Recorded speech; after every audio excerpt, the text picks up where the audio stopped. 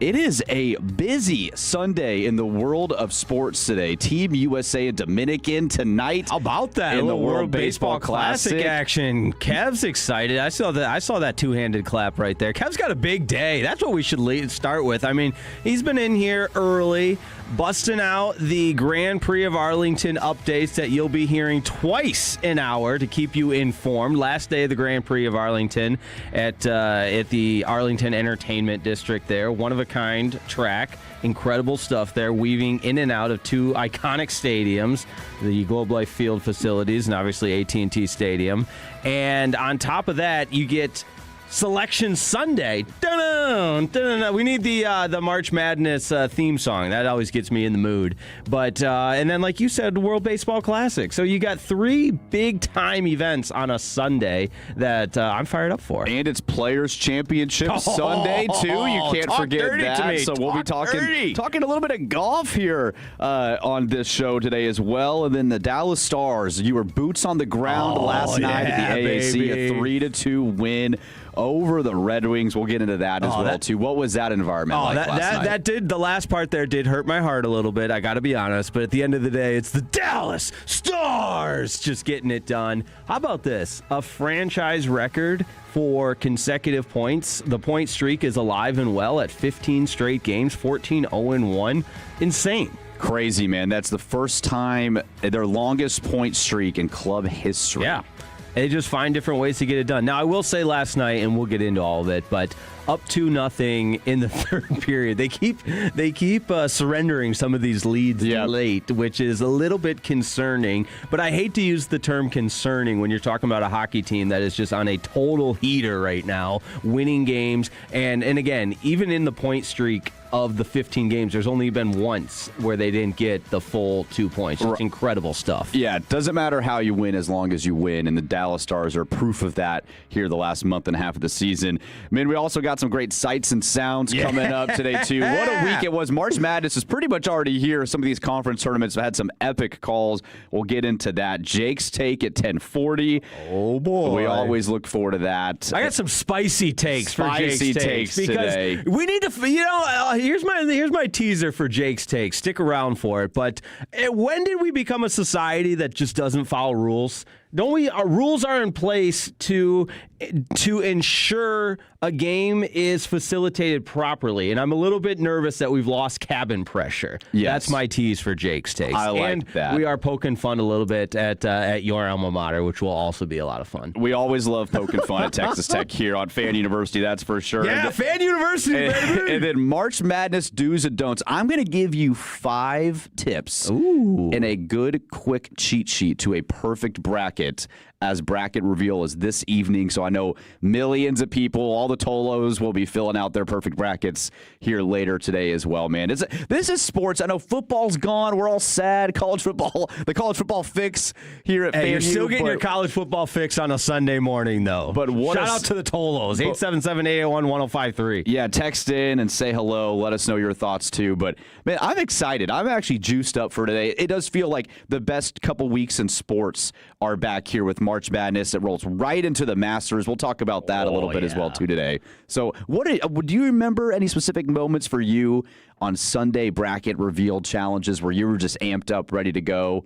Well, I remember, and I'm glad you brought it up that way, because I felt like championship this Sunday with the conference tournaments, that the championship games meant a little bit more than they do now. And I don't know if we've had the play-in games in Dayton for, probably close to 10 years now.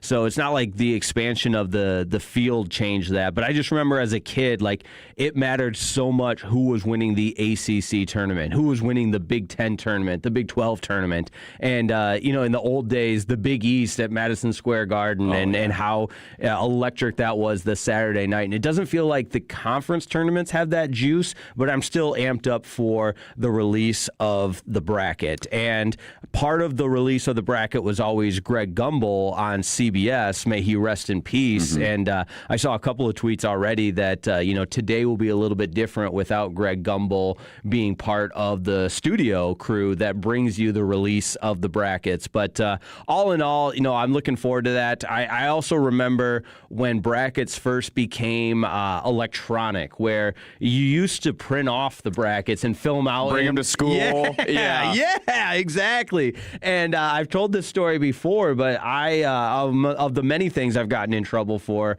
as a kid, then a teenager, and then into an adult, one of them as a kid at Calvary Baptist Academy was organizing the largest bracket competition. $10 buy-in, had to bring $10 cash, and I was wheeling and dealing with my Ziploc baggie that had just stacks of cash because I was going around the whole school collecting money for people that wanted to be in my bracket challenge as like a third grader. You were ahead of the gambling game there. 100%. And then my teacher finds me with like a couple $100 cash in a Ziploc baggie, and all hell breaks loose. I guess that was a big deal. A red flag for a third grader. Did you win the bracket? That's a good question. Keeping the money? No. I was an honest bookie at that time. I don't have any recollection of who won that year, but I do remember it being a talking to for walking around with so much cash. And I was like, I'm just trying to organize my bracket competition here. And I think this part of the sport is so much fun because it does bring people in that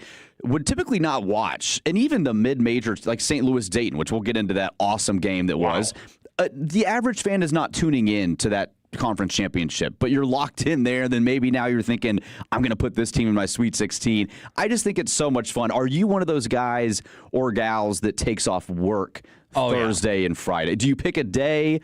Or do you just kind of work from home? That's such a great question. As of late, now with my schedule at the Fan doing morning updates, I can get back in time to when the games start. But that was a huge motivating tool that my parents used when I was in high school. If I had all A's at that point, I was afforded the opportunity to miss school and just stay home and watch basketball, and then got some friends in on it, and we would just, by junior, senior year, it was a party, having that Thursday and Friday of just not going to school and watching basketball. It was electric, and it's hard to carry that into work, but I think it's one of the least productive days in work, that Thursday and Friday. I remember getting in trouble in high school because I would have my iPhone 3 or whatever it was at the time and have the March Madness app. Oh, yeah. They would play like 15 minutes of each. You had a certain time limit, so you'd keep it behind your binder or book or something on your desk. And teachers knew, they knew what you were doing. Some were cool about it, others not so much. But I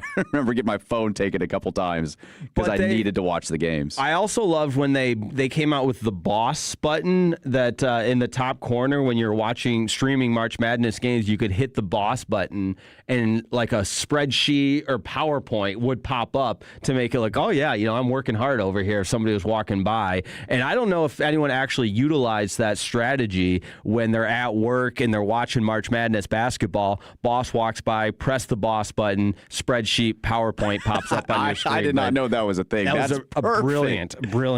From the 214, again, text in hashtag loan sharking in the third grade. I'm here for it. You were ready to go, man. Well, we at 11 o'clock will break down March Madness, do's and don'ts of bracket challenges, some epic calls we've got lined up for you guys as well, too. But, Jake, the World Baseball Classic has been interesting to say the least. Team USA, Dominican Republic, two dominant countries going at it in the semifinals tonight.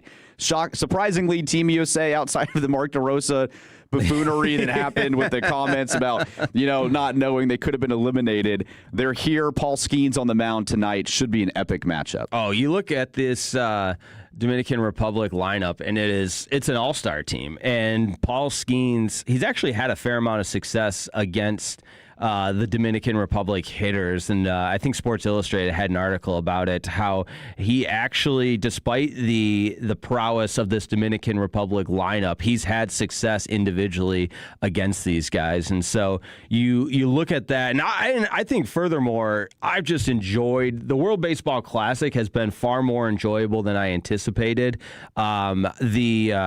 The excitement, the aura of the different teams, the way the Dominican Republic team plays, it's a reminder of how baseball could be played, and it's a kid's game, and they just get after it in so many different ways. And the U.S. have been a little bit more, I won't say reserved, but you don't see the bat flipping and the 6 to 15 players out of the dugout on a home run and everything like that. So the contrast in styles will also be intriguing tonight. You see the joy of the players. Yeah. We've seen this in hockey, like in the Olympics. And then when you put these guys together, all-star talent guys, but they're competing for something bigger than themselves, it's awesome. It really merges like sports and pride together, which is fantastic. But to your point on the Dominican Republic, they are outscoring their opponents 51-10 in this world. They're 5-0 so far. And as well, if I just read you this lineup, leading off is Fernando Tatis, Juan Soto in the 3-hole, Vladimir Guerrero Jr. 4, Machado 5, Julio Rodriguez, probably the best center fielder in the sport, is 7th down the line. It's just crazy. That's a player that put up a 7 WAR, won a Silver Slugger, and finished 4th in the NL MVP vote last season, batting in the bottom of the lineup. Dude, what's insane, though, is how good Skeens has been against all of these guys that is in the lineup for the Dominican Republic. Look at Juan Soto in the 3-hole. Skeens, his career against Skeens, 0 for 3 with a walk. Vlad's 0 for 2. Julio Rodriguez is the guy that's had some success, though, 3 for 6 for 2 doubles against Paul Skeens there. But it is going to be, in a lot of ways, this epic semifinal that you see in international competition. I mean, the 1980 U.S. Olympic hockey team, the Miracle on Ice, that it's so famous. Everybody remembers the semifinal game, right? You remember the semifinal game to beat Russia to get to the finals, and then they eventually beat Finland for gold. But this has a little bit of that same feel where, like, if the winner of this game, I feel like, wins it all, especially with Venezuela knocking out Japan yesterday. And baseball's a little bit more of a one-off where one game, anything can happen. But I feel like the winner of this game is winning it all. Yeah, and that game tonight, it will be on FS1 at Lone Depot Park in Miami. The fact that this game's in Miami, too, I think is sick. Like, I know that park might be one of the worst in baseball, probably is. But I think with the Dominican Republic, just the proximity, the culture there in Miami, I think that's going to be a wild scene. And it's going to feel like just a huge deal with Skeens just on the mound going against these guys. And those first 3 innings, I'll be really interested to see how he attacks those guys, too. Yeah, it might feel like an away game for That's what I was US. thinking. Like, I think there's going to be a lot of Dominican Republic fans in that crowd tonight. And people have been talking about this, and I don't disagree, but the World Baseball Classic, along with and we just had the Olympics and the rush and the high from the USA gold medal in both men's and women's hockey. The World Baseball Classic feels like, you know how in the SEC they say it just means more? It feels like it does mean more for Venezuela, Dominican Republic, and I mean, now we haven't even mentioned Italy yet. They deserve a lot of props. Yeah, the underdog story of Italy. But I think, to your point, so many of these guys make up the talent in the MLB. And they had to come from almost nothing, virtually a lot of times, get their way into the premier league in America and just dominate it a lot of times, especially from a hitting perspective, what we're seeing with some of these talents. And so I think they really care. A lot of these guys grew up playing together in tiny ballparks, across the Dominican Republic. And I'm just looking forward to seeing it. Obviously, I'm rooting for Team USA, but I want to see matchups like this. Like, we don't get this very often. You don't get it in the All-Star game because pitchers only pitch for an inning or 2 max. Like, this is mano-a-mano throughout the lineup with one of the best young pitchers in the sport. Yeah, the last World Baseball Classic, what was it, 2 years ago? You had the matchup everyone wanted was Shohei against Mike Trout, and it went Japan's way. And I feel like maybe it's just a prisoner of the moment, recency bias. All that can be very true, but I feel like this has a little bit more sizzle. It feels like a little bit more hype. I agree. And all the potential to live up to it when you look at Paul Skeens going up against this dynamite all-star lineup for the Dominican Republic. Has this taken any interest away from Rangers spring training? Because I'll be totally honest here. We're big fans of the Rangers here, obviously, on 105.3. You're home of the Texas Rangers, but this has me locked in. Like, I've kind of taken Texas Rangers spring training, taken a little bit of a back seat. I'm locked in on what the WC has been up to the last week and a half. You have to be. One's exhibition and one is, yes, it's I don't know, do you technically frame it as the World Baseball Classic exhibition? I honestly don't even know. But one means something. It just means more. Yes, as you said. Yes. It just but means the Rangers did win, what, 25 Yeah, to 2 Rangers put up yesterday? 20 runs yesterday, so offense is looking ready to roll. That's right. Couple weeks out. Yeah, nothing to worry about. It's going to be fun, man. Well, we have got a jam-packed show for y'all. Coming up next, let's talk hockey. Jake was boots on the ground at the AAC last night. That's right, We're going to get into the Stars. Just how good have the Stars been? We'll talk about that next here on The Fan.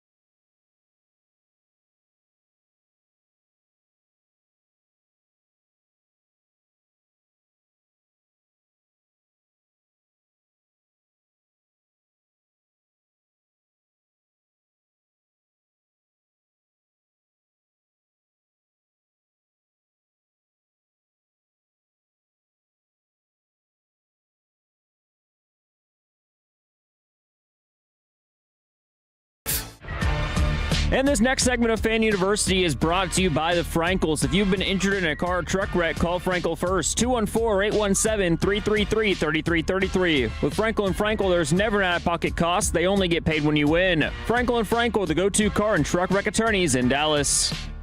The Dallas Stars are on an all-time heater. 14-0-1 in their last 15 games, matching the longest point streak in club history. And Jake Rima was there last night, boots on the ground, enjoying the atmosphere, enjoying the game against his beloved Red Wings. That's right. Of Detroit. How about it? Jake, what do you attribute the Stars' success to here so far in the last 2 months? I mean, because I remember us being on air late January, talking about the losing streak, talking about what's going on. The panic meter was rising for Dallas, but yet here we are mid-March, and now it's looking like this team is ready to roll into a Stanley Cup. And they're doing it without some of their top guys. You know, Mikko Rantanen out, Roope Hintz out. There's a number of meaningful, impactful contributors that just have been sidelined with injuries. And so that makes it even more impressive. And I think if you're trying to project where this team is going and what the potential is, part of where they've fallen short, having made the Western Conference Finals the last several years, but not gotten over the hump, was the lack of depth scoring, the lack of physicality, and there's been guys that have stepped into those roles on, depth scoring from the fourth line. You see Justin Ritzkovian mixing it up with Connor McDavid the other night, and this 6-game homestand, I've been fortunate enough to cover a number of the games, and yesterday, like you mentioned, taking in the fan experience. Rare for you. Yes. Had a couple of Frosties during the game because I was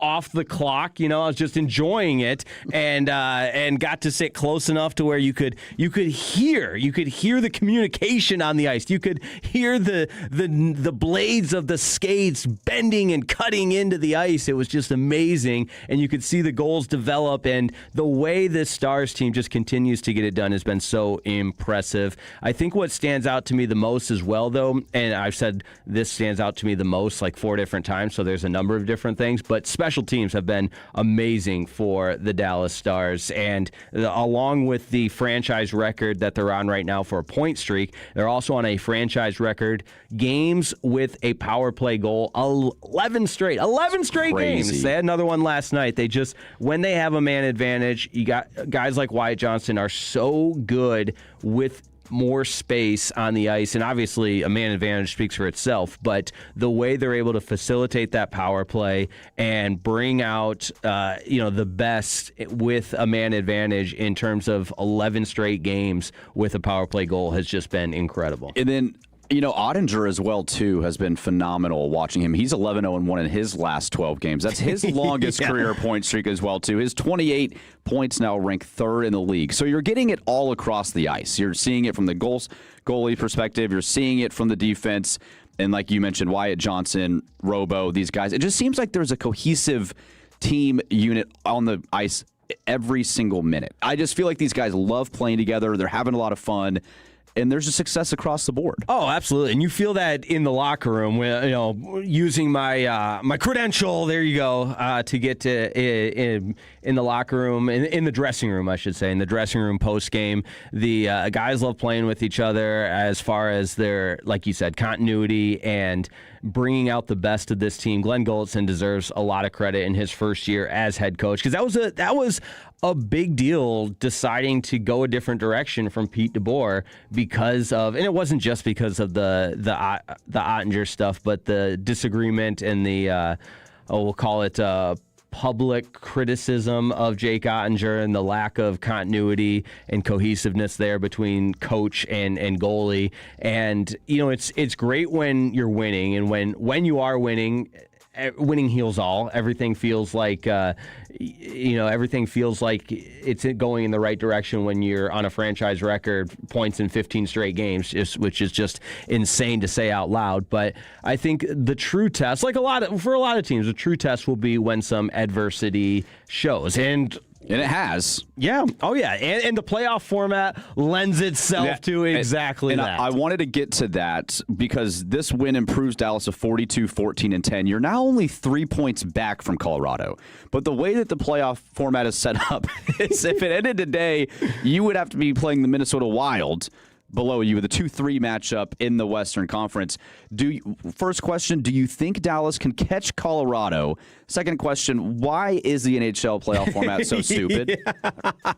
I think the Stars can catch Colorado. What do you got? You got a little less than a month left in the season, plenty of opportunities, but the playoff format question, we don't have enough time for, because you could speak for hours on end of how silly the NHL playoff format is, and I still don't think anyone would truly have a justifiable reason to make the playoff format what it is. And those that don't know, the NHL changed the playoff format, I think it was 2013. Yeah, 2013, 2014, and took it from essentially 2 conferences, East, West, 1 through 8, and play it out, right? Like that makes plenty of sense. Just like the NBA. Yes, it is now a wild card. They implemented the wild card to now where it's broken up into the 2 divisions per conference, Western Conference, Eastern Conference, and the top 3 from each division make the postseason along with 2 wild cards. Now, the problem that lies, which is what we're seeing this year, we've seen it several other years. We saw it last year where the Stars had to play the Avs and then Winnipeg, the President Cup trophy winners of the regular season last year. But this year, if you were to take seeding, just 1 through 8, you've got the number 1 seed Colorado, and then following that, the next 2 best teams in hockey, all of hockey, are the Dallas Stars and Minnesota Wild. And if the season ended today, they would play each other, with the winner moving on to play Colorado, assuming Colorado wins as the number 1 seed, which they obviously would. So you've got the best 3 teams in hockey, and with the idiotic, ridiculous playoff format, the best 3 teams in hockey by way of the regular season, if the season ended right now, 2 of them are gone after the first 2 rounds. And that's what's confusing and puzzling to me is if you look across the NFL, the NBA, you get rewarded for being a top 4 seed typically in your respective conference. You get a home game, you get a bye. Not in hockey. Like, you might get the home series, but you're getting one of the best teams in the league right off the bat. You're not getting that 7 seed like you would if you're in the NBA that's typically not nearly as good as you.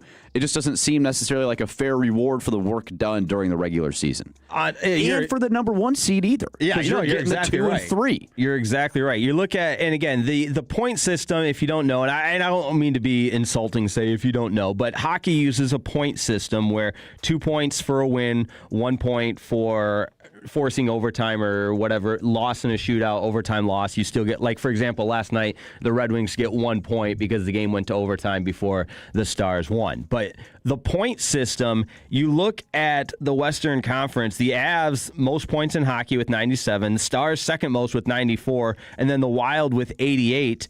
The Pacific Division leader right now, the team that would have essentially the number 2 seed, air quotes, because it's the second division winner, would be the Vegas Golden Knights with 76 points.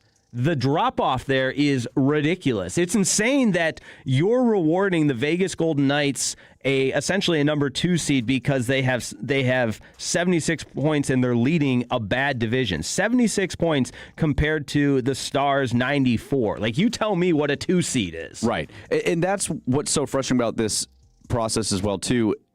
In my mind, does the point system make a lot of sense to you as well? Like, do you feel like that's a fair metric? I feel like it's a fair metric if you use it. Like, you're not using it, though. That's what I'm saying. Yeah. It's like, what's the point of having the point system if you're not going to use it? If you're going to reward a team for going to an overtime game, but then that gets them a point, and it's like, great, we got this point, but we're still 30 points ahead of Montreal or whoever it'll be, and we're not the 2 seed. No, yeah. It doesn't make sense to me. Because, and you look at the Eastern Conference, it's not the exact same, but a team like, I would just use the Red Wings because they played the Stars last night. The Red Wings have 80 points, more than the division leader, the Vegas Golden Knights, and I know that's Western Conference, Eastern Conference. But right now, I'll just use an example here because of the format, the Islanders and Blue Jackets in the Metropolitan Division with 81 and 79 points. One of those teams is not going to make the playoffs. Yeah, and that's what I'm looking at the Eastern Conference standings right now, too, because I was curious what the other side of the bracket's doing. And that's just wild to me. So you're rewarding teams in the Pacific Division. I know we're crisscrossing Eastern Conference, Western Conference right now, but the concept, the concept and the principles remain the same, that you're rewarding teams in a bad division because they play each other and earn wins within a bad division. We've established this is a bad division. So if we're looking across that Eastern Conference side, and let's play this out in the most positive way we could, that the Dallas Stars end up in the Stanley Cup Finals. What team are you looking out for on the other side of the bracket? We talk obviously so much about the Wild and the Avs here because that's our big two rivals in the Western Conference, but is there a team you kind of want to face? Maybe is it your Detroit Red Wings that they're able to find a way to the Stanley Cup Final? Yeah, I think that's a hope and a dream based on the way they've played. They're a little banged up. Dylan Larkin, obviously from Team USA, he's been out for a little while now. But you look at that Buffalo Sabres team, Tage Thompson, and the fact that there feels like this is kind of a team of destiny because it's been so long that the Sabres, and that's a respectable franchise over the course of the history in the sense that they have a big fan base, but they've never really had a lot of success. Never been good. Yes, in so long. And so maybe this is the year that they break through. Lightning are always tough. And I don't think you can sleep on the Hurricanes or the Penguins in the Metropolitan Division either. Well, the city of Buffalo, they're going to find a way to get close. The Sabres will find a way to get close and lose. If they're anything like their neighboring Buffalo Bills there, I think the Sabres will have a heartbreaking way to end the postseason if I had to bet. I did see a tweet from someone, this was like in 2018, where they said, a psychic just told me that the Buffalo Sabres will win the 2026 Stanley Cup and the Buffalo Bills will win the 2027 Super Bowl. He tweeted this in 2018, so hey, there's a chance, I guess, that psychic might be right, but hopefully not for the Dallas Stars. Yeah, that psychic deserves a raise if they are in fact correct. But 877-881-1053, that's the number to get in touch right here on Fan University, your college football fix, but also your NHL fix. This one coming in from the 214. I'm a bit concerned with Otter. He tends to let in the oddest goals. That is a fact. Last night, the Red Wings' first goal was definitely in that category because Otter made the save and then he essentially moved the puck. He bumped the puck with his glove trying to cover it up and sent it into the goal. So it was one of the more peculiar goals you will see. Very, very strange altogether. But your point, I think you had it 11-0-1. 11-0-1 in his last 12. Yeah, and he has been a guy that, listen, we talk about this all the time in sports. When you get the big contract, you got to be the guy. He's got the 8-year deal. He's got to be the guy. And before this heater that he's been on, he was kind of in the bottom 15 of a lot of categories, but being paid to be in the top 3, 4, or 5 in all of goaltending, and he just hadn't been until this drastic turnaround, which I've been really impressed with. Me too. And if you're curious, the 1998-99 Stanley Cup team had a streak of 12 wins and 3 ties. So this team is on an all-time heater for the Dallas Stars franchise. Maybe a good omen. I think it's a great omen, and you're gonna get guys back. I think it's probably another 2 weeks before you get Mikko back. Rope's hoping to be back before the conclusion of the regular season. And although as this texter points out from the 214, the best 3 teams are in the West, and 2 of them will be eliminated after the first 2 rounds.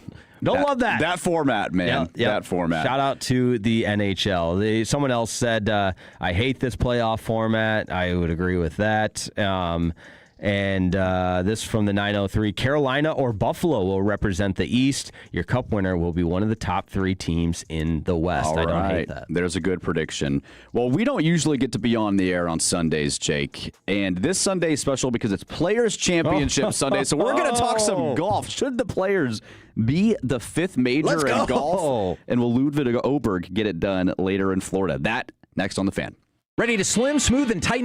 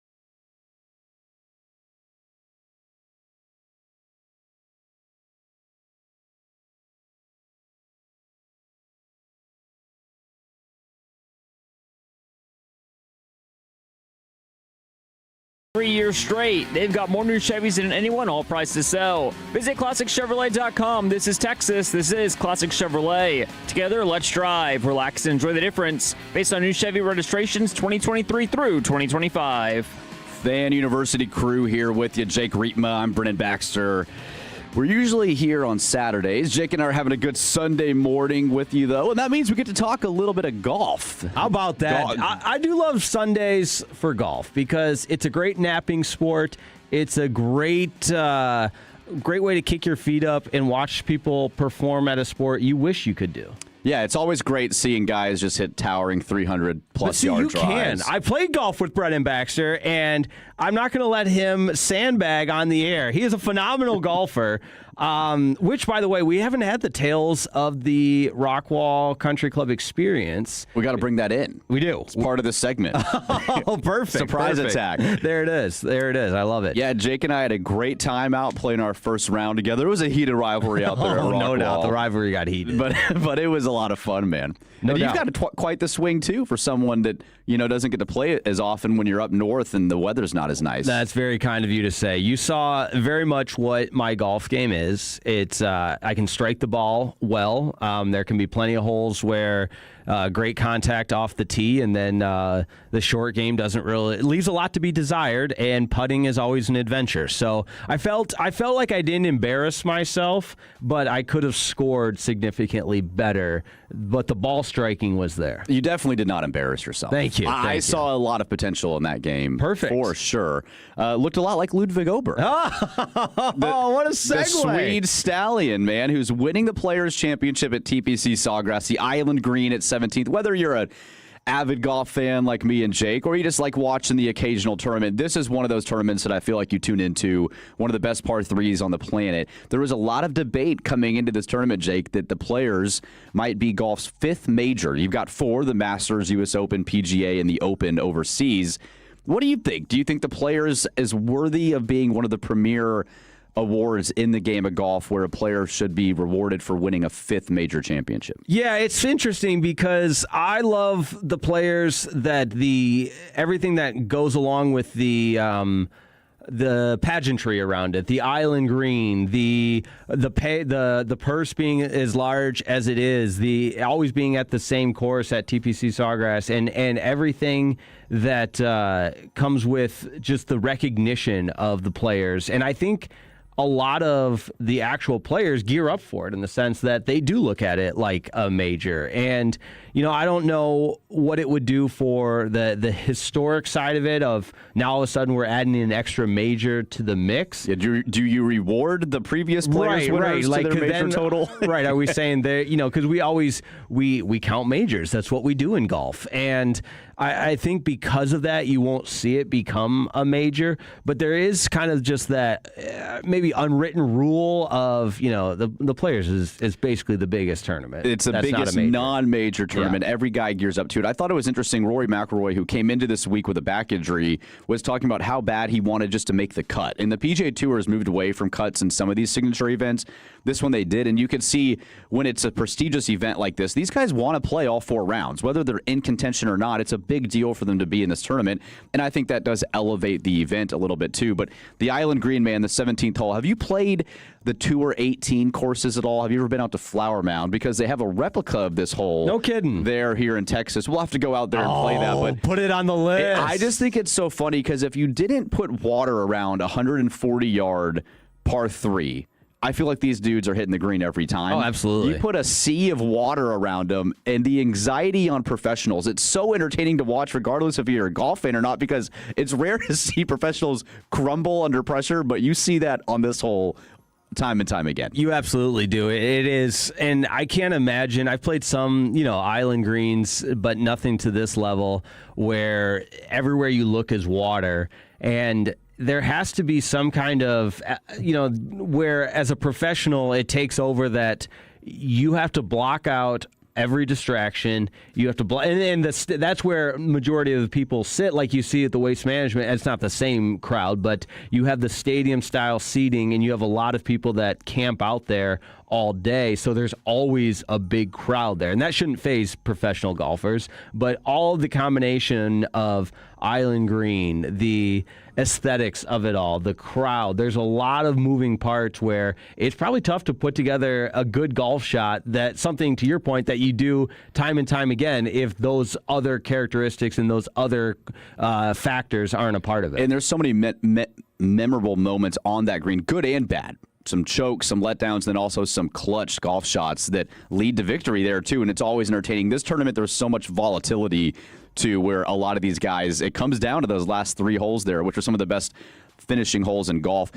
When you think of what this tournament means to a winner like Ludvig Åberg, a Swedish superstar, I mean, do you have any guys that you feel like this could elevate them to that Scottie Scheffler type level in the game of golf? If Ludvig's able to get this done, do you kind of see him with a rise to the top? Because this is usually that moment where you win a Players or you win a major, you've kind of arrived in the sport. Right. Yeah, I wouldn't say all the way to, Scottie Scheffler level. That's a whole different class. He's on his individual tier in terms of like, hey, I'm here. Like, I am now entering my prime. Yeah, I think there's some of that. So with Åberg, it feels like he's been so good and very close to breaking through. So maybe this is his time to break through. You had Rory win it last year, your guy. Ludwig's also my guy, Texas Tech. Oh, yeah, there you go. He's got the double T on his bag. There you go.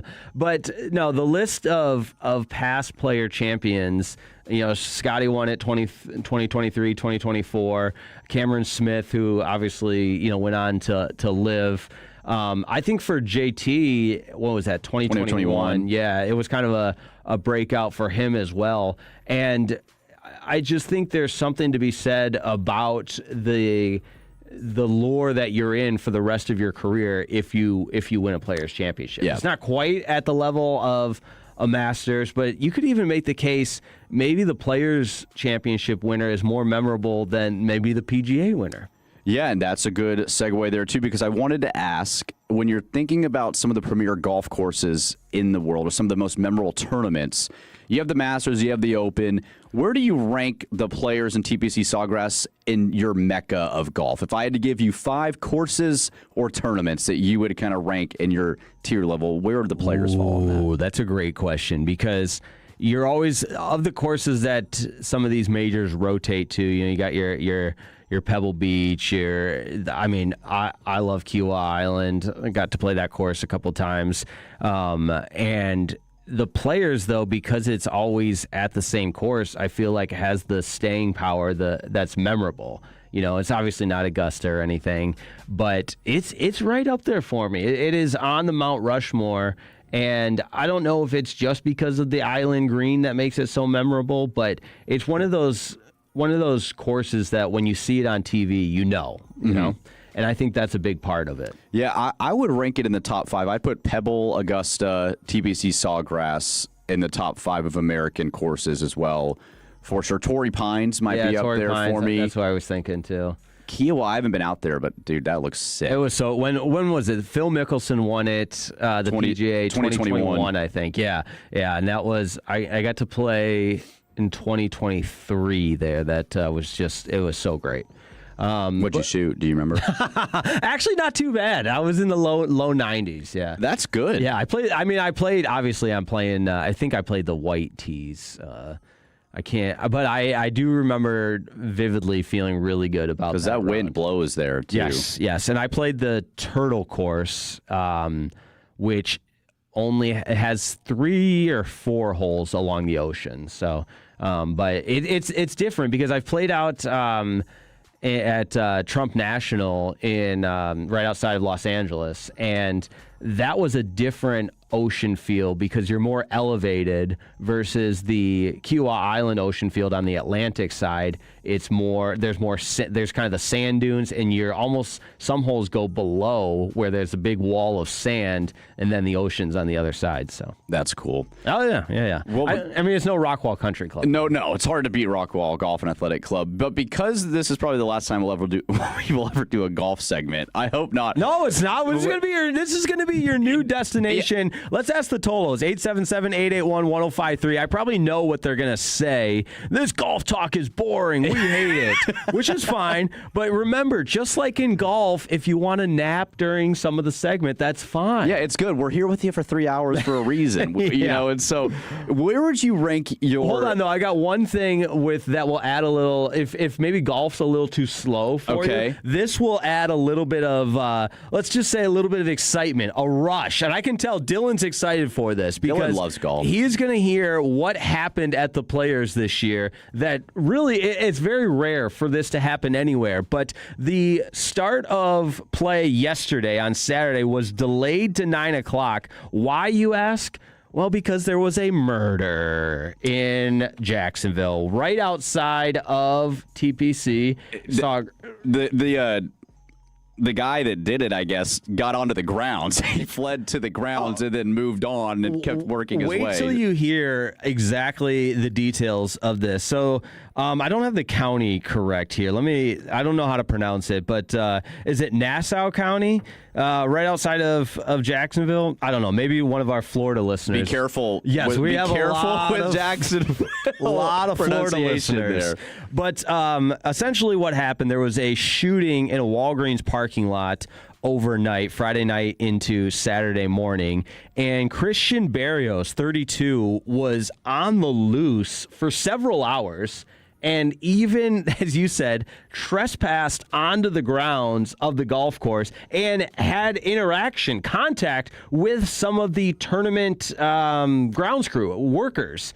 And this is a guy that had just murdered two people. He then then stole a vehicle, was eventually, I guess, captured, and Christian Barrios at 32 was charged with 2 counts of first-degree murder, and they secured the grounds. There was no more threat to the public, but that'll wake you up from your golf nap. 100%, and thankfully the players were able to go off with their tee times as normal. They did delay entrance for patrons and everything to get in.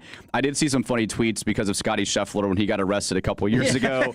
People were tweeting about Scotty. We found the suspect. Yeah, we found the suspect, and they released a sketch of Scotty getting arrested again at a golf course. It wasn't Scotty Scheffler, no worries there, but I thought that was pretty funny. We got some text coming in at 877-881-1053, your new golf headquarters, Fan University on Sundays. From the 940, I shoot a 74 to 82. Typically at courses around here. Wow, golf clap to you. I played Pebble Beach last summer and shot a 101. Oh, so close. Hard golf course. Yeah, it is. From the 832, love the golf talk. There you go. Come on. And then for the 214, I get aggravated playing putt-putt golf, so no, golf isn't for me. Well, we hope you enjoyed the talk at least. Yeah, we all get aggravated playing putt-putt golf. That's why Happy Gilmore takes the club and hits the clown in the mouth. You know? Exactly. Well, if you're tired of golf talk, we've got NFL talk coming up at the top of the hour. Cowboys draft. A little over a month away. We'll break down what's going on in the NFL at the top of hour next on Fan University.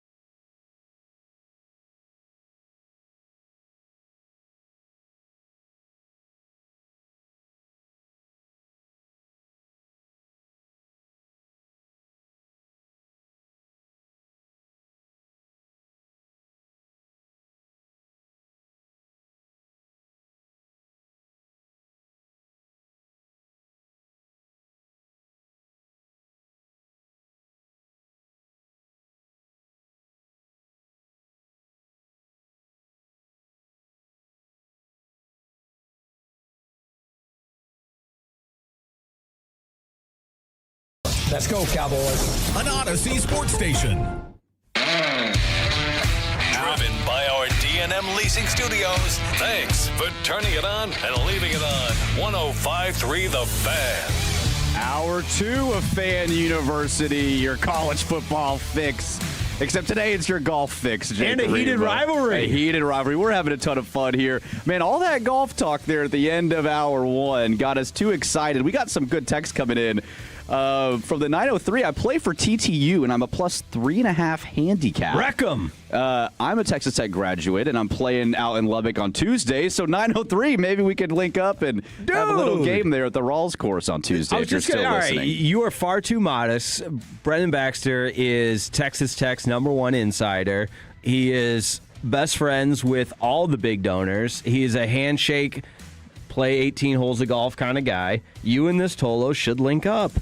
What's the name of the course? The Rawls course in Lubbock, Texas. It is, if we're going top 5 courses I've played across the country. Let's do that. Come on. Should we keep it going? It's the Sunday morning of the players. Dylan's all in, right, Dylan? You're all in on some golf talk. Yeah. Who cares about the NFL? It's the offseason. Oh, man. We'll get to the NFL later. I want to talk some golf. You hear enough Cowboys throughout the week here. You know, it's time to talk golf on the radio. Yeah, a 3.5 handicap, man. That's pretty good. 903, let us know if he's currently playing for TTU. They do have a pretty good golf team this season as well. Also, or if you played in the past, I'd like to know. Maybe he knows Ludwig Oberg. Maybe he's got a buddy that's about to win the Players. On that same note, I played in the I played in the Korn Ferry Pro-Am when it was here last summer in the at the Texas Rangers golf course. They're in Arlington. Yes, which is where the Grand Prix of Arlington is going on right now. Still plenty of great tickets available at gparlington.com. Shout out Kevin Walker on some of those updates, man. Just phenomenal stuff there. But the golf course was awesome. But we played with one of the Korn Ferry players we played with was Sandy Scott of Texas Tech, and he's good friends with Ludwig Oberg. Nice. Look at that. There you go. You got it out. Yeah, it came out smooth. It came out smooth. Sandy Scott, friends with Ludwig Oberg. Played at the Texas Rangers golf course with myself and a couple other guys. I always feel like those pro-ams got to be pretty nerve-wracking because you're in there playing with pros, dude. It was so wild. And of course, the people I'm with. This was a loan event, if you will, loan shark event. Out there doing business on the course. You got some high rollers. Some big loan hitters. sharks, man. They talk business on the golf course. Some VPs, and they're a big sponsor of the Korn Ferry. And I got the invite to play in our foursome. So not only am I playing with a pro in the Pro-Am, but I'm representing our company, and it's with the important people of the company. First hole, elevated tee, gallery around. Like, yeah, Reetma, you go first. I'm like, oh, perfect. I'd love to. Yeah. We got about 30 people watching us, and then you got the starter, and on top of that, so many eyeballs are on you, and they just want to see that you're not going to slow the course down. Yep. So your mindset doesn't have to be drive 300, but it just has to be hit a respectable golf shot, which is the driver, in my opinion, is the hardest club to do that with because it's more feast or famine than anything else. These are thoughts that you as a single-digit handicap do not have. No. When I play in qualifying tournaments myself and everything, my fingers start twitching, man. That first tee shot, even though there's just 2 marshals watching and another guy I've never played with, it freaks me out. Yeah, I get twitchy. My knees were knees weak, as the great Marshall Mathers would say, Eminem. Knees weak, arms were a little heavy, but I got up there and the adrenaline just took over. And golfers will know what I'm talking about here, but when I went back in the backswing, it just felt so controlled and so powerful, and I just had that thought of get through the swing, turn those hips, baby. Oh yeah, I flushed that. That's beautiful. It's getting me excited just thinking about it. We're going to the course right after this. Let's do it. No better feeling in the world. For the 214, I shot 100, but I got to play in the Byron Nelson program. That's pretty cool. That's awesome. That's playing with pros too. I mean, the Korn Ferry guys are trying to make it there, but yeah. That's pros. I want to keep talking about that because we talked about the players and how awesome TPC Sawgrass is, what an iconic course that is. And Tolos, I know, have played some cool courses.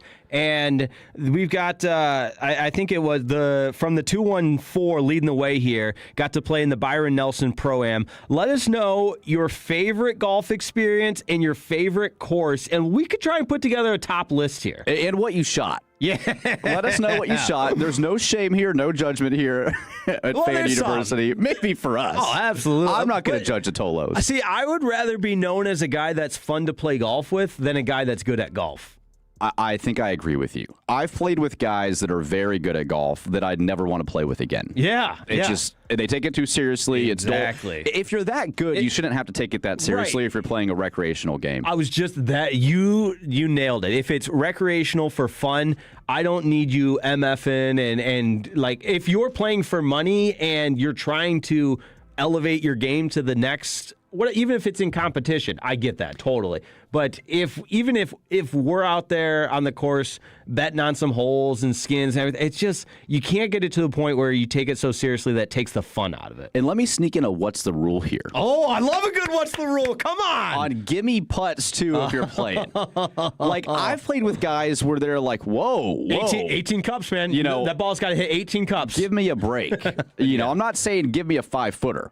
But a 1 to 2.5 foot putt. No, where the grip starts on the putter, I think is fine. Let's just have some fun, speed up the game. I think the golf rules sometimes are a little too serious. Recreational golfers need to take back. But yeah, let us know favorite courses you've played, what you shot, and maybe some cool people you've played with, like Charles Howard III. That guy was a pretty good PGA Tour pro back in the day from the 214. Nice. I got to play at Bay Hill on a work trip. It was when I was living in Michigan.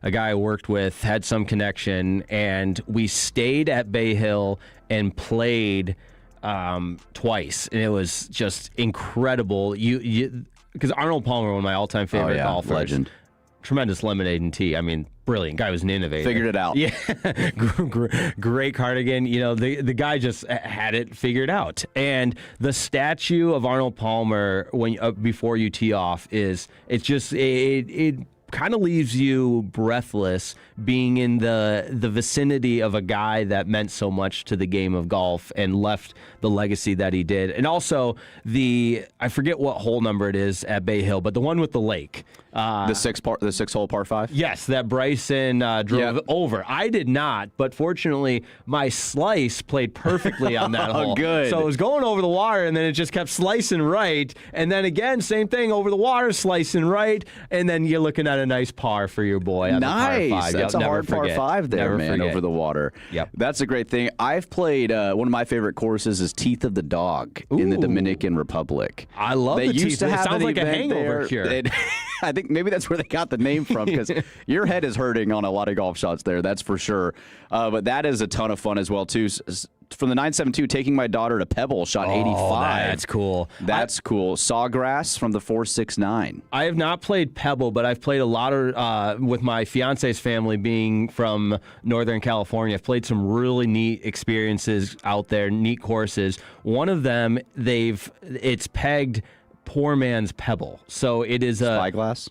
Great question. No, not quite. It is called, but Spyglass, because that's the Spyglass looks sick. Yeah. It's not poor man. This is a legit municipal course, so it's a muni, but it's built on the banks of the Pacific Ocean in Monterey, and you can get on this course and play it for $100. That's awesome. The views are insane. It's called Pacific Grove. I wonder if anyone, and a lot of people say, like, if I'm going to play Pebble, you get a lot of the same experience at Pacific Grove without the insane wait list, insane money. $500. Yeah, exactly. Yeah. And I'll show you pictures. I know this is great radio here. I'll put it on the fan cam.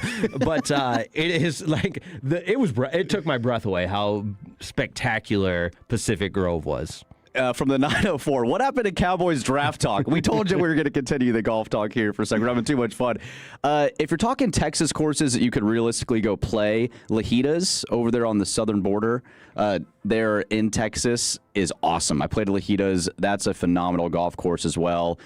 From the 469, man, he's played, if this is correct, Paynes Valley and TPC Scottsdale. This guy gets to go around Sawgrass as well, too. Let us know how you pulled all this off. We'd invite us next time. Yeah, we'd love to play with you 469. Yeah, I played TPC Stonebray in Hayward, California, which is the home course of the Cal Bears, and I was warming up on the range next to a guy that looked like Colin Morikawa, and I'm just going to say it was Colin Morikawa because that's his home course. But TPC Stonebray in Hayward, California is just electric. Man, okay, a lot of cool texts are coming in here. From the 817, I also played Teeth of the Dog in the DR. Great course, but the dog won. The dog beat me too, man. And then from the 912, got married and Carmel and was on the first tee of Pebble 2 hours later. That is an epic story. That's awesome. And kudos to your wife. You should be playing golf before your wedding. No, but after. I love that. Get married, it's like, oh, go play Pebble. Yeah. And I'm assuming you guys were together, but man, that is epic. Oh, yeah. That's a great question. Did he play golf with his wife? Yeah, let us know, 912, but shout out to your wife or your husband, and that's awesome. I've got another one. Do you remember when the Ryder Cup was at Whistling Straits a couple of years ago? Oh, yeah, in Wisconsin. Right on Lake Michigan. Yes. You can picture what that looks like. Yes. Now, here's my Michigan bias, but there's a course, it's the number one course in Michigan called Arcadia Bluff, and it is, picture Whistling Straits, it looks exactly like that, but on the other side of Lake Michigan, and it's in Glen Arbor, which is in the northern part of Michigan. So you can get on that course in maybe April for close to $200, but just an immaculate experience. We got to go up to Michigan and play golf. Dude, I will show you. RJ Choppy goes every year to play the golf Beautiful golf course. Very underrated state of golf courses, for sure. I am glad to hear you say that because I certainly feel that way.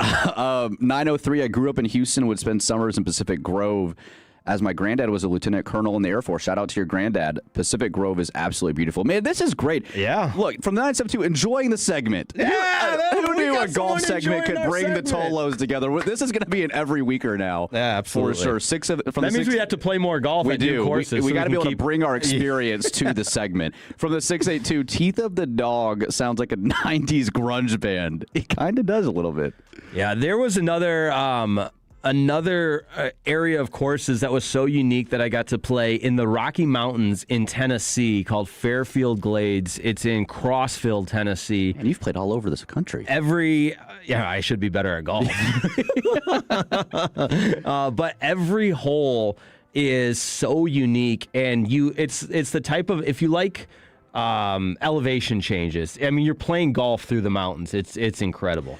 That's awesome, man. Yeah, there's so many great courses, too, in the South. Like Alabama with the Robert Trent Jones Trail has some awesome courses. I've been lucky to play a few of those. Oh, yeah. I should have been wearing my RTJ hat. Yeah, you've got the RTJ hat here that you wear quite often. So it's just such a fun sport from the beautiful aspect of the courses, too. Whether you're good or not, it doesn't matter. You're outside, typically hanging out with a good group of friends, enjoying some beautiful scenery if you're at some of these awesome courses. But it can be pretty expensive as a 972, $875 price tag right now for Sawgrass. That's crazy. Right. One of my I love playing, and you absolutely have to spend. It's an expensive hobby. There's a lot Clubs of expensive. Are expensive. Yes, I am not downplaying that, but I do enjoy kind of the challenge of finding those hidden gems that are the best bang for your buck. And what I mean by that is the price tag.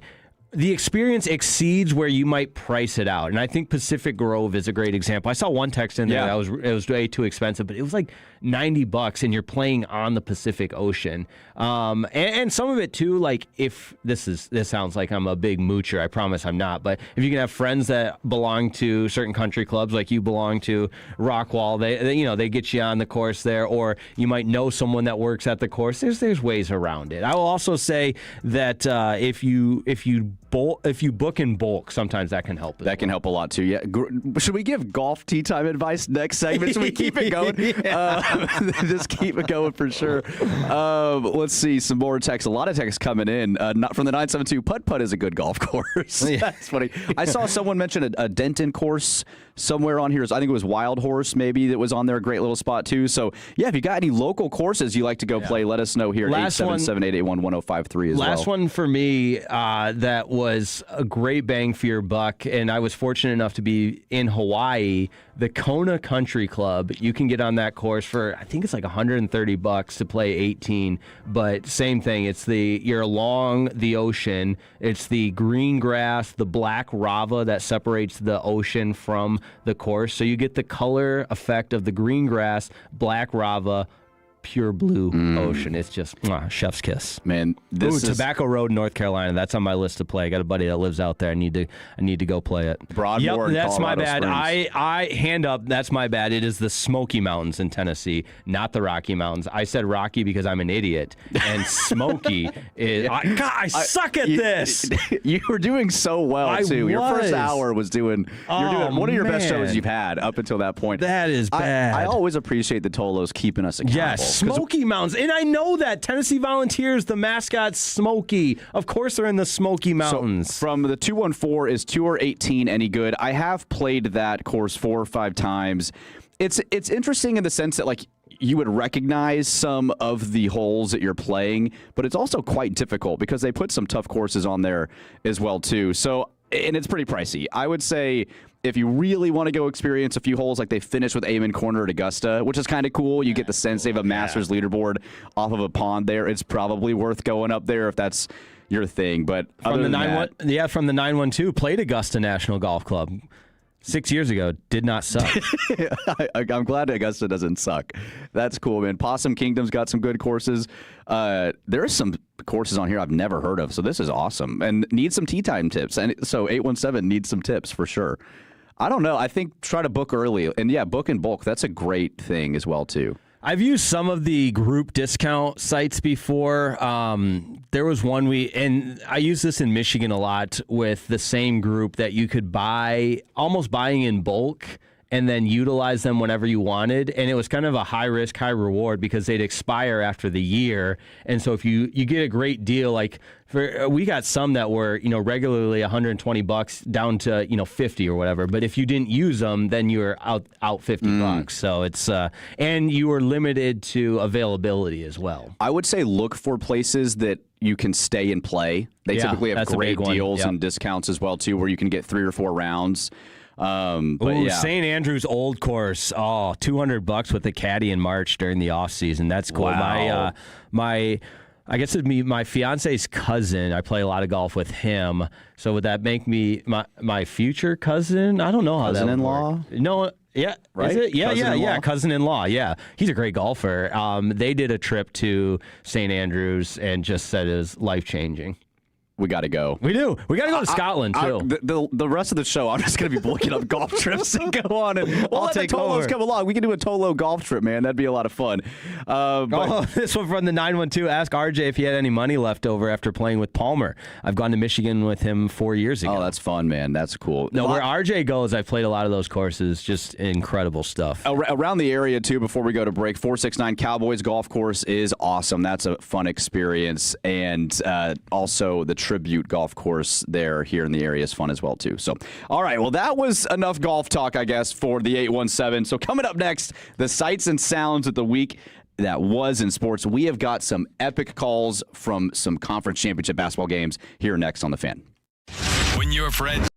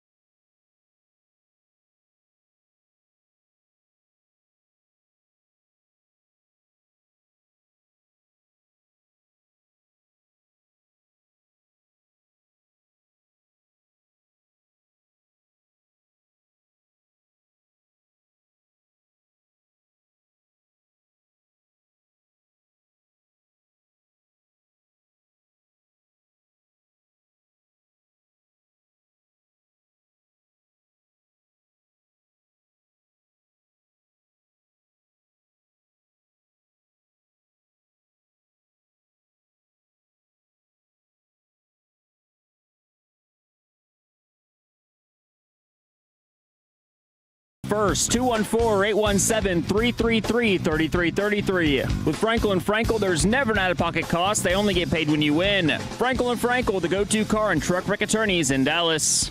You're spoiled. You're spoiled. They tired of winning, they can send me on their way because that's all we've done is win. I will run myself through a window. If I hear one more Big Ten coach, blame it on the freaking travel. If you have people who are on TikTok all day, right, they're probably not used to playing a competitive moment and having to be your best. If I was a fan, I'd be mad at me too. They're now the new face of Ozempic. What do you think? You tell me. Yeah, you can't let that go. The best sights and sounds that were in the week of sports. I'm Brennan Baxter alongside Jake Riepma. Dylan is on the ones and twos for us. We're having a great day. Great Sunday morning here, Jake, so far.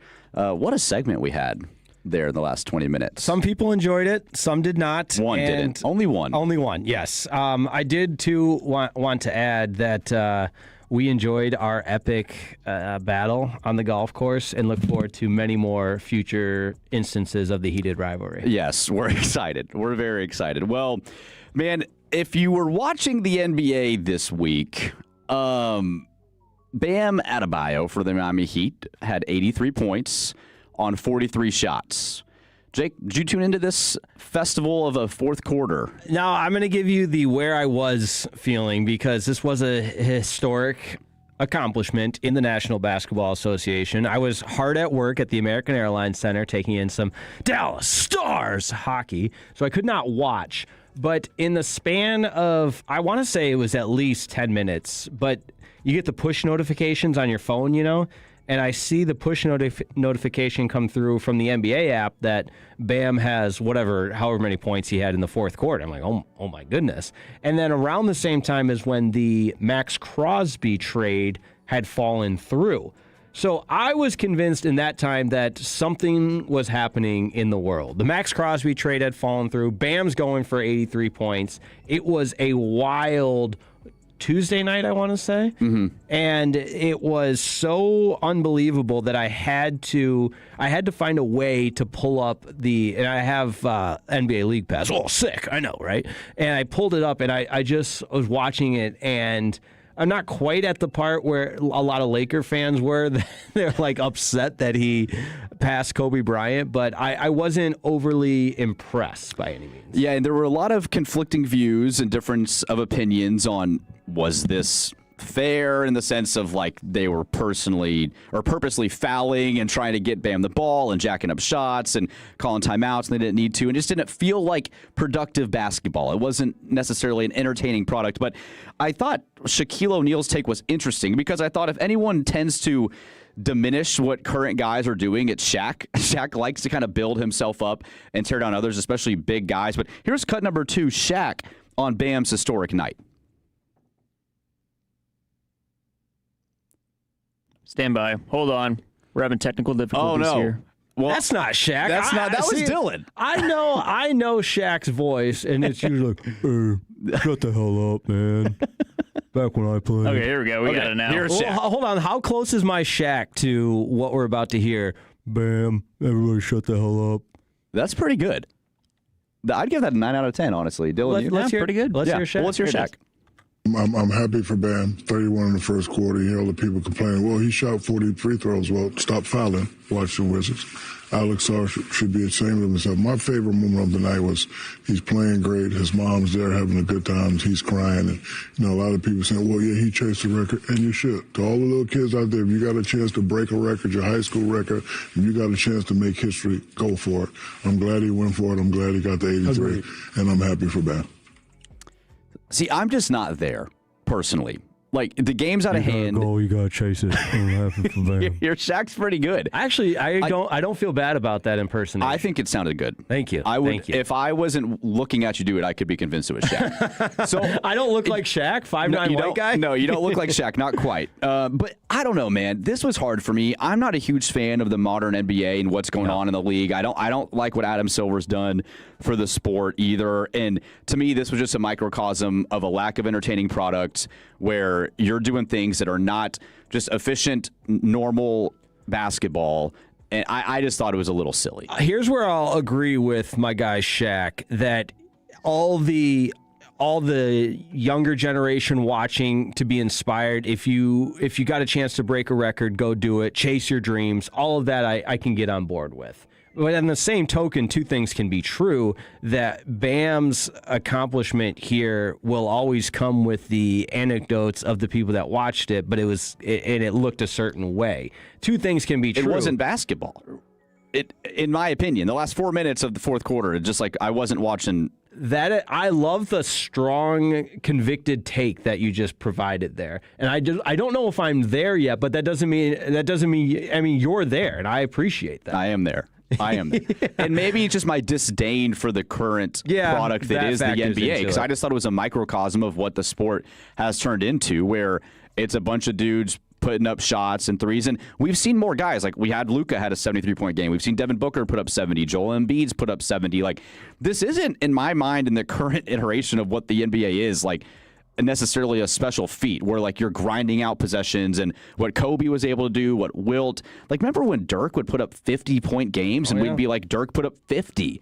And it just seems like now you have guys that really aren't to the level of like a Dirk Nowitzki type scorer that are able to go put up 60 and 70 in these basketball games. It's just happening more often. I'm just not as impressed. But his mom was there. So shout out to Mama. Good for you. You got to see horrible basketball and your son put up 83. I don't know. But, Jake, you saw an interesting call from the World Baseball Classic. Yeah, I this always week as well. enjoy. I mean, the Italian game winner was incredible, but you hear the final call with Venezuela beating Japan and the excitement for Venezuela. Let's hear that. Cut number 3. The 2-1 pitch. Ohtani skies it. Venezuela has knocked out the reigning champs. They secure a spot in the Olympics, and they're headed to the WBC semis for the first time in 17 years.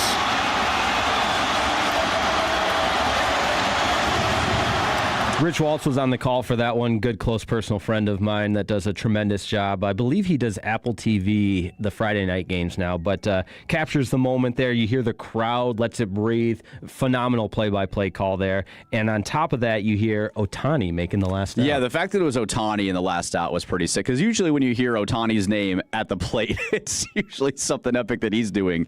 So what a moment for Venezuela, too. And like we talked about earlier at the show, this World Baseball Classic's been phenomenal. Tons of pride and talent here, and good for Venezuela as well, too, getting to the semis. I did not know that guarantees you a spot in the Olympics. Yeah, I was unaware of that as well.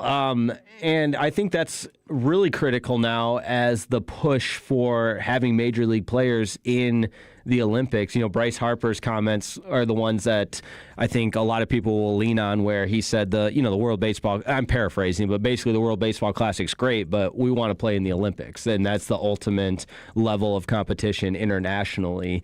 And while a lot of people have equated this World Baseball Classic to a World Cup feeling, I think it takes even and World Cup's coming to Dallas. It's going to be amazing. Arlington, AT&T Stadium. Love the World Cup, but I'm admittedly, I'm not a soccer guy. I can't be something I'm not. And I feel like the Olympics, universally, whatever sport it is, you can agree that's the highest level of international competition. Yeah, and that makes reaching the semis even more important for these countries, because that's a big deal. So even if you don't end up winning the championship of the WBC, you still accomplish a goal that's huge for these countries as well, too. And Venezuela would probably be there in baseball anyways, but nonetheless, I think that's a cool feat to accomplish. No doubt. Should we go to the cut that you and I can both agree on, the aftermath that would come from that? Yes, 100%. All right. And if you're fans of Fan University, we know there's one or two of them out there, maybe more. At least one. At least one. We lost one today, I think.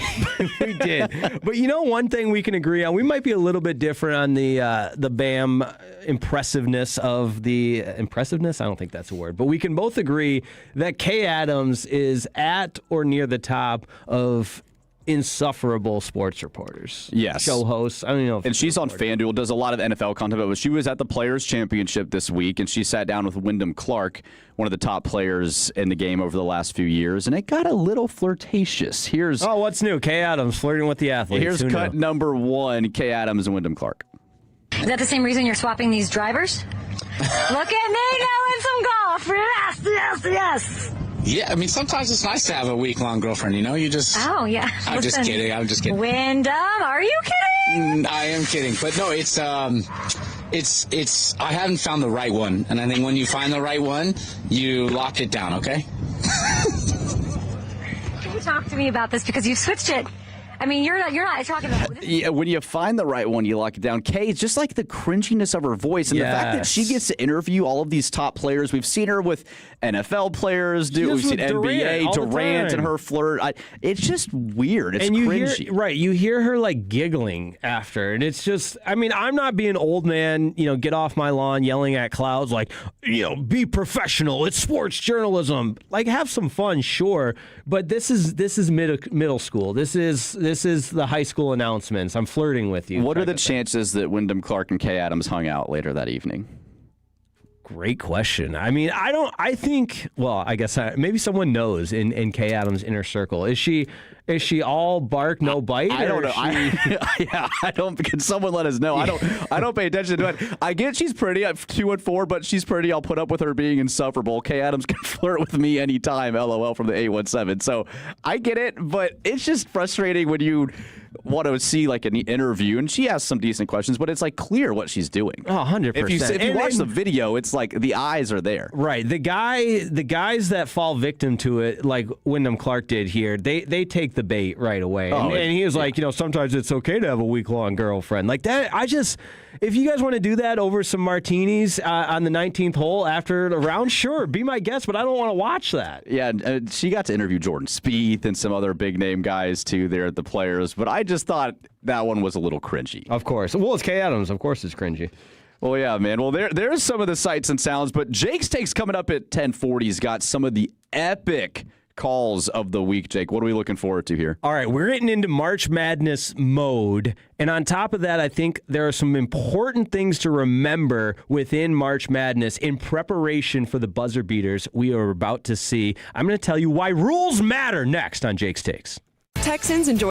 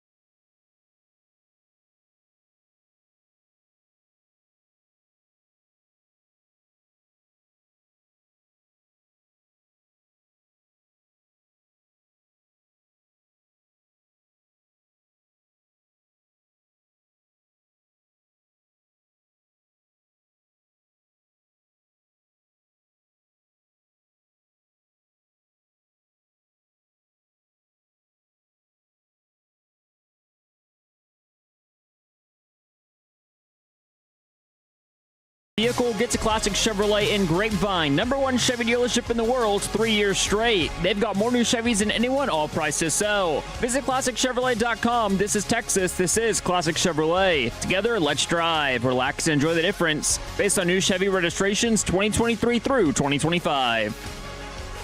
Fan University right here on 105.3 The Fan. Jake Reitma, Brennan Baxter, and Dylan Moore. Folks, it is March Madness Selection Sunday.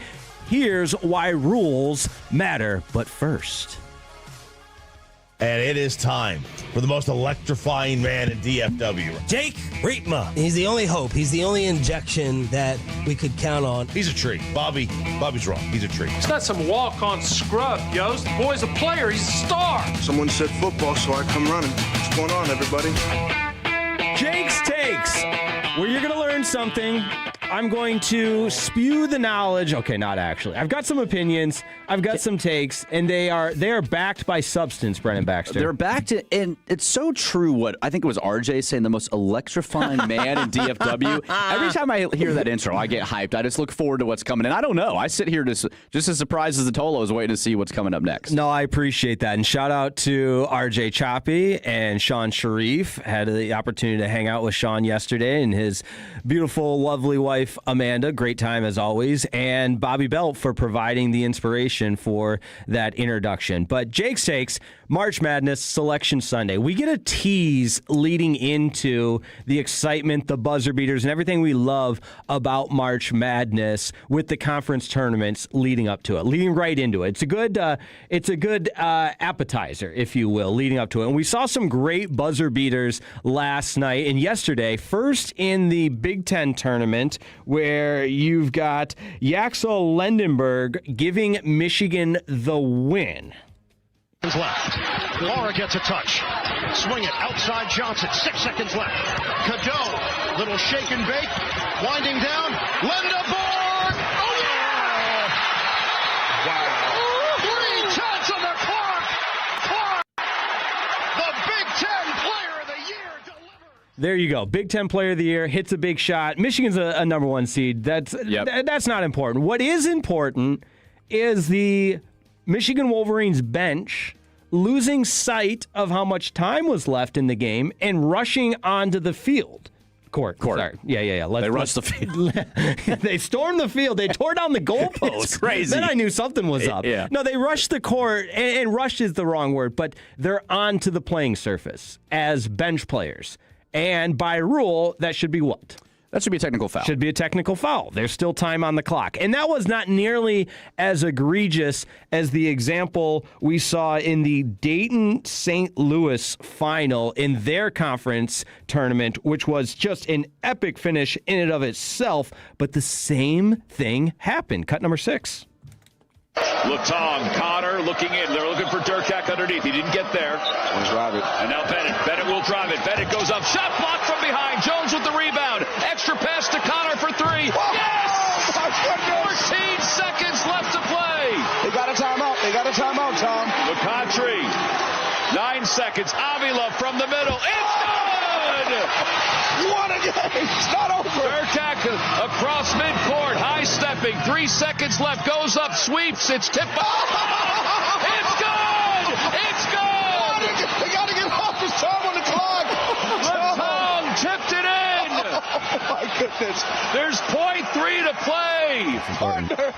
Incredible. I mean, if that doesn't give you chills and get you excited for March Madness, I don't know what will. Just the madness of what that last 20 seconds was in that game. Back and forth, 3 shots made. But if you caught it at the very end, there's .3 seconds left. But what happened was after Dayton made their second shot, with the .3 seconds left, both players and coaches come onto the court, not the field, the court. And that messed with the psyche of the St. Louis player getting ready to inbound the basketball because there's still time on the clock. The game is not over until that says 0-0-0. Which would lead to another technical foul. You would think. And when the margin of victory is 1 point, technical fouls, an additional 2 free throw shots would drastically change the outcome of the game. Now, I might be crazy in this because I vehemently vehemently disagree with Clark Kellogg's take on what happened at the end of this game. Give me cut number 7, Clark Kellogg explaining how he feels it was officiated correctly. The game's not over. Coach, by the letter of the law, this is a technical foul. The spirit of the law was exercised here. No call. The emotion of the moment. The officials did a good job not blowing a whistle. I couldn't disagree anymore. The spirit of the law? Brennan Baxter, what are we talking about? The spirit of the law?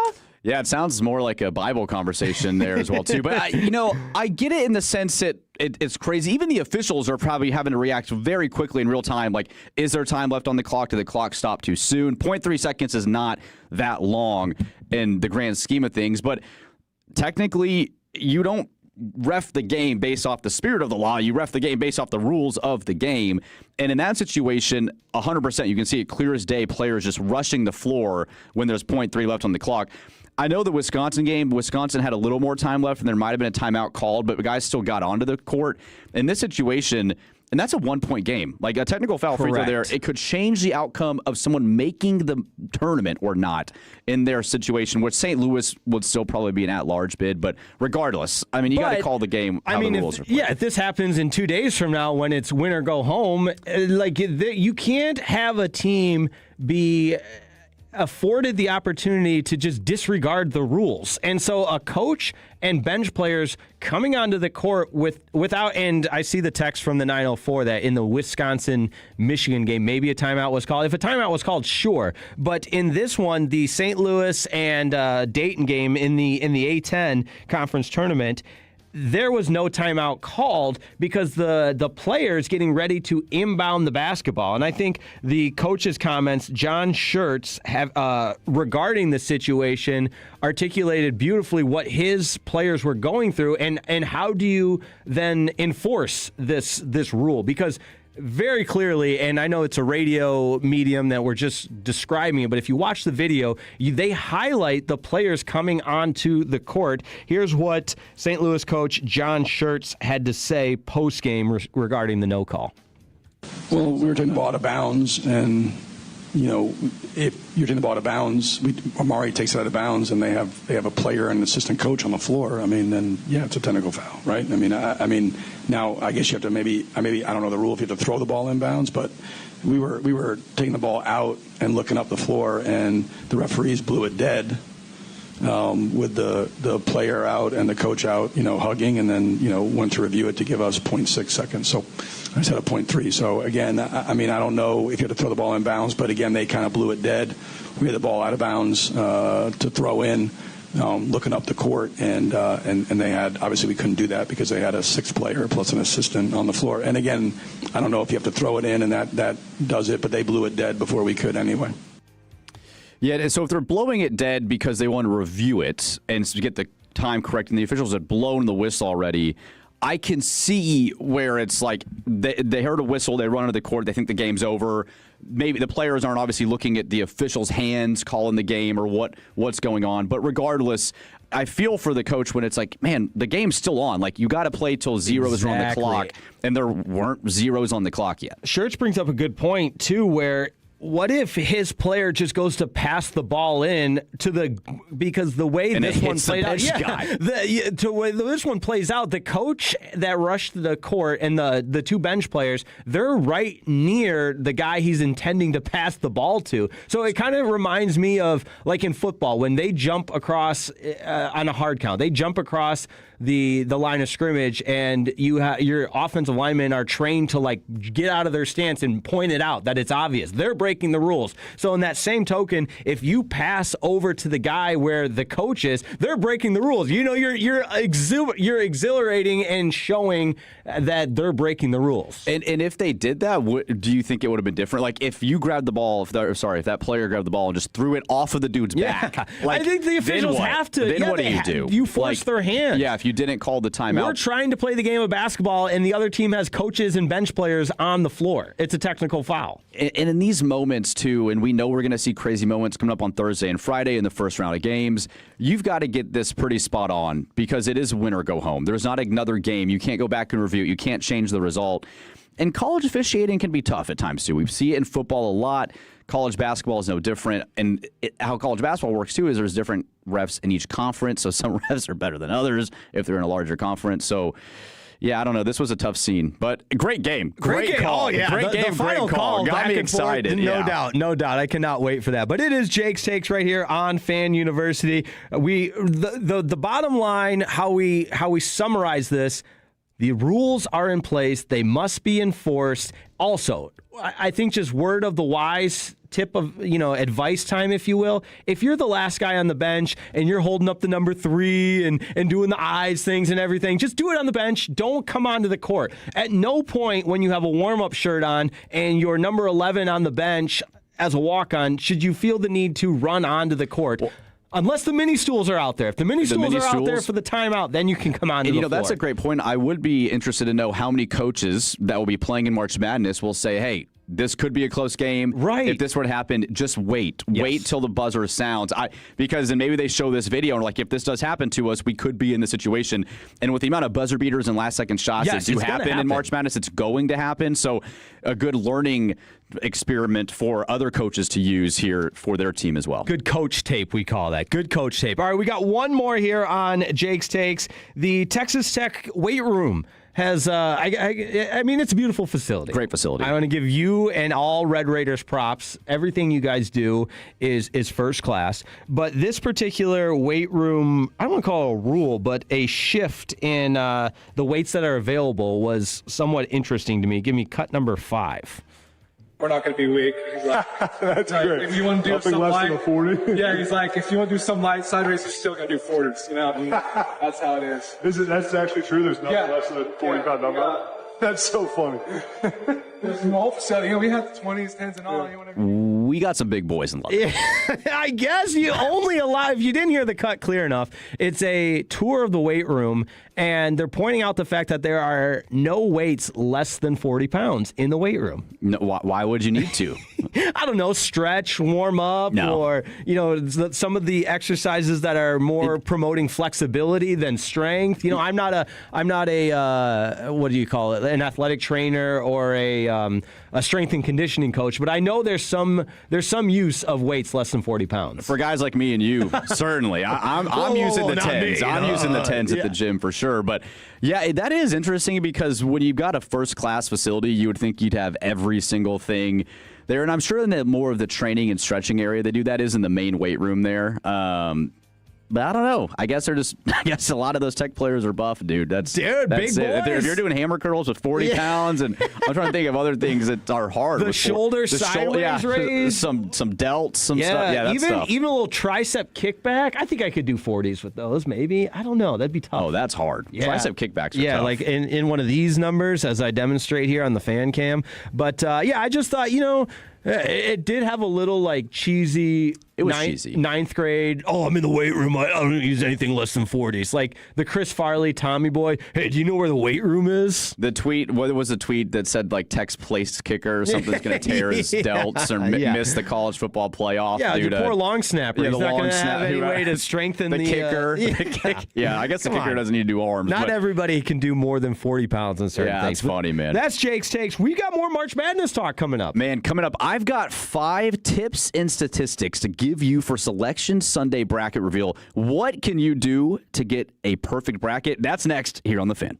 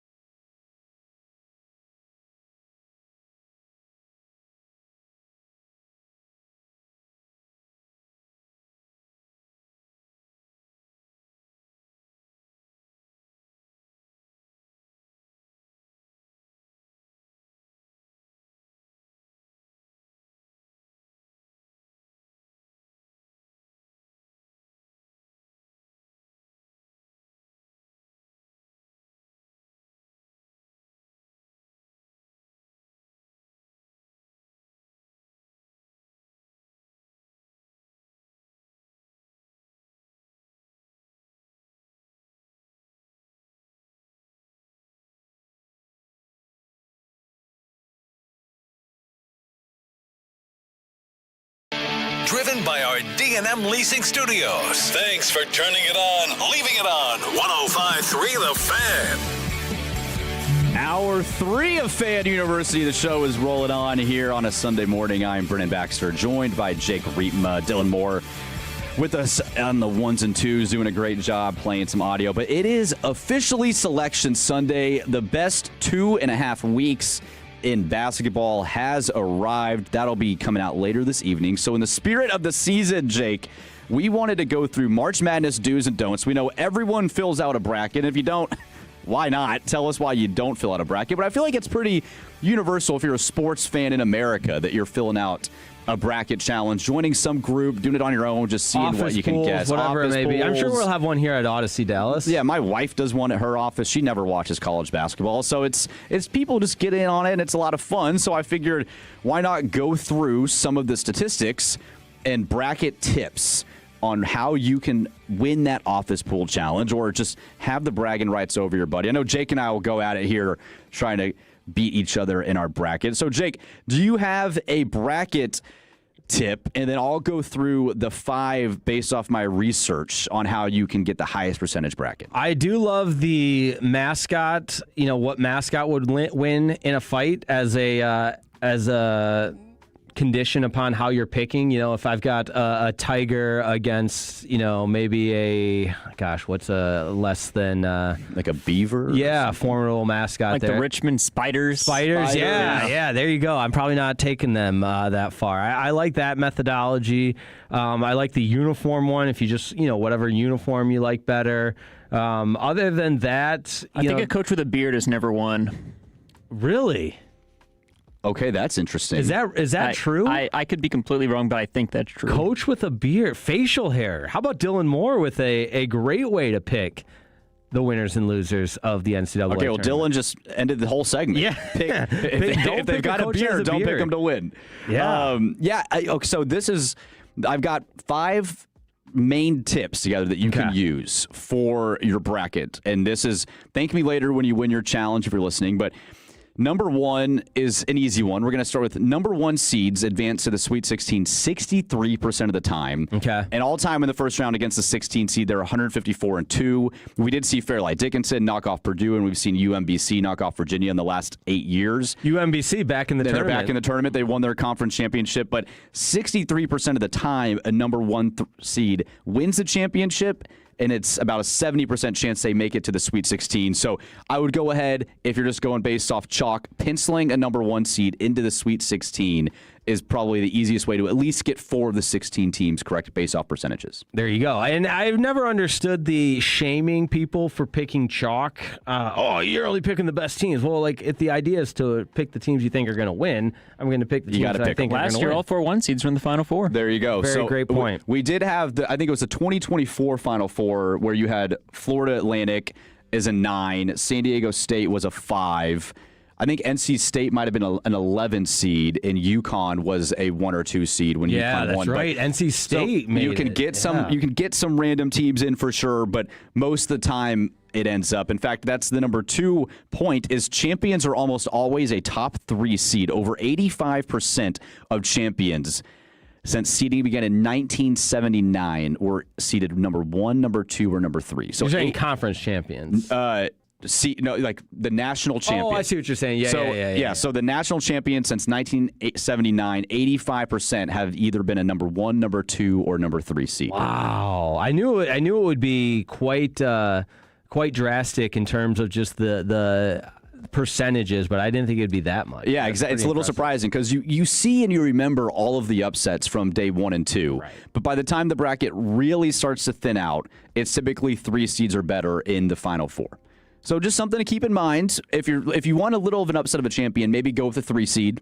Maybe sneak a 4 in, but you're still best off picking a 1 or 2 to win the championship. And I do feel like the first couple of rounds is when we had the most fun as far as, I called this upset, I called that upset. But if you're truly, and most of the brackets reward more points for the further the rounds go that you have the correct teams in. So down the stretch, you have to, if you're really trying to win your bracket pool, you're probably not going to take the George Masons or the FAU of recents. And if you do, kudos. Good for you. Yeah, there's just so then that's why the bracket, the point system, because a lot of people will end up having the same champion or similar Final Fours or Elite Eights. It does happen a lot in that first round. Can you hit on some of these first round upsets? And one of the most famous ones, and statistically the highest percentage upset, is the 12-5 matchup, which is so bizarre. You would think it'd be 9-8 or 10-7, even 11-6. 35% of the time, a 12 seed beats a 5 seed. That's the highest statistical upset in the field of 68. So if you want to get one right, you got to hit on 1 to 2 of the 12-5 upsets. But I do believe last year, if I'm correct, and my research doesn't fail me, that no 12 seed upset a 5 last year, which was shocking. Yeah, it's probably been a while since that had happened. And Dylan's going to fact check me on that, I believe. But I think that's correct. And I also checked my fact. A head coach with a beard has never won. Okay. Look at that. Wow. So what coaches have beards? Yeah, can we process of elimination real quick here on teams that have secured if your coach their bid? Has a beard, it's bad news. It's bad news for you. Okay, so those are 3. Number 4, elite defenses. Defense wins championships. There we go. As you certainly know. Most champions in the last 15 have been ranked in the top 20 nationally in defensive efficiency. So as you're doing your research on Monday, Tuesday, and Wednesday, look for those teams that are in the top 20 in defensive efficiency, and odds are you have a chance of them going pretty deep in your bracket. We used to always say senior guard play was so important. I was going to go there, too. Good. Yeah, but now it's about top defenses efficiency within the NCAA this year. Because I think, I guess I'm looking at this, that Duke leads all of basketball in adjusted defensive efficiency. Houston, Michigan, and Arizona, all your number 1 seeds. There you go. Okay. Last year there were 2 12 seeds to advance. Oh, there were 2. Okay, so maybe it was 2. Maybe it was 2 years ago, I'm thinking. Colorado State and McNeese. Oh, that McNeese was hot. That was Will Wade, I think. Is that the team with the guy with the jukebox? Yeah. Yes. Are you sure that was last year? Wasn't that 2 years ago? Yeah. 2025? Okay, yeah. So I'm thinking of 2024 then. But you still got to pick correctly off and on there. But, the jukebox guy, that was hilarious last year. All right, moving on to the last one. Experience matters. You mentioned senior guard play. Teams with upperclassmen, Jake, as you know, with guards. Think of Walter Clayton last year with Florida, who took over in the Elite Eight against Texas Tech. Ended up having a great Final Four for the national champions there as well, too.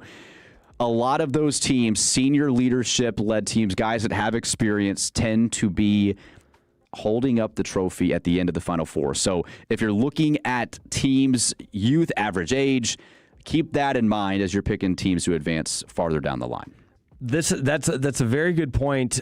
And I think this texter from the 940 brings up a good point about the number of transfers, and you're going to see less upsets because the stars at mid-majors are going to be on Power 5 programs because they're all transferring because they want the NIL money. Yeah, that's a good point. And it's going to be interesting to see because we always see the unsung hero of like a mid-major team that comes in there too. 2024 was Jack Golke from my Oakland Golden Grizzlies. Yeah, the Let's Oakland go. team that upset Kentucky there too. And so you're just kind of hoping for those Cinderella moments as well too. But hopefully we still get them. But I think that's a great point that the NIL, we might see fewer of them because those guys have been paid to go play for a Power 4 team as well. From the 817, TCU is a solid defensive team. Should be top 20 or close. They're very good. They had a huge upset win in Lubbock there a week and a half ago. Should be a good team. Scary team in the tournament too. If you got a team that can shut people down over the course of 40 minutes, you've got a chance. Yeah, and you absolutely do. And I think the mid-major conversation is interesting around the Mid-American Conference, the MAC, where you have probably 2 teams getting in with Miami, Ohio, undefeated regular season. They eventually lost in the conference tournament. And then the Akron Zips that won the MAC tournament and will be an automatic qualifier because they won the tournament. But those are 2 teams that I think if I'm leaning into some mid-majors that I think can win maybe 1 or even 2 games as an upset, I'm looking at the MAC, baby. The Maction, man. The Maction. So, all right. So with that, it's time to pick your Final Four, Jake. Oh, baby.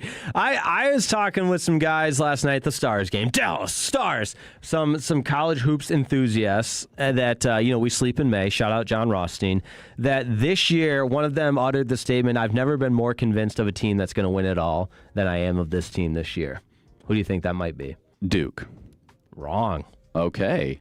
The Arizona Wildcats. Really? Coming off. I'll tell you what. I watched Arizona, Iowa State in that epic semifinal game in the Big 12, and I thought these are two teams that can win a national championship. The shot making, the ability to stretch the floor. I think Arizona has the Big 12 Player of the Year, and you also have with Arizona where they have. I found this wild, and I know it's because they just joined the Big 12, but it was their first Big 12 tournament championship in school history.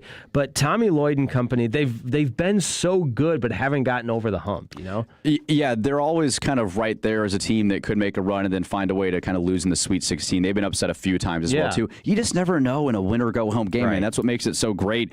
But, yeah, Arizona's as deep as they come for sure. Duke, Michigan, also there are that one line. And then the last one seed projected by CBS Sports right now is Florida. So if you're going based off the tips we suggested, and all those teams are phenomenal. All number one seeds. Yeah, that's where, is that where you're going? No, I'm not quite there. I do think there's some sneaky good teams in the Big Ten that were cannibalized by the depth in that conference. Same with the Big 12. Your Texas Tech Red Raiders. But you look at some teams that are probably going to be 2 seeds in Michigan State. Nebraska had a great year. I think Purdue is going to be closer to a 3 or 4 seed, but with Matt Painter and the experience there, and with the Big 12, I feel like that's such a deep conference that I wouldn't be surprised if any of those, I don't want to say second-tier Big 12 teams, but your Texas Tech, I know Texas Tech's banged up, but Iowa State and some of the other Big 12 teams that were there, Houston, another one. Houston. I know Houston's probably going to be a 2 seed, but all of those teams you could make a case BYU for. kind of fell into that second-tier level with A.J. Dibansta because they lost Richie Saunders and dropped a bunch of games, but they still have one of the best players in the country. But yeah, Texas Tech, you mentioned, obviously losing JT Toppin, that's going to be really tough, but they did beat Duke and Arizona this year as well. They have some of the best wins in college basketball, Houston included. Purdue's going to be interesting. Purdue, preseason number 1, brought back a ton of guys. They have Braden Smith, one of the best point guards in the country. They'll be interesting to see if they can make a run, obviously coming off some success previously the last couple of tournaments as well, too. So that's another Big Ten team I'm looking out for. You mentioned Nebraska, great year for them. And then UCLA's had a lot of big wins. They'll kind of be in that 7-seed line. If you're looking for an upset, it's still weird saying UCLA in the Big Ten, but that's going to be there too as well. And if you like experience, Mick Cronin, their head coach, obviously a guy that's been around.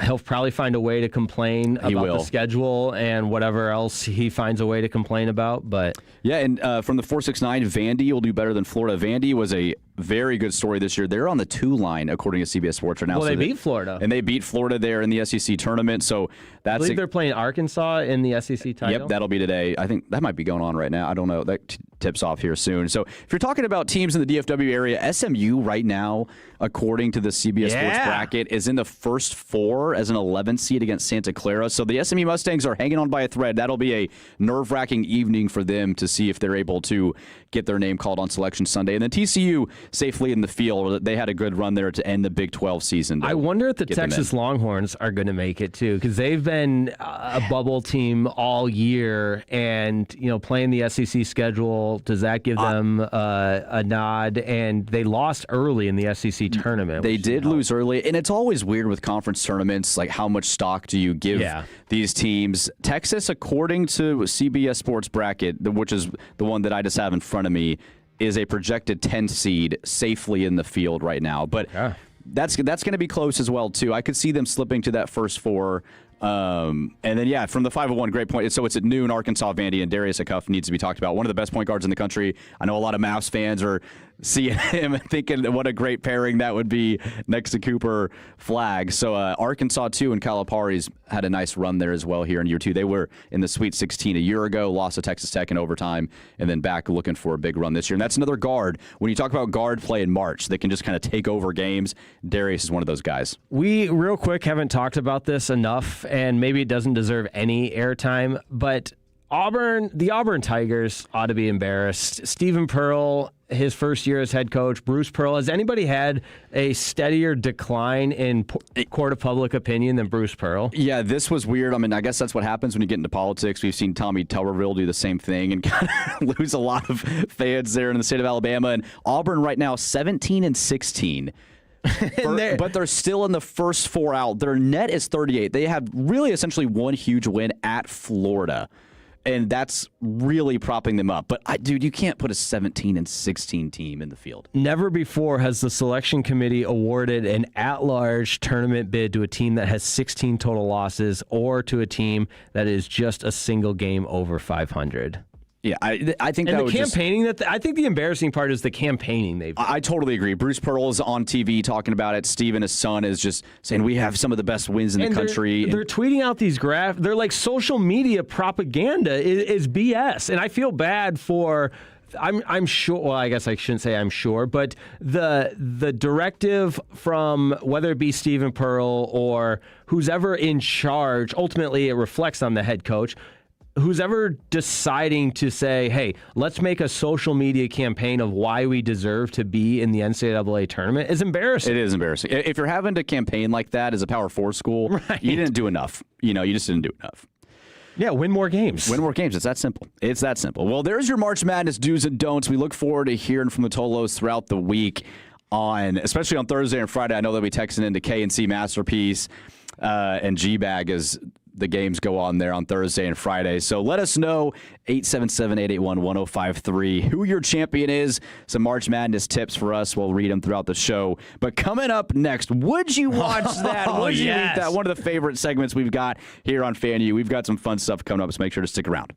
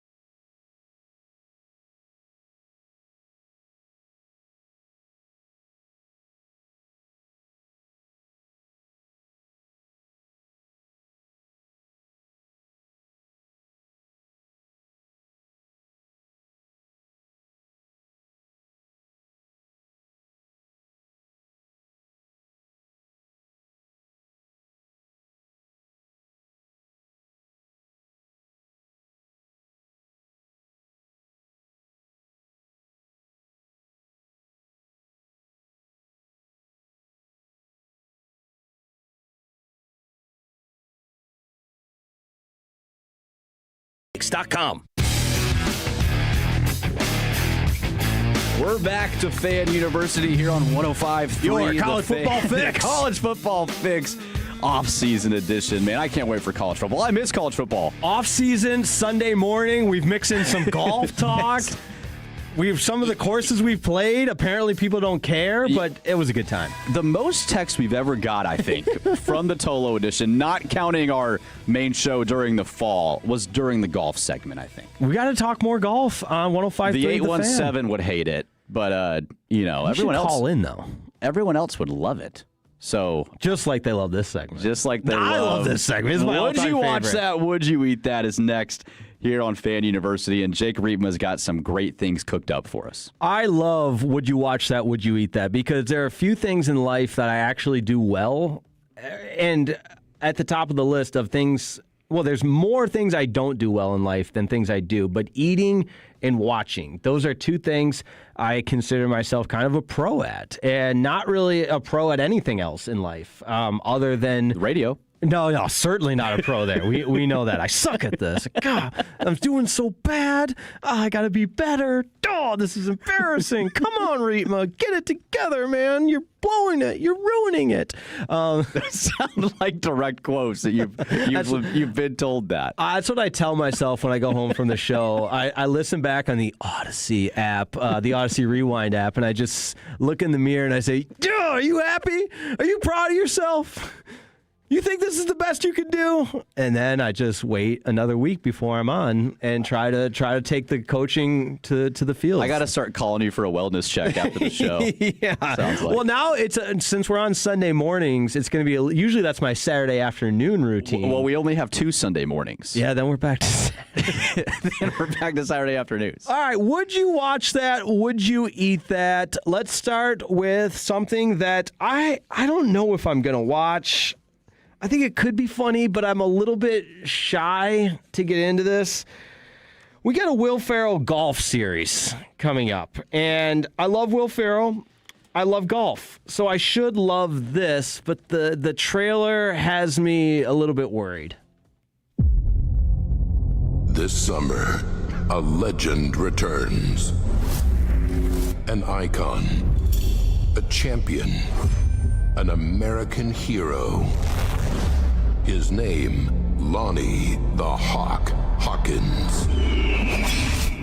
That's me. I'm him. That's who they're talking about. If you're wondering.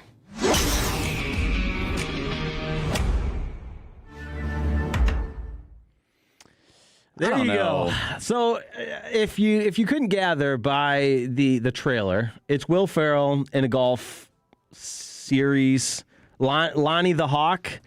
I love Will Ferrell. He's hilarious, and I love golf. But the trailer didn't do it for me. I'm out on this one, and I will say this: you got to preface this, Jake, because you put War Machine, the movie on Netflix, on last week. I took your advice and I watched it. Oh yeah, one of the worst and stupidest movies I've ever seen. Good. It was almost so bad you had to keep watching. Yeah, it was just what's going to keep happening. So take the would you watch that part of this segment at your own peril, because it doesn't always go well, unfortunately. But I don't know. They came out with Owen Wilson came out with a golf show called so Stick. bad. I was and Owen Wilson's one of my all-time favorite actors. And I loved Owen Wilson, and that show wasn't that good. And so I don't know. Golf shows are hard, man.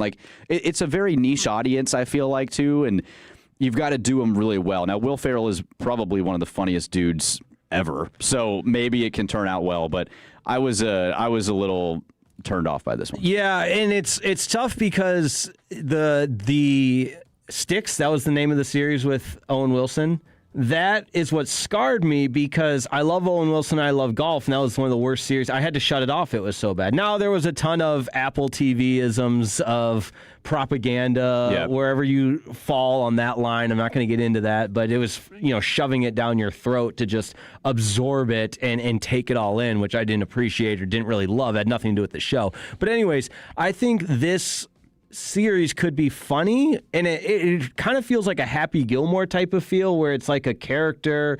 It's obviously Will Ferrell, but can you reinvent that? Happy Gilmore was so good. Is this going to be trying too hard to be what Happy Gilmore was? Yeah, I totally agree. And we have Adam Sandler and Happy Gilmore. Then they came out with the second one, which was goofy but funny. You had some of the best PGA Tour stars in the movie. And so, I don't know, you just have to be so creative to reach an audience that's not like a golf fan. And not everyone's a golf fan, as we've well learned. So I think that it matters a little bit here, on context. So I'm going to go no. You're going to go no. I'm going to watch it with a critical eye.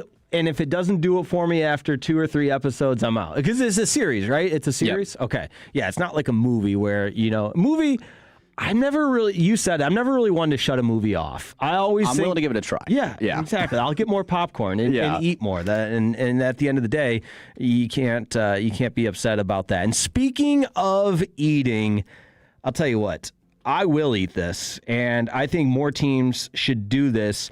And it's not even as much the food item as it is the container it comes in. This is a giveaway in the National Hockey League, the NHL, in Detroit at Little Caesars Arena. Is that a fire truck?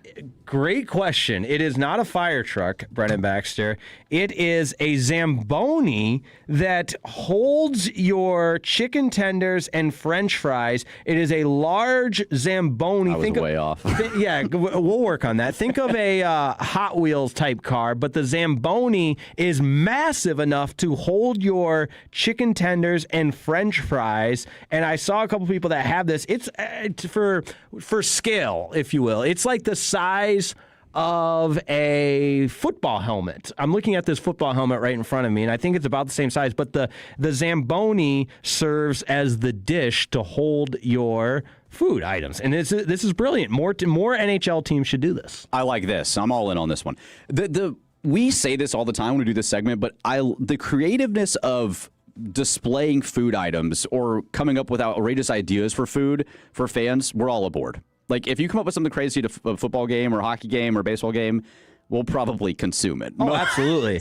I remember, I've probably told this story before, but I was the play-by-play announcer on Big Ten Plus. Whoa! Not Big Ten Network. Didn't quite make it there, but Big Ten Plus doing... You were close. Yeah, Big Ten baseball. And on Sundays, they would always have a featured concession stand item, and you had to eat it live on air, which was a lot of fun. But one was It was a Mexican-themed burger with guacamole, all this other stuff, and they wanted me to pre-record the segment to use in the open. Like, oh, it's so-and-so day, and I had to take this huge bite of this burger. It was like 9:30 in the morning. It was too early for the burger. It wasn't that great of a burger. Yeah, that's early That was for a tough hamburger. scene. Tough scene. All right, we got more text coming in on would you watch that? Would you eat it? Stick was great. Where were the apple? Indos. Yeah. I don't know what that means. Is it innuendos? Is that what he's getting? We know that word. We've had that word here. We sure have. And then from the 972, man, listen, guys, I was all in on the golf segments. In all caps, bring them back. Come on, 972. We will do exactly that. I'll tell you what I'm watching right now. What? It's going to make you happy. It's a hockey update. The Paralympic gold medal game of sled hockey. It's USA versus Canada. That's right. A seeded rivalry. It is.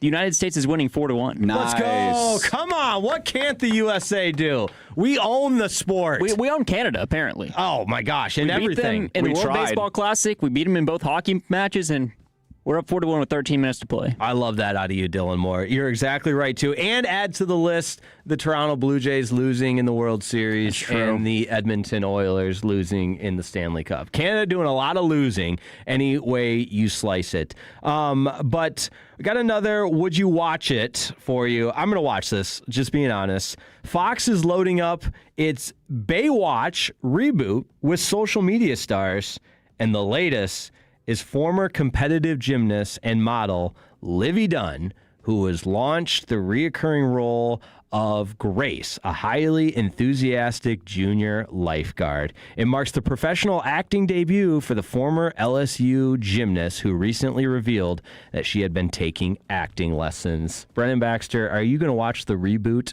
of Baywatch? I am not. No, boo! I'm not. Baywatch is like one of those classics with a Pamela Anderson. Oh, yeah. oh my gosh, I'm blanking on David. Carmen Electra. But what's David Hasselhoff? David Hasselhoff, and it was so classic. Like, I mean, I watched it as a teenager. The old school one. I'm not that old to have seen it when it came out, but I don't know. I just kind of leave it alone. And then a lot of these TikTok stars, like Livy and some of these people, they're coming in and I don't know, like taking acting lessons. If you're a first-time actor coming into this, I feel like it's going to be kind of cringy.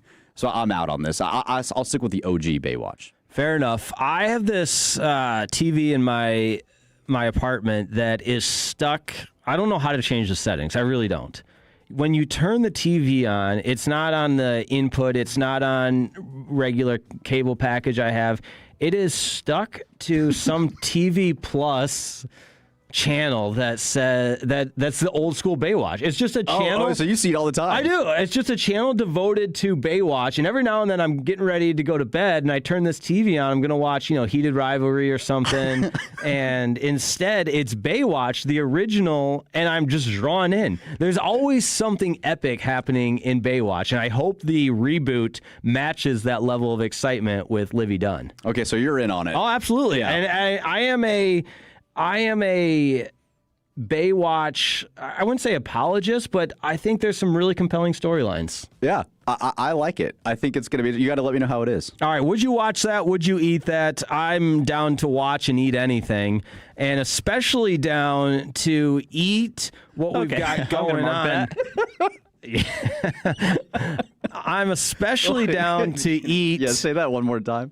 Would you watch that? Would you eat that? I'm down to eat and watch anything. No, I think I said I'm down to watch. I'm down to eat anything. You said you're down to watch and eat anything. Yes, correct. And I got Brennan over there laughing at me, and hey, maybe they will mark this, and I'll be on the G bag of the day, if you will. Look, that's a good award. It is. That's something. That's an honor. It's a high honor here. I think it's one of those no such thing as bad publicity. If I'm going to, we've learned that here on the show. Correct. All right, this is from, and I found this on the internet on Twitter, so bear with me here. But West Lauderdale softball. And when I click on the bio, West Lauderdale softball, MHSAA 4A state championship in Collinsville, Mississippi. So, your 4A state champions in 2023 and 2024, the West Lauderdale softball team is introducing a crawfish and shrimp plate available at their concession stand, 5-pound plates with the fixings for $30. At a high school softball game. That's awesome. And I'm looking at the graphic. They've got the crawfish grabbing the neon or the yellow softball, and the orange of the crawfish and the bright colors. You got the corn in the background. I'm in on this. I'm in on high school softball and the crawfish and the 5-pound plate with the fixings for $30. I would eat this. Can you eat 5 pounds of crawfish on your own? Oh, absolutely. I can eat anything. So you'd be getting that for yourself? I think so. I've done a couple of the, and Broadus needs to help me out. Boils, crawfish boils. Yeah, because I know that's his thing. And I don't know, and I was telling Sean this yesterday, because he does the smoking of all the different meats and Wild Fork and everything. I am a professional, not a professional eater, because I don't like to eat things fast. I just love to consume, and I love to eat. And if somebody is experienced and skilled and likes to cook for someone, and they need someone to eat, and brought us in the shrimp plates and everything, and I would be willing to do that. I don't really bring much else to the table, but I will fellowship while you're making. I like to be the guy that's critic. No, not a critic at all. I like to be the guy that's standing next to the person that's grilling, like, oh, I'll go get you another beer. Or, oh, you need someone to try that? Do we need more seasoning on it? I'm kind of like the sous chef that doesn't do anything to help the process. That's a good place to be. You're a smart man. I don't think that anyone I need to start thinking about this more. Right. They don't need that guy, but they appreciate when they have that guy. Yes, and you're always there for that guy. I appreciate that. Good for you, man. Would you watch that? Would you eat it? Let us know. Lots of texts coming in from the 817. No offense to Livy, but she ain't got the... Oh... Maybe she doesn't have the personality for Baywatch. There we go. That one's going to be awful. I'm watching it, man. I'll let you know, but we'll have a follow-up on would you watch that, would you eat that? Yeah, I'm excited to see what you think of the show. So I'm 0 for 2. I'm not going to watch the Will Ferrell show, and I'm not going to watch the Baywatch show. Well, at least one of us will. Yeah, so you got to let me know. I will. Just like you let me know on Heated Rivalry. I let you know, do not watch Heated Rivalry. Well, maybe you should. Depends on your preference. What you're into. I bet, it keeps showing up on my HBO, resume watching, and it's recently watched HBO, and I'm always like, oh, shoot, someone's going to log into my account. They're going to see that I was watching Heated Rivalry. Man, to each their own. To each their own. Well, we're going to wrap up this edition of Fan University with Eric and Fred coming up for Crosstalk, and we'll get you out of here next on The Fan. Bobby knows ball. Hey, let's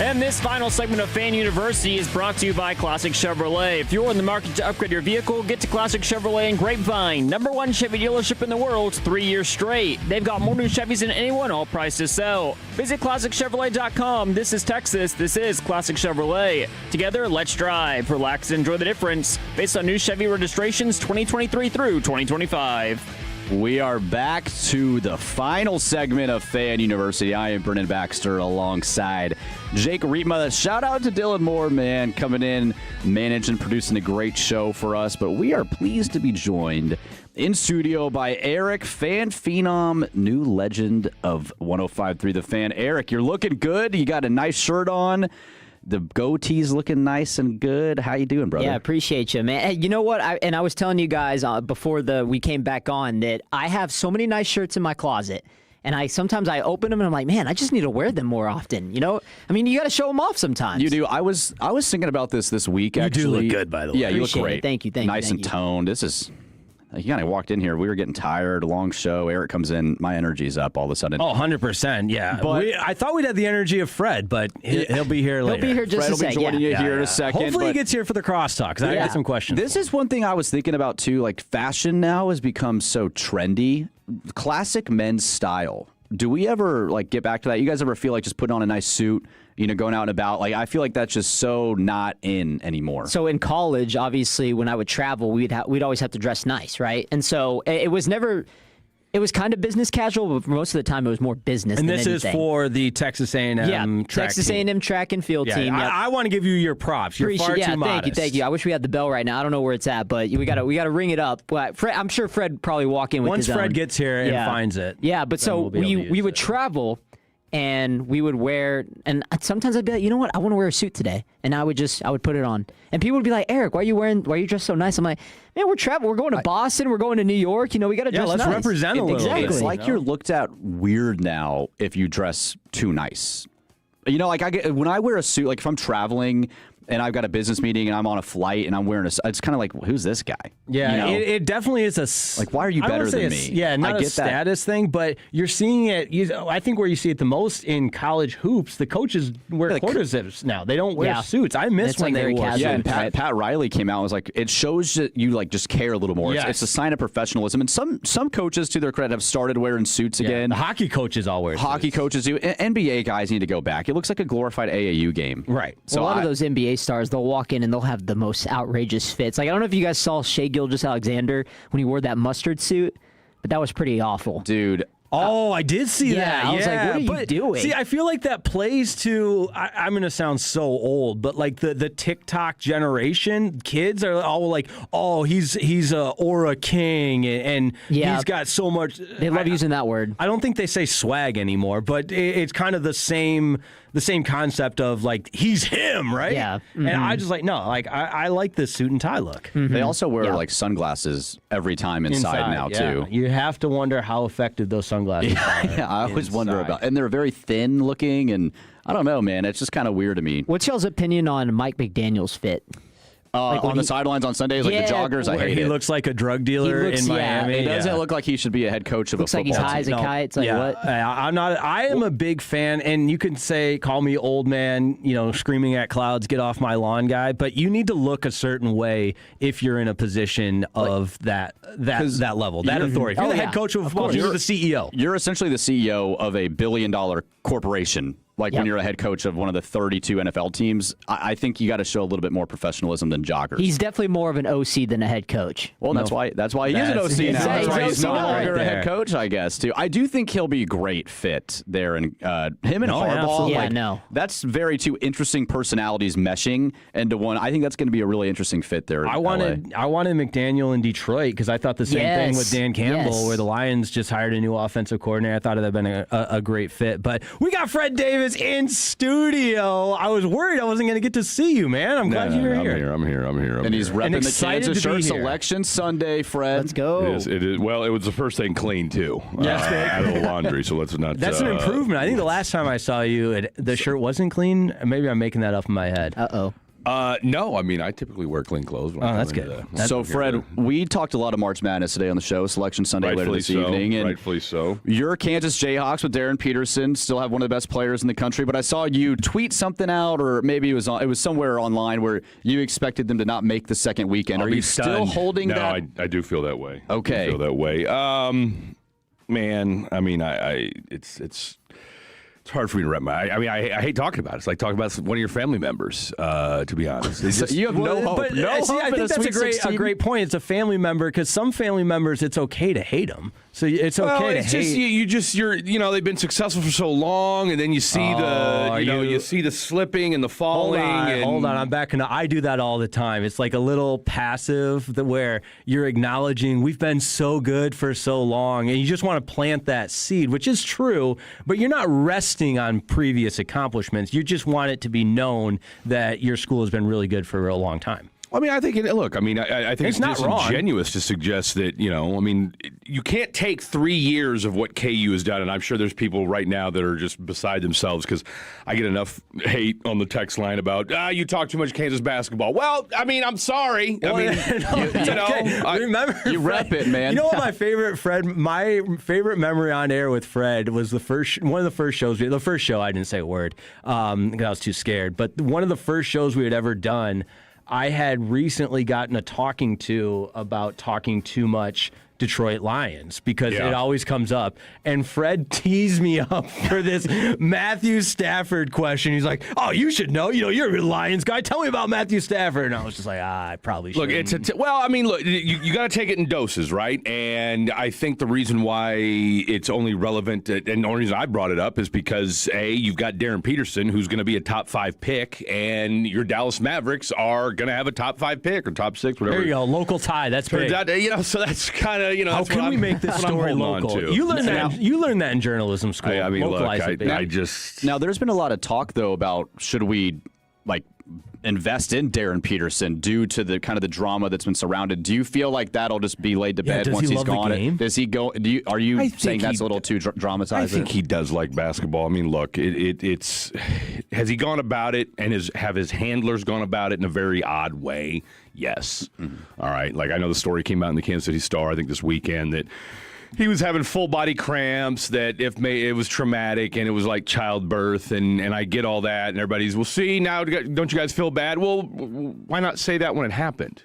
Yeah. Okay. I mean, if you're going to talk about it, then why not bring that up 2 months ago when this whole thing was? And again, it's easy for me to say on the outside looking in, but look, tell you all that to tell you this: it's probably going to be Duke in Arizona. That's what it looks like. Okay, so I mean, look, could Florida sneak in there? Sure. Could U of H sneak in there? I think, but they don't score enough for me. Could UConn make a run? Could St. John's make a run? UConn got exposed too yesterday. Yeah, they lose by 20 to St. John's. Yeah, the Johnnies. But look, there's something to be said for having that experience, having been there before. Again, I'm not saying that they're going to win the whole thing, but again, that's the thing about March Madness, and plus having guys that are 25 years old, so that never hurts. But I mean, I'd love to see St. John's. I mean, that's the beauty of it, right? Is that, whether it's the Dan Hurleys of the world, whether it's the Rick Pitino's, the Tommy Lloyds or whatever, like, we love that. Hell, Michigan State could make a run. Yeah, you know Tom what I'm saying? Izzo and Marsh, you never know. I mean, you just don't know. And dare I say, could my Jayhawks make a run? Just maybe. I got a sincere question for everybody here. What is how do you guys see Tom Izzo? Because that is one of the most split Michigan sports topics of all time. Yeah. Michigan fans will tell you he just gets rewarded for semifinal finishes. Michigan State fans will tell you he does more with less. And I'm curious, like a non-biased outside view on a guy that's done it at a really high level for a long time. In my opinion, it's hard to just remain consistent over decades. And Bill Self, to his credit, won a title early, won a title in 2021 or 2022, and was it 22 or 21? 22, yeah. And I think if you're consistently making the second weekend in March and making Elite Eights and Final Fours, I think that's a testament to success. It's one of the hardest championships to win. You're not going to get Coach K type numbers all the time. It's a ring culture type of era. I feel like everybody's like, oh, if you don't have a ring, you're not good. Well, that's what they say about Izzo. But if you look body of work accomplishments, 2016 appearances, Final Four appearances. I picked them to win last year. Oh, I'm sorry. I was big on Michigan State going in the tournament last year. Yeah. I mean, why don't we talk about Michigan State basketball? Tom Izzo.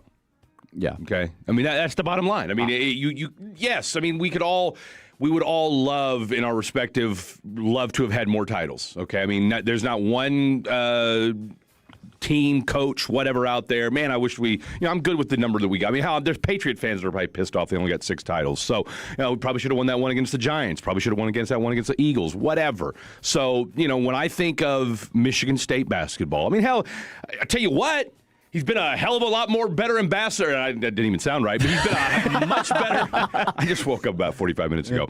He's been a much better ambassador for that school than Mel Tucker. Mel Tucker, the football coaches. Certainly. You know what I'm saying? So, yeah, fair enough. Shout out to Tom Izzo. And shout out to the Flintstones. Certainly, man. Yeah, shout out to the Flintstones. There's some ball knowledge. What do you guys Flint's got? a dying town, by the way. What do you guys got coming up here at the top of the hour? What do we have going on down here? We got Brian Broaddus. He's going to join us at 1 o'clock. And then, of course, my boy David Bierman. I've got him on the hook. I talked to him last week. I'll see if got to remind him to come on at 2 o'clock. You got a segment ready for today? Yeah, we got some Rick Six today. Boom. We got a little Rick Six today. We might throw a little fatties in the phone. Okay, so Rick Six. I have to tune in for sure. Yeah, real quick. So it's just based off of my podcast name that I do on my own. And that's a segment. Outside of Odyssey? Yeah, Shameful plug. outside. Shameful plug. Yeah. What? 6 years going, though. So to be fair, yeah. Good luck. Yeah. No wonder he ended up here, We man. just do some fun stuff, man. We do some start, bench, cut, keep 3, cut 5. We do a lot of fun stuff. So we'll be doing that later on in the show. So That's awesome, man. Well, this was Fan University. Eric and Fred here to take over the top of the hour. We'll see you guys next time. The more time you give, the more our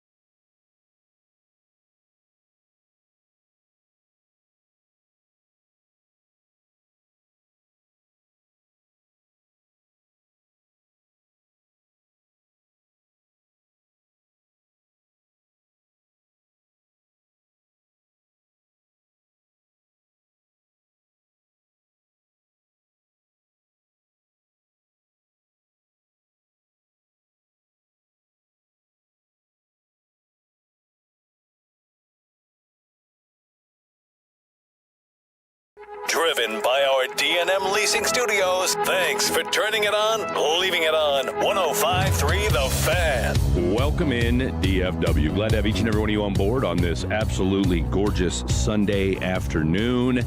I am Fred Davis alongside the phenom himself, Mr. Eric Casares. Eric, how we doing today? Doing great, man. Selection Sunday. I am feeling good. Cowboys heating up in free agency. What else we got going on? Rangers 22-2 in spring training. Come on, save it for the season. Man, I'll tell you what, that was an absolute BTA, as the kids are saying these days. And no, I was driving around the DFW yesterday. I mean, I say the DFW is really just Louisville, if I'm being honest with myself. Man, these gas prices. Holy Toledo. Yeah. It's almost like there's a Middle East conflict or something that we may have started inadvertently. I don't know, but it sure feels that way right now. And my goodness, are we paying for it at the pump? I kid, but I don't. My what do you God. drive, Fred? I don't even know if I want to say after what happened this week. After what happened this week with my boy Blake. And I don't laugh to make light of his situation. Is it a blue Dodge Charger? It is not. Wow. Do we have the bell? There we go. Oh, we've got the bell. No, I drive a pickup truck, and that's all I'm going to say on that. I've said it before in the past what I drive, but in light of what happened this past week, and unfortunately we have no new news regarding Blake's car.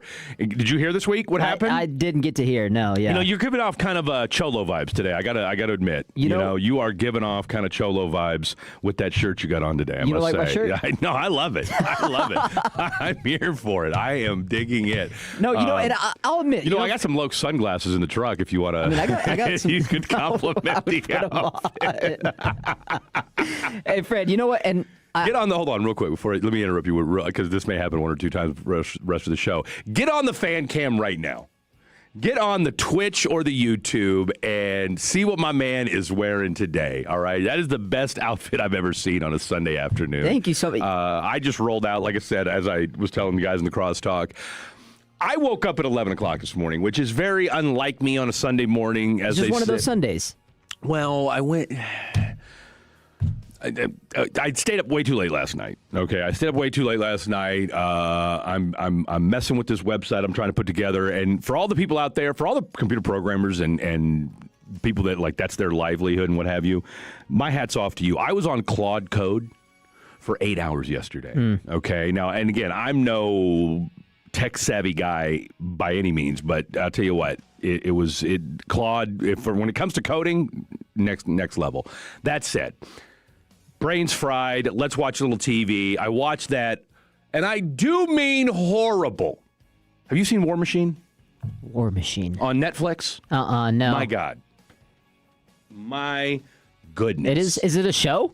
Oh, it's a movie. Okay. It's a movie with, have you seen Reacher on Prime? No. I have Prime, though. I can check that out. I actually don't have Netflix at the moment. You don't? No, yeah. Okay, you're the guy. All right. So, no, here's the deal, man. And look, good for you. I'm proud of you for that. I should probably get rid of it myself. But I'd heard G-Bag talk about War Machine and how it's just it's mindless drivel. And really all it is, if we're being honest with ourselves, and if you've seen this movie and anybody my age can appreciate this, it's a poorly done attempt at Predator, the original Predator with Arnold. God. Okay, dude.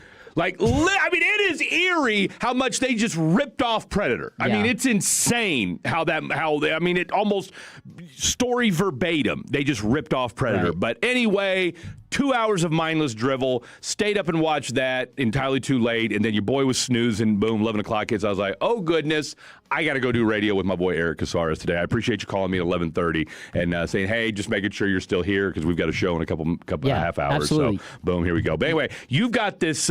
Like I said, I am digging the shirt. You've given off like Cholo / Mr. Rogers vibes. and I'm here for it. Yeah, I had to look good. I mean, I was telling Jake and Brennan, that I opened my closet and I have nice clothes, but I'm like, man, I need to wear them sometimes. Gotta wear them today.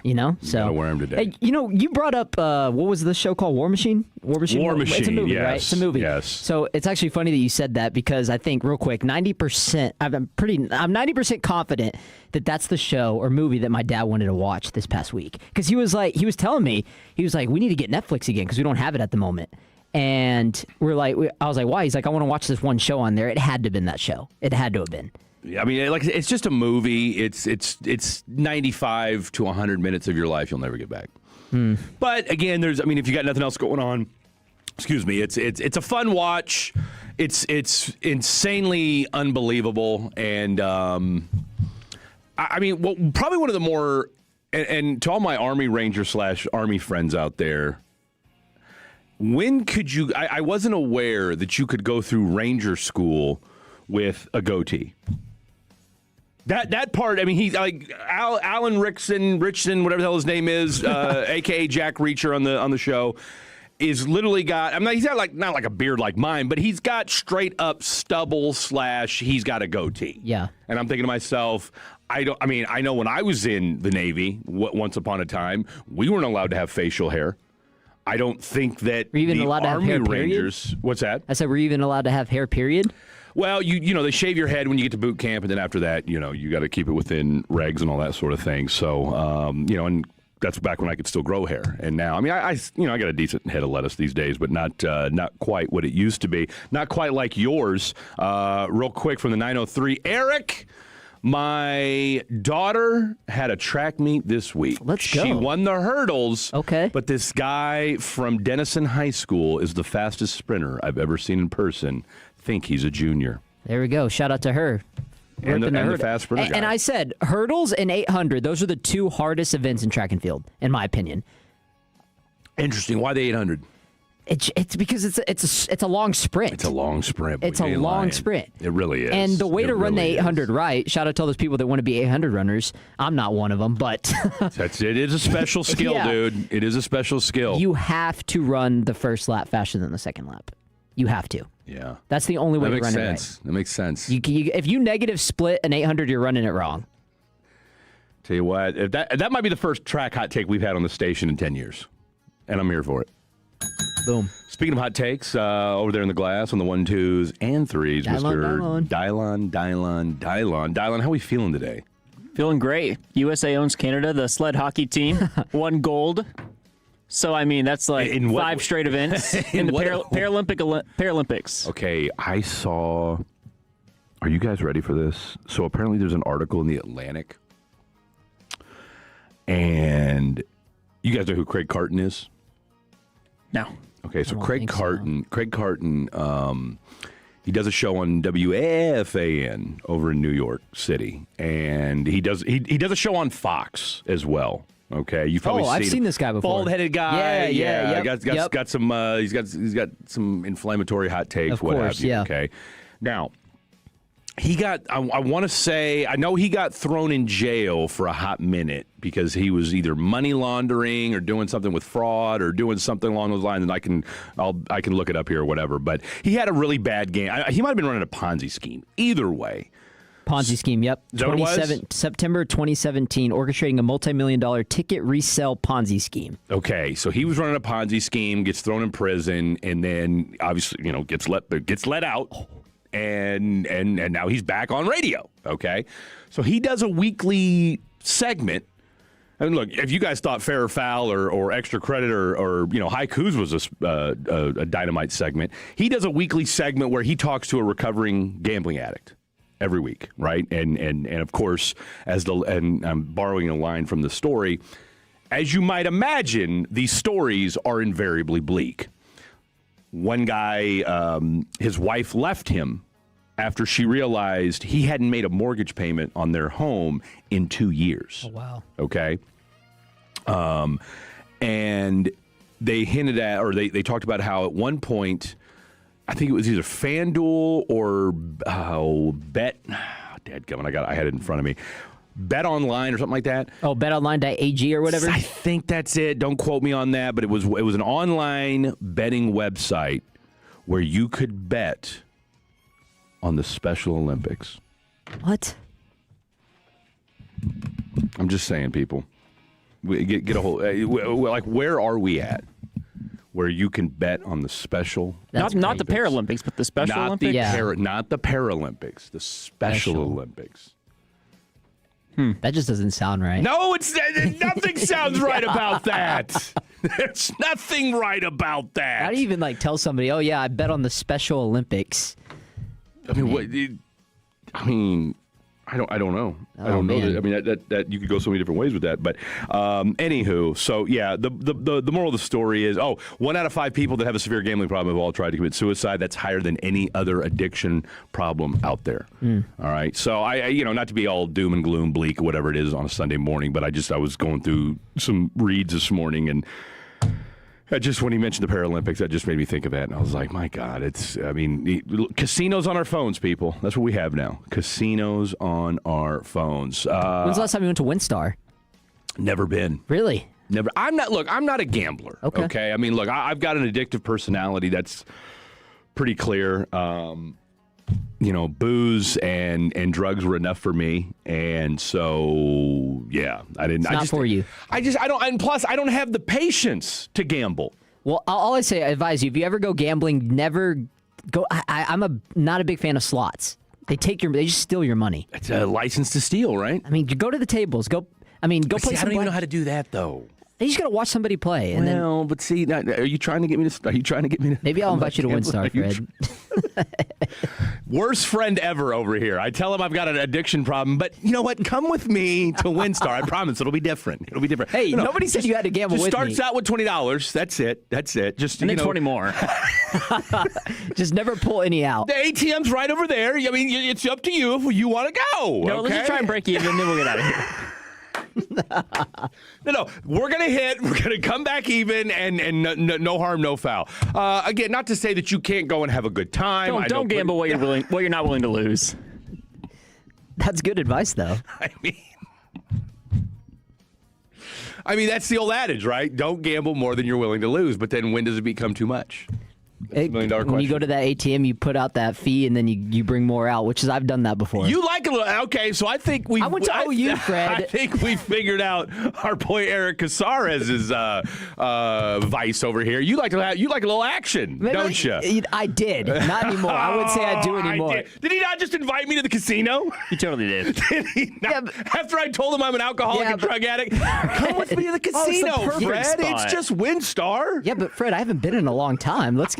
I'm due. So he's thinking, well, if I bring somebody with me that's also got an addiction problem, it won't be as bad. We'll help each other out. What's your game of choice? Oh, roulette all day. And I'm color all the time. The way he broke that down, I'm telling you right now. No, seriously. I thought he was some great poker player. Do you always bet on black? It's one or the other. Whatever I'm feeling. I'm not the big numbers guy. I'm always color. Let's flip a coin and just see. But Fred, the only disclaimer, we're going to decide before we walk into that casino if we're putting it on red or black. Man, well, there's and I'm dating myself here, and it's gonna hit the zero. You guys don't know. Yeah, for real. Have you guys ever seen the movie Passenger 57? Is that a plane crashing movie? Ask your dad. Now, see, here's the thing. I feel like every reference I make dating back to my era, Eric's dad will get. I don't know. How old is your dad, Dylan? He was born in 72, so he's, 54? 54, yes. Yeah, 53, 54, something like that. So most of now, I'll put it like this. A lot of the things I say, your dad will know. Now, whether or not I don't know, like if your dad was a big 80s action movie guy. Obviously, your dad is from several of the shows we've done together. I don't get the sense that Mr. Moore is or was a big 80s action movie guy. Probably not. How would you describe Mr. Moore? Easygoing. There you go. Easygoing. All right. That's fair enough. Ask him. I'll tell you what. Ask him what his favorite movie of all time is. And that'll give us a good snapshot of who Mr. Moore is. That's a good question. Yeah. 877-881-1053, 877-881-1053. It's Fred, it's Eric, it's Dylon, a.k.a. Dylan Moore here on a Sunday afternoon. We're taking you till 3 o'clock. Is Rangers this afternoon, or are we just taking you till 3 o'clock and then we're handing it off to Westwood One Sports? No, we got Rangers. Rangers! Who are they playing? Do you know? Stand by. They're playing a Major League Baseball team. And yesterday's the team wasn't really Dodgers. Major League. they're playing the Dodgers? Taking on the Dodgers at 3:05. Yeah, and then let's not bury the lead, boys. What time is America versus Dominican Republic? Probably 7. I don't know. Oh, is that tonight? It's at 7 o'clock. I think it is tonight. That's prime time. 7 o'clock, baby. Are we all watching it? We're all watching it, right? Oh, yeah, I'll be tuning in. I mean, you 7 got to. You got to. Yo, those highlights have been electric of the home runs. Hopefully America hits some tonight. Yeah. All right. Look, you got Paul Skeens. What are we thinking? 4 innings for Skeens? Max 5, maybe? Maybe 5. Yeah. Maybe 5. If he's dealing. If he's going 1, 2, 3 innings, I think he goes 5 innings, but if he stumbles out of the gate, whatever you want to call it, maybe he goes 3 or 4. But ideally, if you can get 5 solid innings out of Paul Skeens, which I don't think is asking too much, although that, as we all know, that Dominican Republic lineup is vaunted to say the least. All right, we've got a loaded show for you guys today. Let me see if my boy Brian Broaddus is texting me back. Okay, I think we're good for 1 o'clock, but we shall see. We'll stay tuned on that. So we're slated to have Brian Broaddus join us at 1 p.m. We'll keep that fluid. We've got some NFL stack, and of course, we'll recap the week that's been in the free agency world. And of course, we're going to talk a little about some Cowboys here in a second. Fatty's on the phone, a.k.a. Tolo's on the telephone. We're going to do that at 1:40 this afternoon, so about an hour and change away. We've got another guest at 2 o'clock. I got to confirm him here, and I'll make sure we got that in the next segment. And then, of course, Fair or Foul, and then Mr. Rick Six himself, a.k.a. Eric Casares, at 12:40. It's going to get the people going, because that's what he does. Coming up next, though, let's recap the week that was with your Dallas Cowboys. If you listen to the Fan After Dark at all, and we know a handful of you do, you've heard my thoughts on this Cowboys free agency, but you haven't heard from my man, Eric Casares. Let's hear from him. Lots more to get to. Your text messages and more. This is 105.3 The Fan.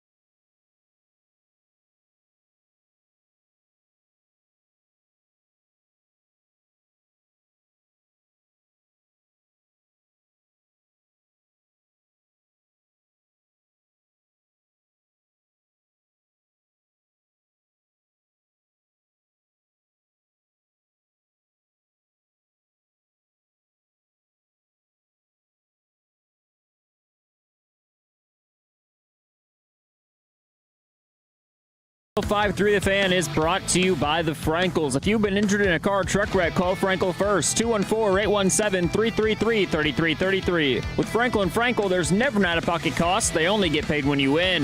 Frankel and Frankel, the go-to car and truck wreck attorneys in Dallas. Appreciate that, Mr. Dylan Moore.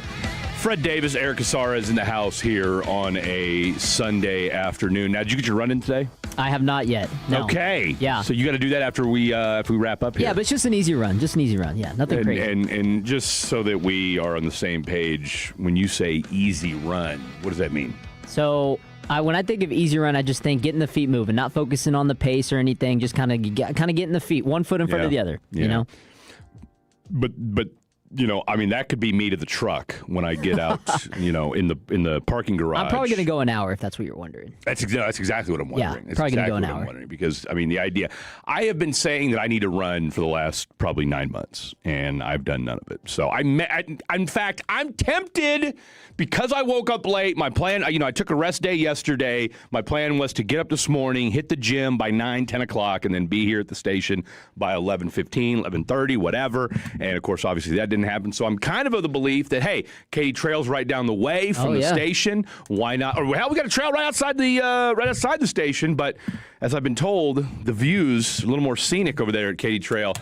Wink, wink, nudge, nudge. But we'll see. We should go to Katy Trail sometime, Fred, because I need to go out there more often. But the only thing is... but look, bro, your run and my runs we are not the same. But here's the thing. Like, you can get your run in. I can get my run in. Whenever we're done, we go grab a drink or something. Do something, Well, you can grab a drink. Yeah, there's nice places. I've been over there one time. I need to go there more. I've been there twice. Blake and I went. Don't get me in line about what the restaurant was that was over there. I don't know, but it was a good time, and the food was absolutely incredible too. So apparently, Kenny Atkinson had something to say. The Cleveland Cavaliers coach. He was at the Katy Trail, I guess, Friday morning, and said, "Wow, people in Texas are in really good shape." And I'm paraphrasing. Okay. So. Good for Kenny Atkinson. All right, let's talk about your Dallas Cowboys.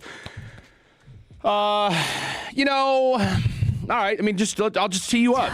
We've had a week to marinate on everything. I mean, again, you figure they probably will make at least. Nick Harris was on with Kevin and CA yesterday. He believes they've still got one or two moves left in them. But from what you see thus far, Eric Casares, what say you? I mean, I've been happy with what they've done. Okay. Yeah, I really don't understand the criticism and the backlash of why, see, I don't understand with Cowboys fans because they say that they want Jerry to be aggressive. They want him to sign these players. But then when we sign them, it's like, oh, well, you didn't get this person. You didn't get that person. They're still mad. And you're still mad. It's like, what do you want? Okay, like, I understand. Maybe, you pay attention too much to these rumors and you're like, oh, I thought we were going to get Trey Hendrickson. I thought we were going to get Max Crosby. Not everything always lines up the way you want it to, okay? Because at the end of the day, there's other teams that want just what you want as well, okay? And we know the Max Crosby trade, that fell through, okay? But it fell through for a reason. It did. Then Trey Hendrickson, that whole debacle with the Ravens, that was already kind of a sus situation in itself. So to me, it's like, all right, you got an older player. He's coming off injury. Maybe you don't throw your eggs in one basket. Now, they traded for Rashawn Gary. To me, that's a low-risk, high-reward type of situation because you only traded a fourth-round pick. Okay, Kobe Durant was a great pickup. That dude had 6 interceptions last year. Yeah. And I think he comes in and he's probably your second, maybe even best corner based on last season. And then you get Jalen Thompson. Who else do you add? You add P.J. Locke. You got P.J. Locke. And then... they added one more guy. You got Matt Hennessy. You've got Tyrus Wheat. Yep. You've got Sam Howell. Who's the nose tackle they added from the Chargers? Otito. Yep. Otito Ogbanya, P.J. Locke, Kobe Durant, and Jalen Thompson. So, Fred, right there, you have 4 guys on this team that are already going to be starters. So how could you not be happy about that? Well, I think you definitely have 2. Maybe 3. Jalen Thompson for sure. And Rashawn Gary for sure. Otito's going to be a rotational piece, but that's okay. How about Kobe Durant? Kobe Durant, it's interesting you brought him up. Well, I mean, it's not interesting you brought him up. I'm glad you brought him up. Where he's at. Blake and I went and discussed this in depth on Friday. There's a reason the Rams revamped their secondary and did not bring him back. and you got him for 1 year, $5.5 million on the fourth day of free agency. So do I think Kobe Durant is anything special? No. Do I think he's better than Reddy Stewart and Trequezie Bridges? Hopefully. I mean, because that's what you're bringing him in for, right? You had, it was a cluster, you know what, at cornerback last year. You relied on Siobhan Revel to come in, even though he was hurt. And then, of course, he has the setback in training camp, right? And they kind of kept that hush-hush because we were all wondering, like, why is it taking 18 months for somebody to come back from an ACL in today's NFL or today's athletic world, right? Like, that's just unheard of. So, and then when he came back, he just wasn't 100%. I mean, I don't care who you are. Like, you can understand when an offensive lineman wears one of those bulky knee braces. Cornerbacks aren't supposed to wear bulky knee braces, all right? Now, I'm not saying that's the whole reason that Revel struggled last year, but look, I asked him about it point blank last year after one of the games, and he said, yes, it is taking some getting used to, and it does kind of change things up a little bit. So my point in all that is this. Kobe Durant, I don't think is going to be – now, I think he might be your second best or third best, and hopefully as the year goes on. I mean, because look, if things go the way they should go, I would love to see Deron Bland get back to the form that he had a couple years ago. But let's be real, and I'm not telling anything you or the Tolos and Fatties at home don't already know. He's just not been good the last 2 years. No. Number one, he hasn't been available, and number two, when he has been, he hasn't been good. Mm-hmm. I've said all this week, I think the two biggest things that could happen to this defense that would change the entire trajectory of it is if Overshown and Revel, if Overshown gets back to what he was 2 years ago in 2024 for those, 9, 12 games, whatever it was, and if Revel takes a step forward and becomes the guy that, I mean, remember, he was a first-round talent, had a first-round grade anyway before the ACL injury. If those two guys become what we think they have been or could be, that changes the entire 100%. The entire scope of this defense is night and day. So let's tell you this, Kobe Durant, I like him as a depth piece, and if he's your third cornerback, and that's not depending upon what you do at 12, if a Mansour Delane falls in your lap and you go that route, then you're feeling even better about things. But I don't hate the Kobe Durant signing. It's a good depth piece, and you just hope that you're not relying on him by the end of the year. Yeah, and Jerry's already spent more money than he did all last offseason. So I mean, I can't really be that upset when you break it down. And the only thing, and the last thing I'm going to bring up is, why is everybody acting like trading Osa Odighizuwa was the end of the world? I mean, he's a good player. He's a good player, Fred. I love you. I don't hate you for that. You're acting like we traded away Dexter Lawrence, Jeffrey Simmons, man. I mean, this dude is not an all-pro defensive tackle. And I get it. You can bring up, would you look at his PFF, the metrics? He was, fourth in the NFL in this and third. Yeah. Dude, you were the second best player on a top 5 historically worst defense of all time. Congratulations, Osa. Yeah. He's a good player, great for the locker room, but I'm not throwing a fit that we traded him.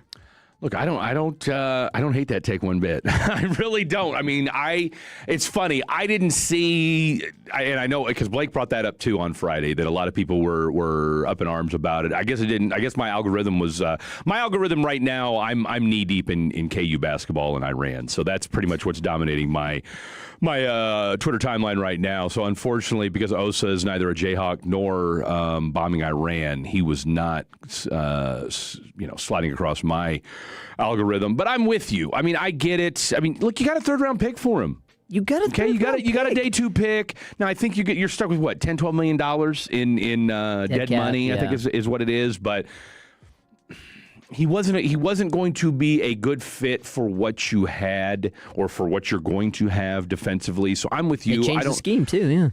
Now, I think you better go do something with it. All right, because the one thing we keep bringing up is the fact that, all right, you had 34 sacks as a team last year. Okay, a paltry, meager number, 34 sacks. There was probably only 2 teams that were worse than that. At least, right? Or yeah. I mean, who knows? It was not a good. We're not telling you guys anything you don't already know. Of those 34, Jadeveon Clowney had 8.5. Osa had 3.5. And what was the other guy? Dante Feller had 3. Okay, so 16 sacks are gone or is it 16, 15? I think it was two. I think it was two others. We calculated it up, and yeah, 15 or 16, whatever it was. You've lost almost half your sack numbers. 15. Almost half your sack numbers are gone in Jadeveon, Osa, and Dante Fowler. So for a team that was already not good at rushing the passer, you lose that bulk of sack numbers. Now, do you think you'll get a more sack? You should see increased production from Donovan Ezeraku. You'd like to think that Rashawn Gary will replicate what Jadeveon Clowney did. I mean, that's basically the replacement right there. That's it. I mean, you're exactly right about that. But who's going to be that guy in addition? Now, I'll ask you this. Linebacker remains a huge void for this football team right now. No, and again, like, I never understood the Osa, I mean, I hate the word glaze, but I mean, that's how people were treating it. But to me, what hurt me more was the fact that we missed out on Nakobe Dean, because we were right there and he ended up choosing the Raiders over us. I was more upset about that. And I thought, being a Christian Parker guy, he would have favored us over the Raiders. And we gave him more, too. They offered him more money. He still chose the Las Vegas Raiders over the Dallas Cowboys. Now, you could look at it two different ways, right? You could look at it two different ways. You could look at it from the, and Brian Broaddus made up a great point this week on G-Bag. Why would he do that? And what was it about a woeful franchise in the Las Vegas? I mean, because say what you want about the Dallas Cowboys, the Raiders are terrible and have been for a very long time. Now, some people may push back and say, "Well, Fred, they've been to as many AFC championships as they've been to an AFC championship a lot more recently than the Dallas Cowboys have been in an NFC one." Granted, that was 23 years ago, but I get it. But you got to believe that this Dallas Cowboy team is a whole hell of a lot closer, provided everything goes the way we expect it to go this offseason, this fall, than the Las Vegas Raiders are. But I'll take it back to something that Clarence Hill said when he was on with us this week as well that I thought was also very illuminating. You need guys that want to be here. And so if you're vacillating between, well, I want to play with my boys and all that versus, I want to go be a dog, I want to be the difference maker on a defense that could potentially, compete for a Super Bowl. And I know people are probably snickering their cars as soon as they hear that. Wow, Fred, you think the Dallas Cowboys are going to compete for a Super Bowl? Well, that's what you're here for. Yep. That's the point of it. Theoretically, that's what, when the Dallas Cowboys got together in their offseason, like, this is the goal, this is the plan, like, your whole shtick was, we are going to build a defense because we have a Super Bowl caliber offense, all right? And I don't think that's hyperbole. I don't think that's me being pie in the sky. You have after watching what we saw with the New England Patriots this past season, the Cowboys very much have a Super Bowl caliber offense when you've got a healthy Dak Prescott and when you've got two of the best wide receivers in the world in sync. Yeah. All right? You brought Javonte Williams back. I'll ask you this real quick. If because we don't know how that draft board's going to shake out. All right, it could be all over the place. Ideally, yes, we all know you want to pick defense. I mean, look, Sonny Styles ain't gonna be there. All right, like, let's pretend. Let's stop acting like he is, and God forbid if he is, then you run to the podium. What if all the defensive guys you want are there? You can't find anybody to move back, and Jeremiah Love's sitting there at 12. What would you do? Oh, no. No? No. I'm sorry, no. Okay. Look, great. He's going to be a great player, and I think, in terms of, like, running back prospects, Ashton Genty, Saquon Barkley, Zeke Elliott, Todd Gurley, he's up there. Yeah. Okay, Bijan Robinson, he's up there. But I wouldn't like it. There's just too many holes in the defense. There are. I'm with you. But I'm in a world right now. Best player available? Is that what you're thinking? I'm with you. I don't know that you're in a position to take best player available. I really don't. Because like you said, you need defense. You have to get defense.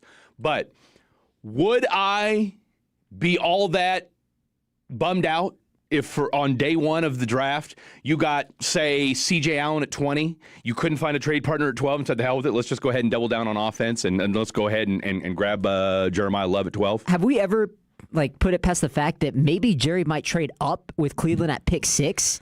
I know. Look, I know that's been thrown out there. But I think here's why I think that won't happen. Is I just think with Steven, the draft capital you would have to give up to do that. Right? Now, what does that look like? I don't know. And now, look, maybe if you can give up that day 3 pick, and I think that would probably be or not day not day 3. Yeah, no, I know what you meant, third pick. So now that you got that 3rd round pick, I mean, look, if you told me that was all it was going to take, you swap out, you get my we're going to swap out 12 and 6. I'm going to give you my 3rd round pick to move up 6 spots. I mean, look, I'm no Mel Kiper, but if you told me that was a viable option, come on, that's a no-brainer right there. Yeah. I think it would be a little richer than that, but we shall see. All right, coming up next, where are you taking us? Oh, yeah, Rick 6. So we're going back. So we were talking about movies a little bit. I got some movie villains for you. Keep 3, cut 5. Coming up next here on 105.3 The Fan.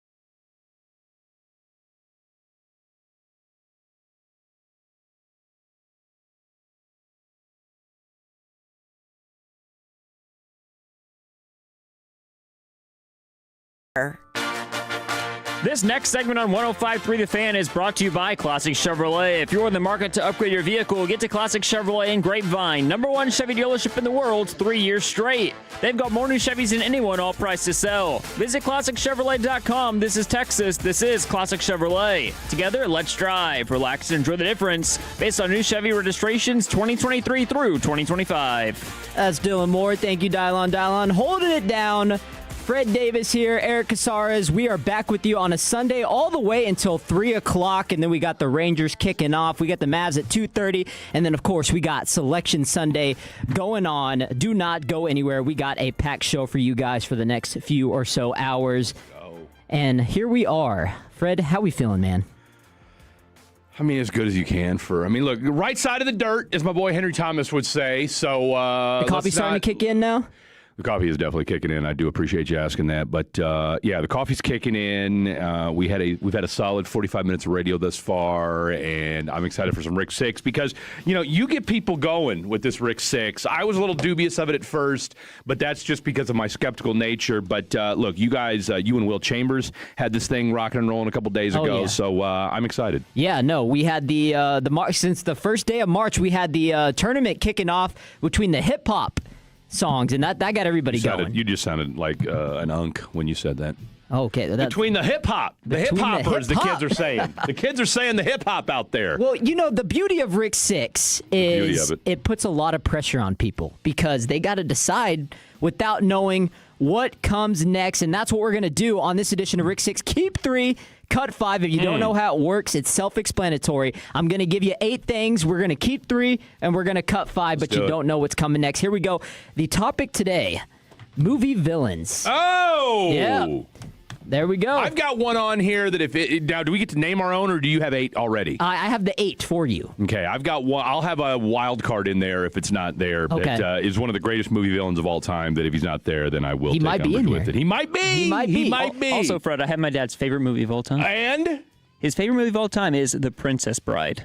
Wow, really? That tracks for you. That's a pull. That tracks. I like that. 877-881-1053. We want the Tolos to tune in as well. Let us know some of your favorite movie villains, and if you would keep these guys or cut them. We're going to go right down the list. First one, you ready? Ready as I'll ever be. I'm giving you a banger to start off. Okay. Give me Heath Ledger Joker. Yeah, I had a feeling that. I mean, look, I'm going to be. And see, this is what Fred does. This is what Fred does when he does segments like this. Not even the best Joker in a Batman. What? Not even the best Joker in a Batman. What are you more of Joaquin Phoenix? Is that? No, hell no. Hell no. I'm a Jack Nicholson Joker. This town needs an enema. But here's the thing. The reason I give the edge to Heath Ledger is because that dude had to go through mental battles to play that he did character. kill himself afterwards. Well, there's yeah, that. But he had a drug overdose, I thought, right? Was that what it was? Allegedly, depending upon what you read, he put himself through such mental torture that's. But because of that character put so much, pressure on him. Yeah, I'm cutting him. Oh, really? Cutting him, just like that. Dylon, I think we should jump in. We got to keep Heath Ledger, man. Now, is it a list? Do we each get to do one, or is this like a cumulative team thing? I thought we were being cumulative, but we can have our own list. No, let's do our own. All right, fine. I'm kicking him. I'm done. I'm not budging off that. I'm keeping Joker, Heath Ledger. That's the best movie villain of all time, in my opinion. Oh, you're tripping like Scottie Pippen. Not on Fred's watch. Thank you. What? Really? Wow, that's crazy. Okay. Ice in his veins. Dylan Moore. Didn't even think twice. Okay. I cut him. So we're doing our own list. Fair enough. Here we go. Next one up. Another good one. Yeah. Hannibal Lecter. Anthony Hopkins. That dude was wild. Yeah. Man. Look, I'm not a huge Silence of the Lambs fan, so I'm cutting him. Okay. Done. You ever seen Silence of the Lambs, Dylan? Never seen it, so I guess I have to cut it. I saw it a long time ago. Put the lotion in the basket. I'm cutting Hannibal Lecter. We're done. He's out. Okay, he's out of there. Get him out of there. Next one up. This is an interesting one. We're going back to the superhero theme here. Yeah. Willem Dafoe, Green Goblin, Spider-Man. I can't stand Spider-Man or really any Marvel movie, to be honest. Or is that Marvel or is that DC? That's Marvel. I don't know. Yeah, it's whatever. I'm cutting him. Okay. I'm cutting Are you him. not a superhero guy in general? I'm not. No. I'm not either. I'm not. I'm not. I was never a comic book guy. There is this new He-Man coming out, but I've seen the trailer for it, and it looks like it's trash. So I'm not excited about that. Man, we need to find you a good movie. I feel like every time I talk to you about a movie, you say, "Oh, it's trash." I just and again, I don't want to sound like get off my lawn guy, but unfortunately, I do right now. But I haven't seen a good movie in a long time. Yeah, unfortunately. But yeah, Green Goblin, get him out of here. Spider-Man was one of my favorite movies growing up, and I mean, people always tell me, "Hey, Doc Ock was Spider-Man's best villain, Tobey Maguire." I think Green Goblin was the best. Doc who? Doc Ock. Who the hell's that? You don't know Doc? I mean, have you ever seen Spider-Man? I mean, I know Spider-Man. Yeah, Spider-Man 2. You remember the the one with the? Never seen it. I've seen one Spider-Man in its entirety, and I fell asleep during it. It was the one where, because my kids wanted to go see it, so I was like, all right, I almost said something I couldn't. Where I want to say, who was there was other Spider-Mans in it. No Way Home. Yeah, that's where they all came back. Yes, that one. Mm-hmm. That one. Yeah. Yep. That was dozed off for a solid 20 minutes in the middle of it. It was a slow start, it was, the point of it was for nostalgia purposes to bring them back at the end. Okay. Yeah. Okay. You know how that's the thing with Marvel is they start getting into this whole what is it, the multiverse where they got to bring other people back from different. It's weird. Okay, fair enough. All right, so I'm so far I'm 0 for 3. Okay. On Agreed. So you haven't kept anybody yet? I haven't kept anybody. Okay, no. I'm keeping Green Goblin. I love it. No, yeah. And you're keeping Heath Ledger too. So I only got one you've more. Only got one left. Dylan, what about you? No, he's 0 for 3 too. You're still 0 for 3? He and I are both 0 for 3. All right, here we go. Next one up, Antoine Chigurh from No Country for Old Men. All day, every day. That's a villain. Good one. That's a villain. That's a villain. I think it's Antoine Chigurh is how you pronounce it, but I could be wrong about that. Javier Bardem was great. He was great in that movie. In fact, I saw an article way back when where they said they asked, or they did actual, psychopath traits of movie villains, and he was rated the most highly accurate of an actual psychopath would look like. Of course, because the coin scene in that movie is just so telling because he's deciding a dude's life on a flip of a coin. On fate. Yeah. It's literally on fate. No, Antoine It's psychotic. Chigurh. Fantastic. And he's got the little meme that where he looks at him like that after he flips a coin. Antoine Chigurh, that's my first one. Boom. Okay. We're in agreement. I've also never seen this movie. What? Wow, you've never seen No Country for Old Men? Well, you're watching the WBC tonight. Put that on your bucket list this week. I have a lot of things on my bucket list. Movie watching. Well, you did that. That's accurate. Now that's true based on what we've talked about here in the program. So put No Country for Old Men on your list. You want me to keep him? Okay, I'll keep him. Y'all seem to want to keep him. So Fred, this might be a sweep. First time ever I've done all my keeps at once. I'm keeping Antoine. Yeah. So you're 3. You got nobody left. Yeah, I'm cutting everybody else. Okay. So we got 4 left. Okay. Here we go. Next one up. Voldemort Ralph Fiennes. That sounds like a Harry Potter some guy? sort of no. I don't like Harry Potter. No. I think I saw half of one movie. Hey, some people are big Harry Potter fans. Just gotta throw that Blake out there. Elliott is a huge Harry Potter guy. My daughter is a huge Harry Potter person. Gal, whatever. But no, that's not Fred. And apparently not Dylan What's the either. sport they play, like Quidditch or something? That sounds accurate. I think so. We got some hot takes in here from the 817. Joaquin Phoenix was the best Joker. I mean, I get it. No, look, there's no people can say that, and I appreciate that people feel as strongly about Heath Ledger as they do. And I mean, you had a hot take earlier in the show about Osa, which I loved. I'm going to push back on this one, and this may seem unfair. If he didn't die, would we care as much about, or would we hold him in his high regard in that role? Okay, that's a good question. Kind of martyred himself in that Joker role, did he not? Yeah, but see, the thing is, that movie was so good because of him. Though. The movie would the Dark Knight be the Dark Knight without Heath Ledger? I don't think we'll never know. But I would push back and ask: Would Batman be Batman without Jack Nicholson? Okay, fair enough. And again, ask him. Jack Nicholson. Text your dad right now. And ask him who his favorite Joker is. My dad's going to say Heath Ledger. I know for a fact. Text him. Text him what he says, and I ask him about Jack Nicholson. Okay, so wait. And if your dad says Jack Nicholson instead of Heath Ledger, all right. I don't think he's You're going out of the family. to, but all right. You're out of the family for a week. Dylan, so you have no keeps yet.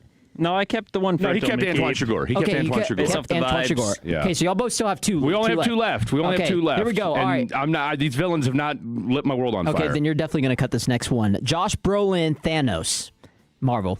Yeah, no. Yeah, no. Dylan, what's your opinion on the MCU? The what? Marvel. Okay, well, I guess that's your answer. That's your answer right there. That's your answer right there. There's your MCU. Okay. Here's another one. Michael Myers. Nope. Halloween Out. series. No. Out. I don't know. You can keep him. He's okay. Okay. Out. So we got another keep. He's got one more spot. He's got Why one not? more. Why not? All right, what do we have? 1, Okay. 2, 3, 4, 5, 6, 7. You've got one guy left. I got one guy left. So you're going to automatically keep your default keep, and you're going to like this one. Yeah. James Earl Jones, Darth Vader. Yeah, I'm out on that too. What? I'm out on that too. Fred, Okay? what's your, I'm out what's on your that taste, too. man? I'm out on that too. I'll tell you what okay, so Fred's going to obviously have to do 2 write-ins. Number 1, Clarence Boddicker, RoboCop. Look him up. Never Look him seen up. RoboCop, but I don't. Do you guys know the show, That 70s Show? I've heard of it. Yes. Okay. Even I've heard of that show. Had heard of it. Clarence Boddicker. Okay, so That 70s Show, the dad, Red Foreman. You guys know who I'm talking about? Very popular character. I think I've seen him. I know who you're Okay. about. Yeah. So Red Foreman, if you know, was Clarence Boddicker in RoboCop. Okay? Unbelievable character. One of the most underrated villains in movie history. Okay? And then my third one, easy layup. I can't help myself. It is what it is. I'm just going to go with it. Arnold Schwarzenegger in the first Terminator. Yeah. Okay? No. Mhm. Arnold That's a great Schwarzenegger, one. the first Terminator. What are we talking about here? Or even the cop in the second one, Judgment Day. He was pretty good too. I don't hate that one either. That's a great choice by you. I'll tell you, I could take it a step further since we're talking about it. Predator. The first Predator. Yeah. My dad's a big Predator guy. What? Can't help but love the Predator. That's a good. Those are good series overall. Homelander from the 469. You ever seen The Boys? Negative. I've seen some great things about him. I've never seen the show. Somebody keeps comparing me to him. I got compared That's to not him. a good comparison. I don't know. That's why somebody kept comparing me to him on Friday. Homelander's like a horrible person. like literally horrible. Yeah, makes sense. Makes sense. There might be something to that then. Have you ever seen? So the 817 is asking, ask Fred about Christopher Waltz in Inglourious Bastards. Oh, he was great in that movie. He was a pretty raunchy dude in that. That's not a bad. I would have him over any of the other people on this list. I would definitely have him over any of the people on this list. Rutger Hauer from The Hitcher. I've never heard of that. I'm guessing Rutger Hauer, I think, and I'm not looking at that, but I'm guessing that's the name. Rutger Hauer. Okay, Rutger that's Hauer how you pronounce sounds it. accurate. All right, send in some villains. Send in some villains when we come back. We're efforting to find out if our boy Broadus is going to join us at 1 o'clock. If he's here, he's here. If he's not, he might be doing he might be doing draft prep as we speak. There's no telling. So 877-881-1053. David Behrman from FanDuel Sports and the David Behrman Network is going to join us at 2 o'clock to talk some football as well. So lots to get to. Don't go anywhere. Eric, Fred, Dylon right here on 105.3 The Fan.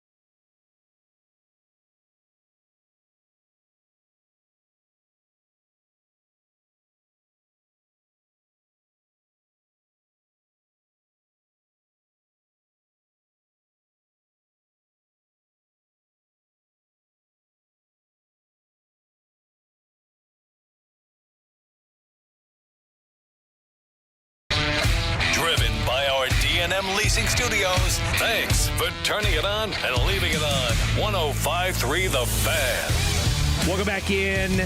It is the 105.3 The Fan. It's Fan After Dark. So, I tell you what, and shout out to the three-time Hall of Famer, Chris Arnold, because movie watching is a sport, and people get so fired up over movie takes. I would push back and suggest that I've gotten more hate for my movie takes than I've ever gotten for any Cowboy take I've ever had. Hands down. Yeah. Hands down. For instance, let's see here. Some of y'all are killing me with some of these takes here. Let's see. Fred, you're the villain for these Cheeks takes on movies. RoboCop, that is a god-awful choice. I have the mean boss lady from The Devil Wears Prada higher on the list. That just tells me you don't know ball. Devil's Wears Prada. I mean, she was pretty rude in that one. Let's see. Here we go. I'm afraid you picked the wrong two dudes for this. Dylan and Fred are two uncultured Philistines when it comes to cinema. Yet he says this and tells me that I'm wrong because I don't like comic book movies, and then says no villain ever named Clarence should make this list, but then brings up Ma Fratelli and Shooter McGavin from Happy Gilmore. Look, fine villains, but all that tells me is you've never seen RoboCop. Yeah. No, if you've seen RoboCop, the original, and you're going to tell me that Clarence Boddicker, which, by the way, it's an incredible name, by the way, for a villain, Clarence Boddicker. Boddicker. And the one-liners in that movie, what's our boy's name in that movie? Peter Weller. And I'm just this is all you need to know right here. This tells you all you need to know about Clarence Boddicker if you haven't seen it. And again, let me make one distinction here before we continue on with the rest of the program. This is the original RoboCop, 1988, 1989, which, by the way, was filmed here in Dallas. Okay, OCP, or I think I can't remember if it was one or two, was filmed here in Dallas because City Hall is in RoboCop. OCP. Now, there's the beginning of the movie. Peter Weller, he's the cop, and he's tracking down the gang that's led by Clarence Boddicker, aka Red Foreman. They've shot off his hand. Okay, like he's about to die. All right, they've shot off his hand. He's sitting there. He's holding his arm up like this. His hand is gone. And Clarence Boddicker says, "Come on, give him a hand." Nothing from you two? Nothing? No. I can't get anything from you two? No, I mean, you're spitting. I'm just locked in right now. It's funny. You got to be there. You got to see it. Enough is enough. Go watch the damn movie. It's better than anything you've seen in these goofy-ass comic book movies. And then they kill him. Actually, they don't. Actually, they don't kill him. That's how he becomes RoboCop. I can't trust any man who wouldn't wear purple. Terrible take, Fred. Man, they're just on to you tonight. No, look, send your arrows this way, okay? Send your arrows this way. I'm here for it, okay? You damn right I don't wear purple. I've made that very clear. I love 80s action movies. I don't like comic book movies. And that's just the reality of it. And I stand by it, and I will stand firm to that take and sleep great at night knowing that those are the things. Hey, at least you're standing on business. You got to.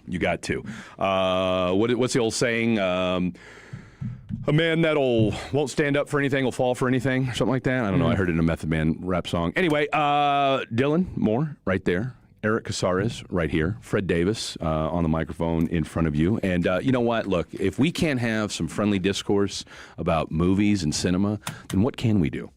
What can we do? Fatty's on the phone. That's going to go down at 1:40. So for all of you cinephiles out there, as you like to call yourselves, if you have a take, and I'm sure a lot of you do, on movie villains, we want to hear it. Okay, we want to hear it at 1:40. My dad got back to me on the What'd he say? answer. What'd he say? He said, you don't have to tell me Heath Ledger, but Jack Nicholson was very good. Thank you. I'll take that. And I need to bring this up. He said Arnold was a really good villain, and then Emperor Commodus on Gladiator, very good. Ooh. Yeah. No, look, let me tell you something else. You guys have had some really good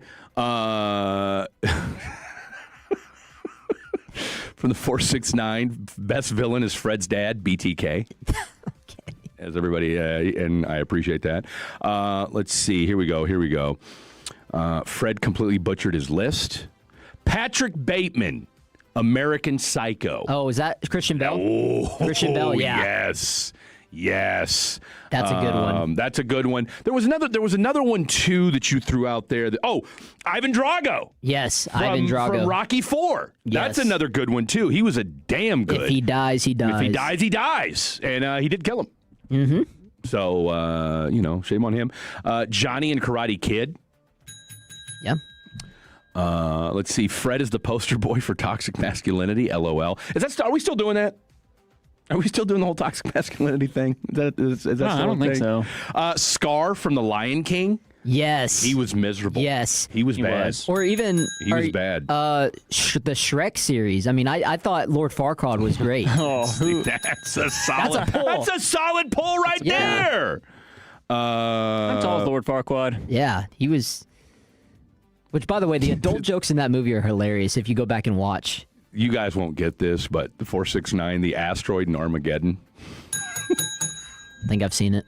What a great pull. From the 214, I'll admit, I wish Fred's shows would be renamed to The Fan After Beers or The Fan After Smoke Hits. Just let the record show.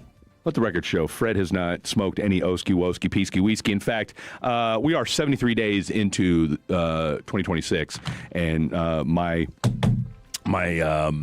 what was it? What do you call it? A resolution. My New Year's resolution was to not smoke pot in 2026, and so far, so good. All right, our boy Brian Broaddus tied up. Can't make it today. Totally understand that. Make sure you tune in tomorrow, 2 to 7, for all things Brian Broaddus on the G-Bag Nation. So we appreciate Brian, as always. So let's, I'll tell you what, let's just dip our toes real quick. We are, I heard Hixie and Eric Nadel, 11 days from opening day.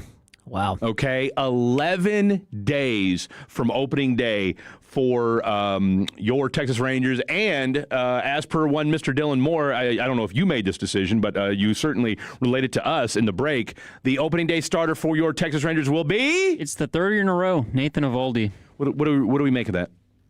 Not surprised. Okay. I don't remember the last time we've had an opening day starter for 3 straight years for the Texas Rangers. 877-881-1053. Anybody remember that? Are we good with that? I'm cool. March 26th, baby. Let's get it. Are we surprised it's him and not Jacob deGrom? No.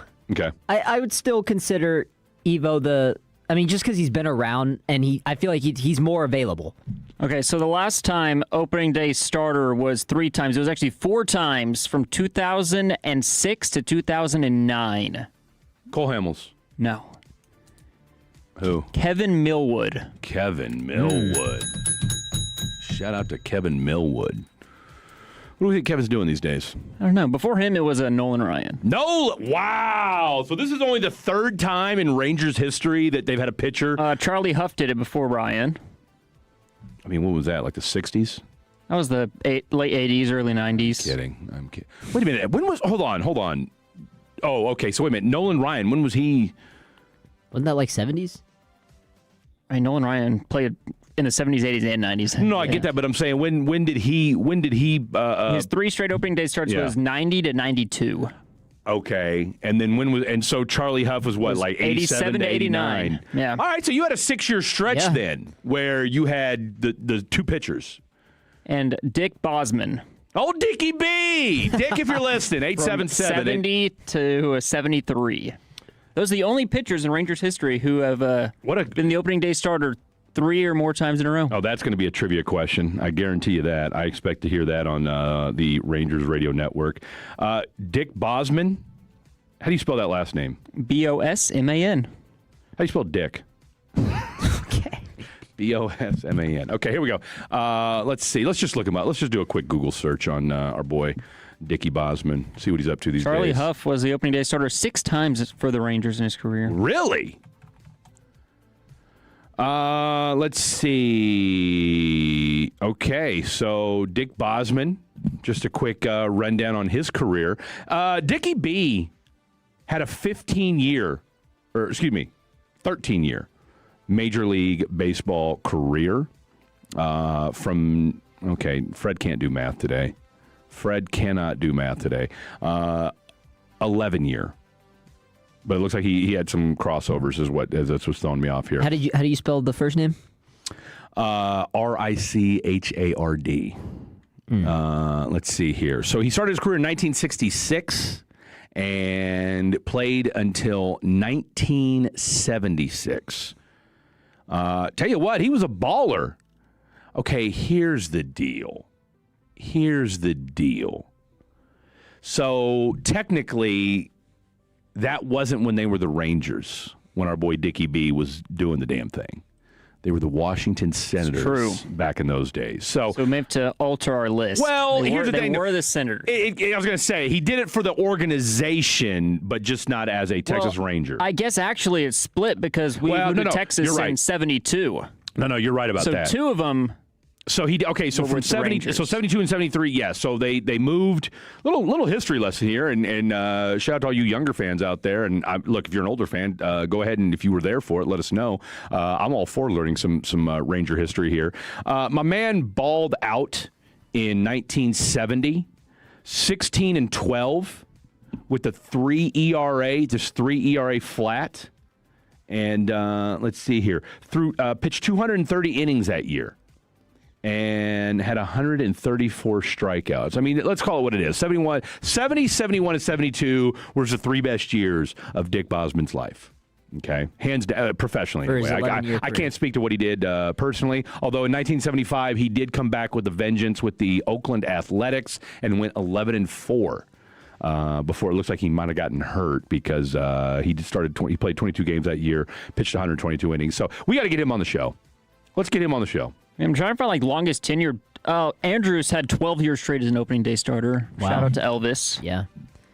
Shout out to Elvis. Man, when they showed him holding the that was Beltray. He pitched a no-hitter for the Rangers back in 1974. Oh, he's that guy, I guess. Dickie B. 87. Oh, man, where is Dick B?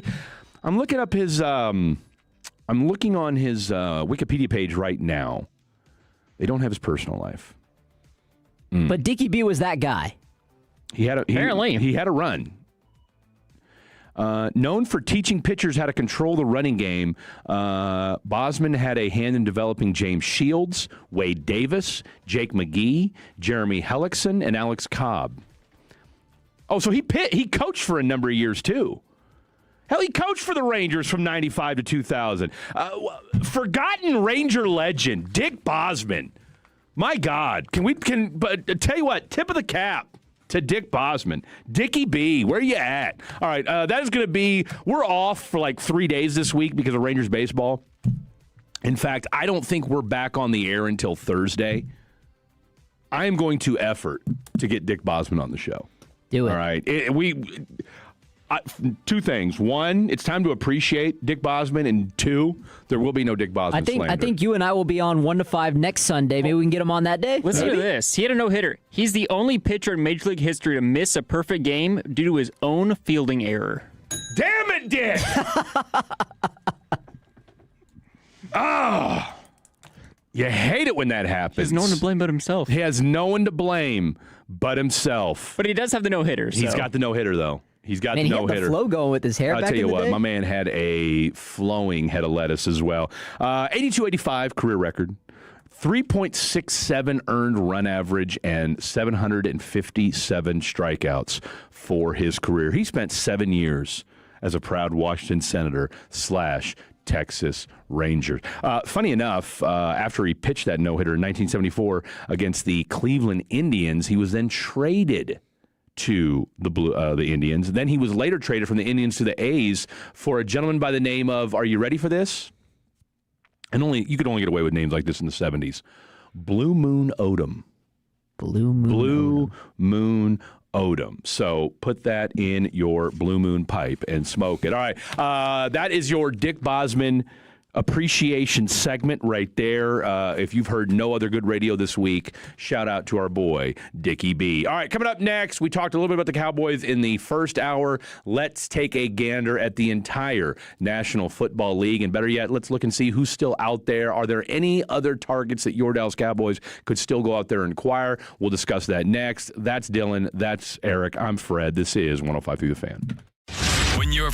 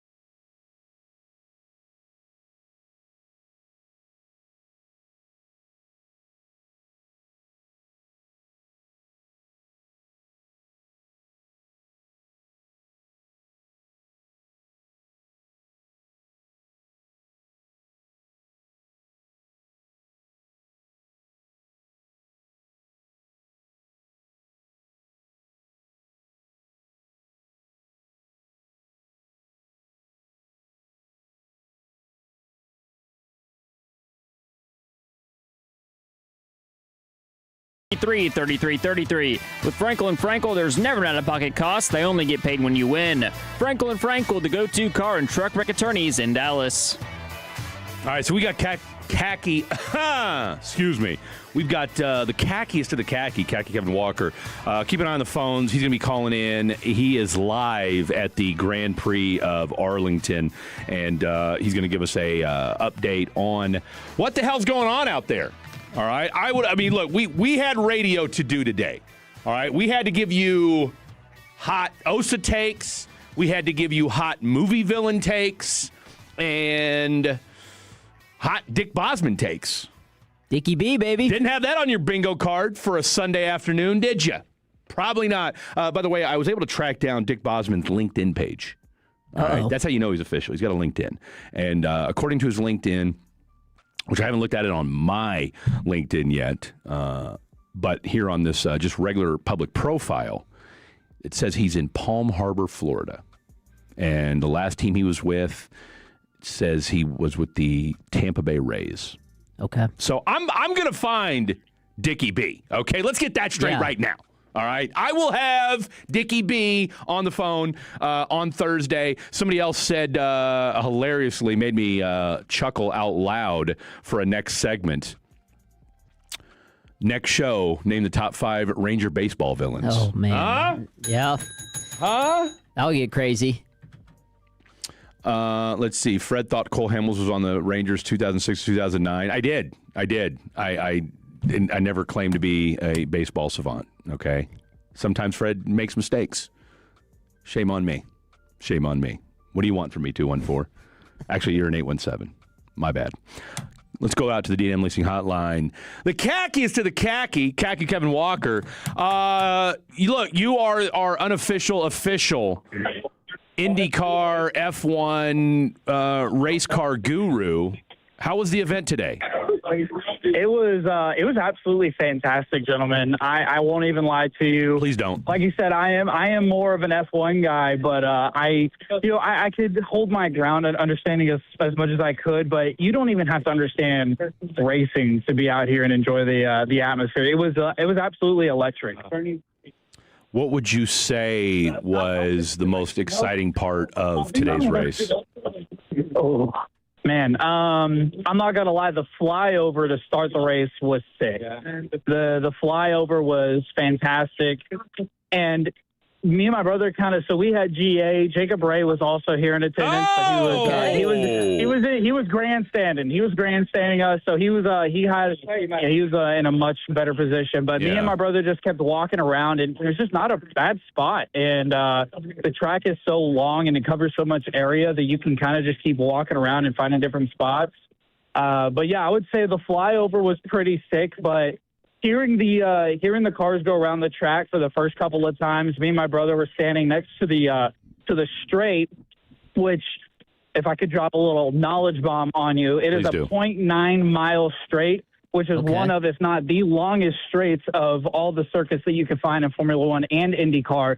So the cars could reach up to 185, sometimes 190 miles per hour. So being able to hear the engine and hear the cars one after another that first time was really cool. Now, Kev, I'm looking at your Instagram story right now. I see you and Cole. You got some pretty good seats. I have to ask, and I hope this is not a dumb question because I'm a very casual Grand Prix knower. But how loud is it being that close?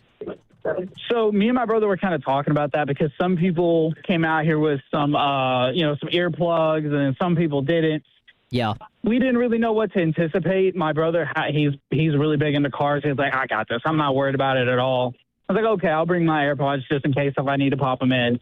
I didn't. It's loud, but it's to a point where you can still tolerate it. You can still tolerate it. Now, if you have kids and stuff, like, that's completely understandable. Bring over ear headphones, but like honestly, you really don't need them. Now, if you're like working in media and you're like a photographer and you're damn near on the track, then like that's totally understandable. But definitely don't need them. Yeah, out about it. Who won the race? Kyle Kirkwood won the race. Kyle who? Kyle Kirkwood. Put that in NBA terms for us. Put that in what? What's the NBA comparison? Put that in NBA terms for us. I couldn't. Okay. Like I said, I'm an F1 knower, but I will say this. Okay. I will say this. Might start getting into a little IndyCar. Might start getting into a little bit more IndyCar. Okay, let me ask you. Okay, so just for the sake of this argument here, Mr. Khaki Kevin Walker, is F1 kind of like the PGA Tour and IndyCar is like LIV? No, I wouldn't say it's necessarily like that because I'm spitballing here. While they are different, they are similar in a lot of ways as well. And a lot, my brother asked me a pretty good question, like, is there guys from Indy that can move up to F1 and vice versa? And that has been done before. Formula One more, they kind of rely more on their F3, F2 class and upgrade from there. But guys in F1 that can't make it, they come to IndyCar, and sometimes they come over here and they're really successful. So there's a lot of differences and there's a lot of similarities. I wouldn't say one is better than the other. It just depends on what you enjoy and what kind of racing you enjoy. Me, I like F1. I consider it the pinnacle. That's kind of what, their whole motto is. Yeah. So I wouldn't say it's like PGA and LIV. Yeah. What about our boy, what's our guy, Patty O'Ward or something like that? What he do? Patty O'Ward, that's my guy. That's my McLaren guy. Yeah. Because I am a McLaren guy. I interviewed him today. Yeah, I know. I'm still, to this day, super jealous. He's such a really cool guy. Super good dude. And that's that's another thing. IndyCar, they have really good characters in their sport. They're not closed off to the media. They do a really good job marketing them and keeping them personable. So, but no, Pat O'Ward placed 5th today. I've had my eyes on him all day, especially in that sick papaya orange and McLaren colors. Okay. A lot of and if I might, gentlemen. A lot of McLaren love out here. A lot of Pato O'Ward out here. Yeah. It seems as though those are the favorites out here in Arlington in the DFW area. But yeah, I'm telling you guys, if they do this again, it's going to be electric because they showed out. It was really okay. So it was a very well attended event, is what you're saying. Very well attended. Okay. Very well attended. It reminded me of the World Series parade, just because it is kind of all in that same general area. Interesting. But yeah, it was a ton of fun. Very, very well attended. Like I don't want to besmirch anything, but when we went to LIV a couple of years ago, or last year it was also 1,000 degrees outside. Oh yeah. It was also at that. But hey, weather is perfect today. Hey, let's not bury the lead though on that LIV thing. Was the food not lit in the press room? The food was really good. I won't lie. Look, there's levels to this. Number one, it was, I remember it was me, you, Degenerate Jake, and then Degenerate Jake's buddy, and we snuck him in. We can say this, the statute of limitations is up. And so we snuck him in. We go into the press room, all right, which was also 100 degrees, and we ate like kings. We really, really did. Didn't matter what was going on in the Gulf. It could care less. That's what it's about, man. And we ate. The food was so what they did? good. Yes. You know what they didn't have at LIV that they have here? What's that? Hurtado's barbecue. Oh, they got Hurtado's over there at the Grand Prix of Arlington? Oh, yeah. Oh, I'm jelly. I'm going to go eat some barbecue. Hey, Kev, from the 817, they're asking, who was the favorite to win? That's a good question. I think the favorite, I'm trying to think. Ericsson was the one who placed on pole yesterday, so probably going into the race, he might have been the favorite. Okay. I know that Kirkwood he wasn't the favorite. I want to say it was Palou, who did race really well today. Yeah. He placed, I think, second or third. I want to say second. So Palou was just below first? Yeah, I got the correct. I got the BetMGE bet lines. Because Palou is a favorite. It was kind of hard to keep up. That's it. Palou was a favorite. You were right. That's it. Palou. Yeah, so Palou was the favorite going in. But it was a really good race from start to finish. I'm guessing your brother's not going to be driving you guys home? Nope. I'll be driving us home. If you know, you know. Little inside joke there with the khaki Kevin Walker. Look, my man, great stuff from you. Go ahead and tell us where you can find yourself on the socials and where we can find your podcast. You can find me at khaki_Kev. And if you do enjoy motorsports, as I know that some of the Tolos have claimed to be, damn right they do. The past week or so, they've really come and shown out. You can find me at the Lapped Pod. Me and my friend Tristan, we do a Formula One podcast. We bring you all the intel and we break it down so that way you can understand it. There is no dumb question. And we try to help everybody else to learn the sport a little bit more. So at the Lapped Pod, and if you want to find my personal, at khaki_Kev. What side of the car is the steering wheel on? It's in the middle. So. There you go. No dumb questions, people. No dumb questions. Kevin is ready for it. Kevin, great stuff from you as always, my friend. I'll see you this week. Go check him out. Go follow him on the Twitters and the socials and his podcast. You will be glad that you did. All right, we got a few minutes before we go to Tolos and Fatties on the phone. 877-881-1053. Just a smorgasbord, if you will, of sports topics that we can get to today. And, of course, movie villain talk, which has dominated a lot of the show today. Mm-hmm. And we're here for it, and hopefully you are here for it too. What did you make, real quick? Here we go, from the 214. Indy, all cars are the same, more about the driver. F1, cars engineering is key, cars are different. Okay. From the 682, Nelson Cruz, number one Ranger villain. Oh, man. No, well, we all know who the villain is. Sensitive subject. Sensitive subject. Who is it? Tell us. David Freese. Oh, okay. Let's see. Maybe Basic's dad played with old Dickie B. I'll have to look that up. And then let's see. Maybe not the best, but my favorite villain is Bishop from Juice. That's a great poll right there. Shea Langoliers can also crush against the Rangers. Who's that? Shea Langoliers. Shea Langoliers? Athletics, yeah. Okay, I like that. Jenny from Forrest Gump is another name that has been tossed out as a potential villain as well, and she was absolutely a villain. Bennett Vernon Wells from Commando, and then let's see. Oh, 469, Omni-Man and Invincible. You ever seen Invincible? Never seen it. I don't even know why Never I asked you that question. Never seen it. You know it's better on than that. Prime. And then from our boy Jagon and Terrell. I'm glad to hear Jagon's back, by the way. I was getting worried about him. Nico, top villain of all time.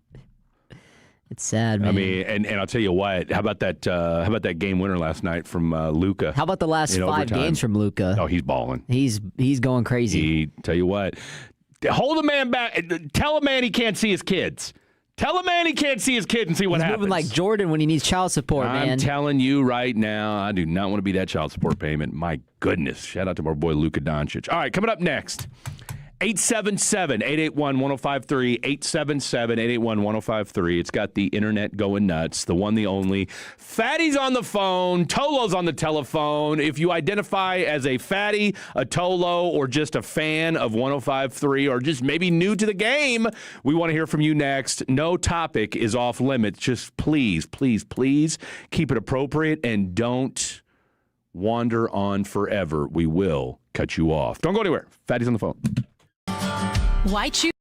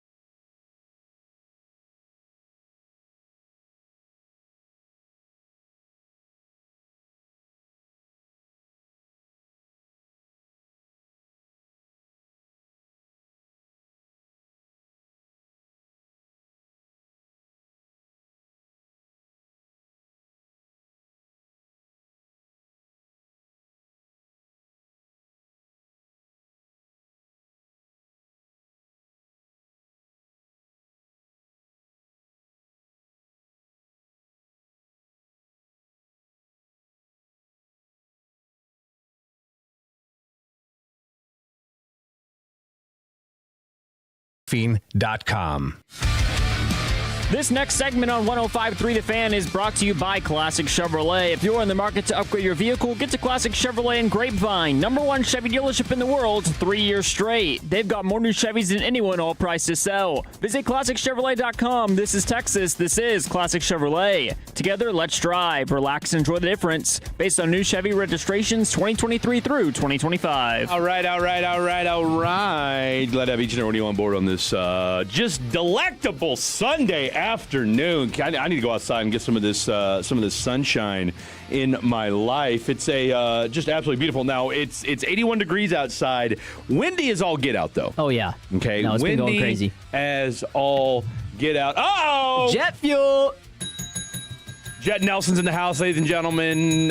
He held it together for us yesterday on White Guy Radio. Myself, Will Chambers, and one of the whitest people I've ever met, and I mean that in the most respectable way possible, Mr. Jet Nelson.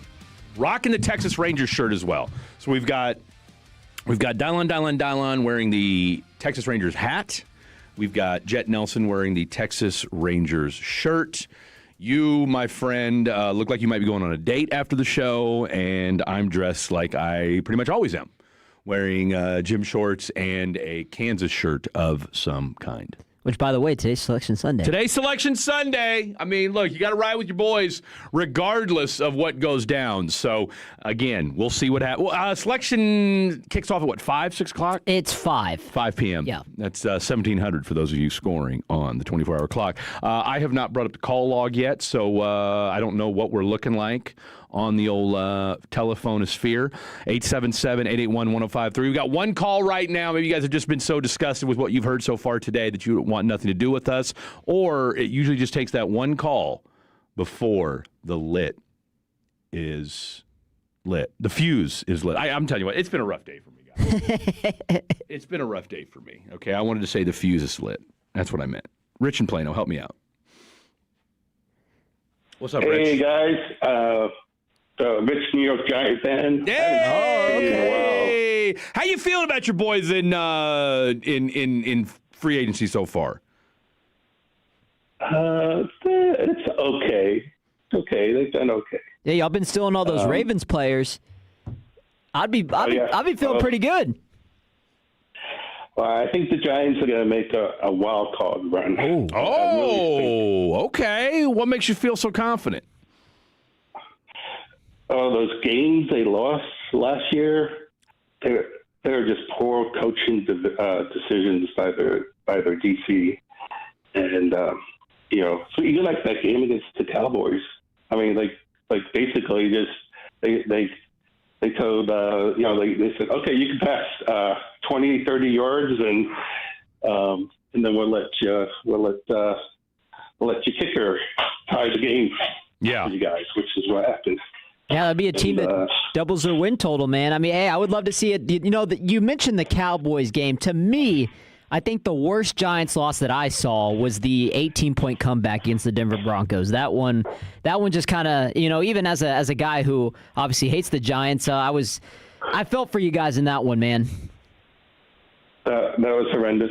They had historic fourth quarter meltdowns in the past. Once against the Eagles, I think the Eagles they gave up 3 touchdowns in one fourth quarter. That was like way back. I'm more like Fred's age, or even older than Fred. Man, you're old. You are old because I'm old, so I can't imagine how old you must be. Did you call in on a rotary phone? No, I'm on myself. Okay. Oh, yeah. Okay, funny. You knew what I meant.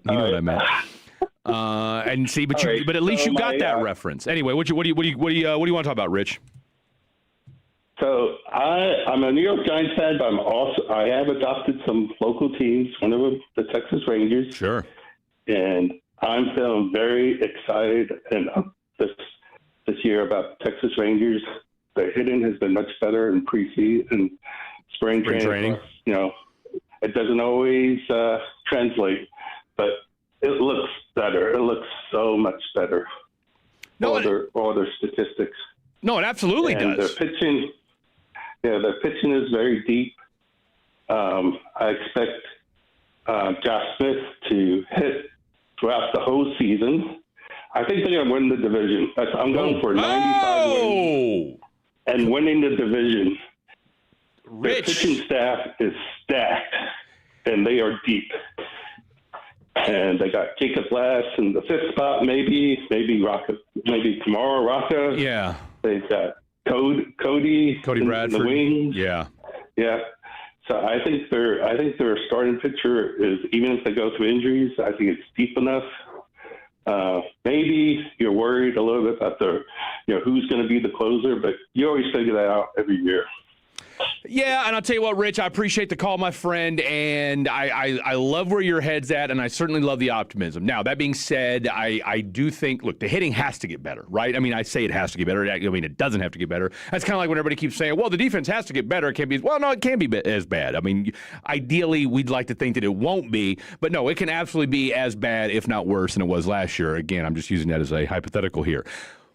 I wouldn't say on paper the Rangers pitching staff from a starting perspective stacked seems a little aggressive to me. Now, I guess when you put it in the standpoint of DeGrom, Eovaldi, Mackenzie Gore as your top 3 guys, Jack Leiter, who had a good year last year, if we're really being honest with ourselves, was a solid pitcher, and if he's your 4th spot, you can do a lot worse. And then whether it's Jacob Latz or Kamar Rocker in that 5 spot. So yes, I mean, you could say yes that it's a very top-heavy group. A lot of this is going to depend on Mackenzie Gore in a way, right? Because A, you gave up a ton for him, and B, he's never been able to put a full season together. So if he can put a full season together, kind of like a DeMarvion Overshone, kind of like a Siobhan Revel, that could be a game changer. I would push back with one thing, though, with Rich. You do need a closer. You can't go into this season with this closer by committee there's a reason why Chris Martin's never been a closer in his life. All right, and he's 42 years old, for God's sakes, and now we're going to make him a closer? I mean, maybe he comes out of nowhere and it's good, but our boy, as you alluded to the other day, Alexis Diaz, gone. All right, so that experiment's already over. Is it going to be Chris Martin? Is it going to be Robert Garcia? And I promise you this, you just said it. If Robert Garcia is named the closer, there will be, there's already a group of Ranger fans that are suspect as it is. You name Robert Garcia your closer to start the season, that segment is only going to get louder. We might have some problems there. I'll just leave it at that. Take a guess. He had 16 save opportunities. How many did he convert last season? 1. 12. 9. Oh, you said 6. Sorry, I misread 16. That. I got you. Yeah. Just 9. That's it? 9? That seems a little. That doesn't seem. I thought it would have been a little more than that. I probably would have too. I said 12. I said 12. That's it. 9. That was it. I'm kind of disappointed about that. Look, I'm on the Robert Garcia train. All right, I'm on the Robert Garcia train. He pitched well in the WBC. Let's give him a shot. Let's go out to Mario in Dallas. What's up, Mario? Not much, man. I want to talk about your villains, man. You had some great villains there, man. The dude from RoboCop and stuff. But there's one that I'm trying to think about. The one of my favorites was Megatron, man, from the 1986 cartoon, man. The movie cartoon where he blasted Ironhide's head off. Man, that was just ruthless, dude. We didn't expect that when we were kids, man. Or how about Ironhide, or not Ironhide, you just mentioned Ironhide, Megatron and just the Michael Bay Transformers movies. He was good in those, too. Yeah, I liked that too, man. And the other one I got to say is the Shredder, man, from the Teenage Mutant Ninja Turtles from 1990, man. Oh, that's you know what? Shout out to Shredder from Teenage Mutant Ninja Turtles. Fred's writing all this down, too. That movie was dark, man. That movie was dark. Oh, the original? No, you talking about the original Ninja Turtles that came out in the 90s? Yeah, the cartoon. Yeah, the movie. Dude, I'm telling you. And don't forget Ninja Rap in the second one with our boy Vanilla Ice. Yeah, they got a little cartoonish for afterwards, man. But yeah, man, the first Ninja Turtles movie, man, real dark. I'm gonna have to, what? I'm gonna have to go check that out now that you mention it. I am gonna have to go because look, I haven't seen that movie in almost 30 years. So the original Teenage Mutant Ninja Turtles, I will definitely check that out, bro. Good call by you, All right, Mario. man. All right, man. Keep up the show, man. Great show today, man. Mario. Thank you, man. Thank you, Mario in Dallas. What a call! What a call from Mario. And he brought the energy too. No, Mario's jacked. If I didn't know any better, I think he might be doing key bumps before he called in. Let's go out to Michael in Waxahachie. What's up, Mike? Afternoon, fellas. I just left work on my way home. I've got a burning question for you guys. We're in spring. We're coming up on time when you got Selection Sunday. March Madness is right around the corner. Yes, sir. You got the Masters early April. Mm-hmm. NBA playoffs, NHL playoffs starting about a month from now. Yeah. So could spring be considered the better time of the year as far as sports go, or do you guys have a different answer for that? It's a great question, Michael and Waxahachie, one that we have actually delved into on this particular program, Fan After Dark. Blake Elliott asked that exact same question, what is the best sports month of the year? And I know mine answer. Look, March, I love March. I love March, too. Okay. For one, shout out to all the Pisces out there. Best astrological sign on the planet. I mean, let's just put that out there, number one. Spring, just a great time of year. And you got March Madness. But, all that said, International Women's Day is on March 8th. I mean, to all my ladies out there, we love you all. I got to go with the fall, man. October is the best month. I mean, it's because you got baseball, you got playoff NHL. baseball is playoff baseball's electric. He mentioned NHL. Fred, you hate the Stars. Playoff baseball to me, even if you're not a baseball fan, is electric. Might be the best postseason of all. All right, like we love some NFL, but playoff baseball, when you just got two pitchers who are just dueling out there and just dealing, I mean that to me, 18-inning World Series game. And I'm telling you, I was working that night. I got home like 11. I stayed up and watched. You couldn't stop watching it. You were glued to. Again, it doesn't matter if you're a baseball fan or not. Playoff baseball sucks you in. It's different. So I'm with you on that. I think you've got the start of the NFL, you got the start of college football, you've got playoff baseball. And trade deadline, is that in November or is that October? For the NFL? NFL. I want to say it's usually in November because they usually try to make it around week 9, week 10, so that way they can keep, teams can kind of figure out, okay, are we still in it? I know it's before Thanksgiving, so. It's before Thanksgiving, but that's fall-ish. Mm-hmm. That's fall-ish. And I feel like you've got better holidays. Yes. Okay. Yeah, we're kind of like in the weird time. There's not that many good holidays coming up. I mean, St. Patty's Day. I mean, I don't know. Did you guys see the video of people fighting in Deep Ellum this weekend? That doesn't surprise me. My God. I mean, there's Easter coming up. Shout out to Easter. Shout out to Jesus. After that. Big comeback. Big day for him. Yeah, it really is. One of the biggest comebacks of all time. One of the biggest not the biggest. It probably is the biggest. You talk about the 3-1. Cavaliers, Warriors is certainly up there. But Jesus, if I had a top 5 all-time greatest comebacks, Jesus on Easter is definitely one of the bigger ones, if I do say so myself. But not just above Cavs 3-1. You got Jesus, Cavs 3-1. Let's see, what else? But no, I'm with you. I mean, because look, a lot of people like Halloween. I'm not a Halloween guy. I was more a Halloween when I was younger. Isn't it? That's... I mean, it's more of a November 1st guy. You can go get the candy on sale. On sale candy. But then you could, but really, for being honest, I mean, really fall outside of Halloween, though, now that I think about it. I mean, you got Labor Day, okay, like the unofficial end of summer. Then school starts. And so what's really, so for between Labor Day and Halloween, what do you got? Nothing really happens in October, holiday-wise. That's, now that I think about it, so it's kind of, look, we got, like I said, we got St. Pat. Maybe spring is has a little bit more punch when it comes to holidays than we realized. Yeah. Because you've got St. Patty's Day. You got Easter. You got Valentine's Day. Are we calling that spring, though? It's probably more late winter. The tail end of winter, right? And the thing about Valentine's Day, kind of a propaganda holiday, if I'm being honest. How about the time change, too? That's underrated. Isn't Mother's Day a spring holiday? Yes. Yes. Shout out to all the moms out there. Father's Day is summer, and Mother's Day is spring. When is Mother's Day? We probably need to figure that out. I want to say it's May something. May the 10th. May the 10th this year. May 10th. Does it change year to year? I think it does. It's like the second Sunday, isn't it, of each May? I don't know. All right, coming up next, David Bierman, FanDuel Network, your text messages and more. Don't you go anywhere. This is 105 through the Fan.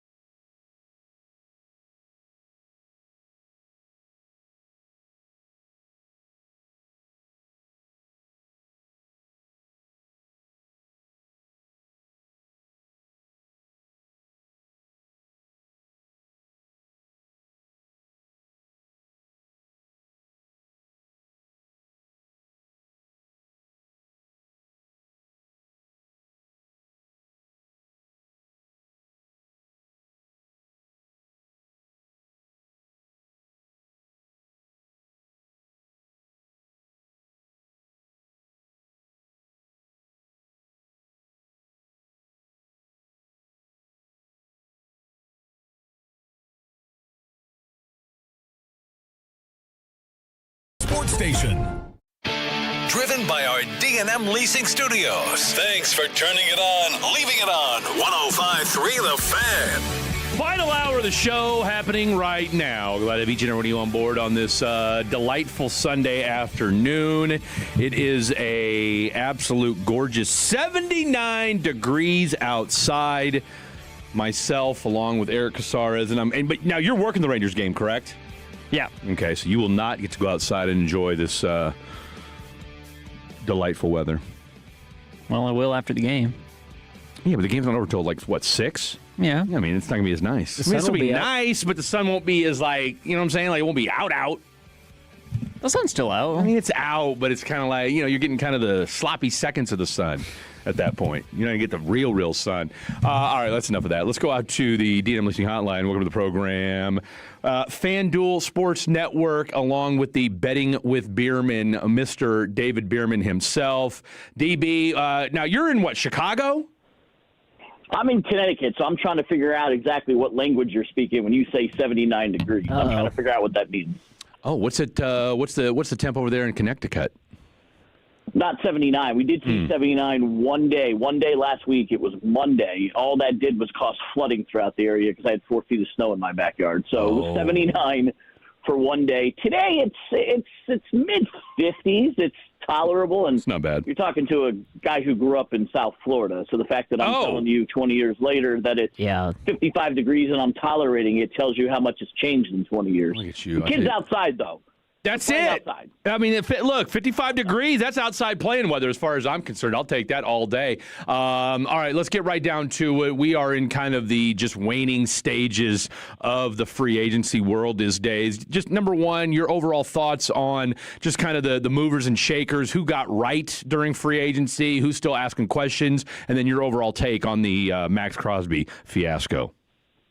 I think it's to start off with. I think it's a rich got richer scenario. I think the Kansas City Chiefs signing Kenneth Walker is arguably the first actual running back they've had in a long time. They've been winning championships like New England did for years without a true running back. I mean, you're talking about Kareem Hunt as your starting running back when you've won titles. So Pacheco and those guys. So signing Kenneth Walker, who arguably was one of the top 10 running backs in the league last year. I think they got great. I think the LA Rams getting McDuffie, I know it wasn't a free agency, but it was a trade.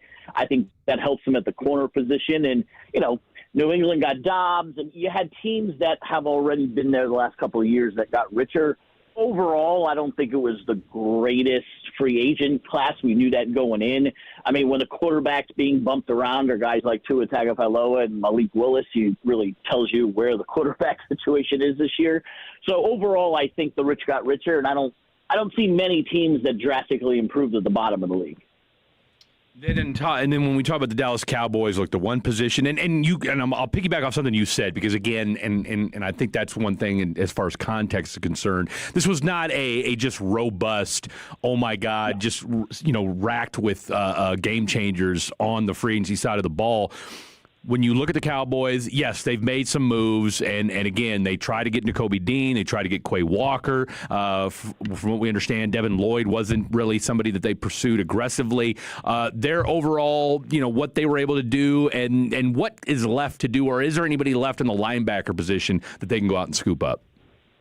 I mean, I think it starts with getting Rashawn Gary, again, not free agency, but related to free agency. I think that trade was huge for them to shore up the edge position, obviously, after you traded Micah Parsons in a no-win situation. And listen, I think the Cowboys at least got some depth in, Jalen Thompson, Kobe Durant. They got some depth on the defensive side that they really, really struggled with last year. Their secondary was a joke last year. We know that. They got Sam Williams as another DN.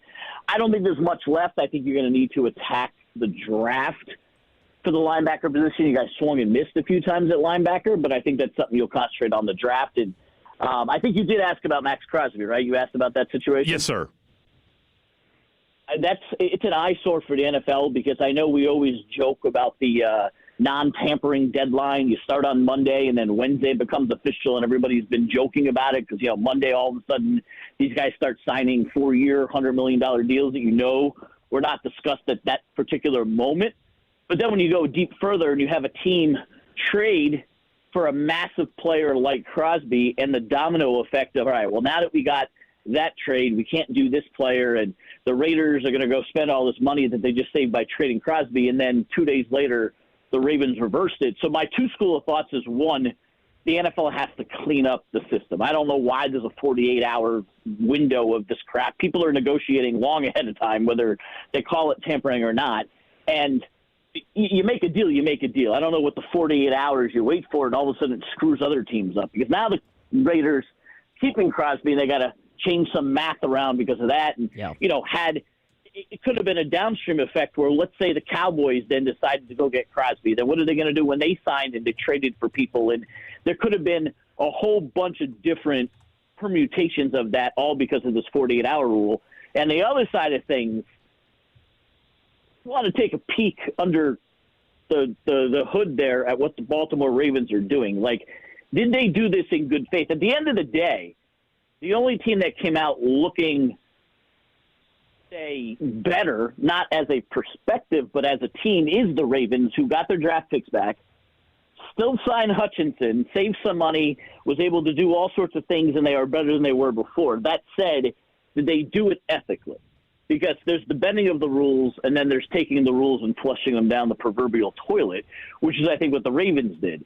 Because if you think about it, if you take a step back and say, is it possible for you to make a trade, hold on to it for 48 hours, see what happens to the rest of your team, and then pull it back and say, you know what, I changed my mind. I'm allowed to within 48 hours, and then go ahead and sign someone else, get your draft. It's not done the right way, and I think the NFL overall has to clean up their rules. Yeah, and going back to the Cowboys, I'm thinking about, the negativity that the fans have on this whole, losing Osa Odigizua, trading him away, but the fact that they did get a third in return, they signed Kobe Durant, are they painting a clear picture of them possibly trading up in the draft and getting a Caleb Downs or a Sonny Styles, regardless of what they do, eyeing the number 12 pick, you're going to have different opinions, right? Because they either draft a corner and then it's like, okay, well, you didn't get enough in the edge rusher. Or you draft an edge rusher, you didn't get enough in the secondary. So for you, when you look at this Cowboys pick, and, shout out to the Dolphins, fins up, Mansour Delane, that could decide a lot of what they do at number 12. What are you kind of eyeing for number 12 and who the Cowboys are going to end up drafting there? I mean, I think the Cowboys are going to continue to go on defense. I think they've made it very apparent that's where they want to clean up because their defense was bad last year. But you're right, the decision between whether they're going to go corner, whether they're going to go linebacker, what they're going to do. I think you look at the corner position. I think McCoy is a guy from the Volunteers who I think is someone that they've been married to, so to speak, in the social media space as a guy that can clean up their defense. But do they take the 12 and the 20 and trade up into the top 10 and get someone they need, a Bain or someone like that? I think that is a realistic option. I know Jerry Jones has been very vocal about making some moves, so I would not be at all surprised. They're one of, I believe, 3 teams who have 2 picks in the first round. That packaging them for a top 10 pick might be something that could happen for them. I just wonder what worries me the most, though, with this Dallas Cowboys draft. And we're talking with David Bierman from FanDuel Sports Network, and also you can find him betting with Bierman as well. What worries me is with the way this board may shake out. All right, because and one thing it does feel like, and I'm kind of eager for when the draft does hit, is that there is so much uncertainty. Like you have this pool of players that everybody expects to go in that 2 to 15 range, but we just don't know in what order or who's going to get what. I mean, we all know Fernando Mendez is going to go number 1, and then after that, it's an absolute crapshoot from there on out. But if 12 hits and, the linebackers are gone, the main edge rushers are gone, Mansour Delane's gone. Now, I don't know how they feel about Jermon McCoy. We haven't heard that yet. Avion Terrell seems a little bit rich at 12. I think I wouldn't want Thieneman at 12 either. And then, of course, I don't know that they're really in the market for a wide receiver. I could see a Mekhi Lemon being there, but you really want a wide receiver if you're the Dallas Cowboys right now. I've said if Jeremiah Love's there at 12 and you took him, how would you feel as a Dallas Cowboy fan? Hey, Jahmyr Gibbs went 12. That turned out to be okay. And that was a team that necessarily didn't need a running back at that point or wasn't expected to take one. What would be your initial thought if, or just kind of feedback if the Cowboys, knowing they need defense, grabbed a running back at 12? I think you'll hear the screaming from all across the world if that happens. I know that the Cowboys have been linked to a running back the last 3 or 4 years in the draft in the first round. And yes, Gibbs is a success story. It's just not something that has happened that often since Barkley was drafted up there. Obviously, you've had, you had the kid from Boise get drafted last year, and you've had Gibbs, so you've had some success. I just don't think that's where the Cowboys need to go. And it's funny because you look at the board, you say it's a crapshoot, and I absolutely agree with you. And if it's not Delaney or McCoy or Caleb Downs, almost everybody picked after the Cowboys pick in the mocks is an offensive player, whether it's a tight end in Sadiq, whether it's Fano at offensive line, Miller at offensive line. A lot of these guys are offensive players, and so where is that line where if you don't get who you get, do you flip to the offensive side? I'm not sure. I mean, obviously, Jeremiah Love's great. I love Jeremiah Love on the Dolphins as well, but as a Dolphins guy who has the pick right before you, I don't want the Dolphins taking Jeremiah Love at 11, so if I was a Cowboys fan, I wouldn't want the Cowboys to take Jeremiah Love at 12 either. It's just not – I don't think that's how you build a team, taking a running back in the top 15 picks. It's just not something I would do. I build in the trenches. I'm an offensive line, defensive line guy when it comes to the draft. That's where I build. You can go sign these running backs. And I mean, look at the Kansas City Chiefs. Like, they just got a premier running back because of a free agency. That's where I get my skill players. Yeah, no, building in the trenches is super important because, the jury is still out on, Tyler Guyton's health and, of course, Terrence Steele, right, bringing him back. There's questions on both opposing sides of the offensive line. I'm wondering, because I'm thinking about, if the players aren't there, they trade back. Is there somebody maybe like a Keldrick Falk in there, someone from Auburn that could be somebody that the Cowboys could take, or maybe even at number 20, there's some other safeties up there. I'm not so sure because I know Fred brings up Jeremiah Love, but to me, I don't know if Jeremiah Love is going to get past the Titans. He probably won't. And there's other guys in the secondary, whether it's a Dylan Thien from Oregon or it's Emmanuel McNeil Warren at Toledo. There's enough safeties out there. You could go the linebacker route and get a C.J. Allen. You get the kid from Texas Tech. There are enough linebackers and secondary people in there that I think if you're a Cowboys fan, you want to get out of the first round with two defensive players. If you ask me, you want a linebacker and you want a secondary player, and I think there are enough on the board that when you're at 12 and 20, you'll be able to get two of them. If not, maybe you do package it all to get one premier player at the top, or you trade down. But Jerry doesn't seem like the trade down person. Yeah. All right, David Bierman, we'll get you out of here with this. Let's throw you a little bit of a curveball, pun intended. I know you do a lot of betting. I know you get a lot of betting advice, and we've got the Texas Rangers win total is, for most what I've seen, is set at 83.5. I'm hammering the over because I feel like, yes, I understand right now spring training they've been mashing, but I just feel like with Skip Schumacher, it just feels like everything we've seen thus far from the players, from the way they've played thus far, and just kind of the overall, dare I say, vibe in the clubhouse. This is a team that just got a much-needed injection of energy. That's not a slight at Bruce Bochy, but the man was 70 years old. He came in, he got you a World Series, and in the last 2 years, it doesn't take Stevie Wonder to see that it was just not a good year.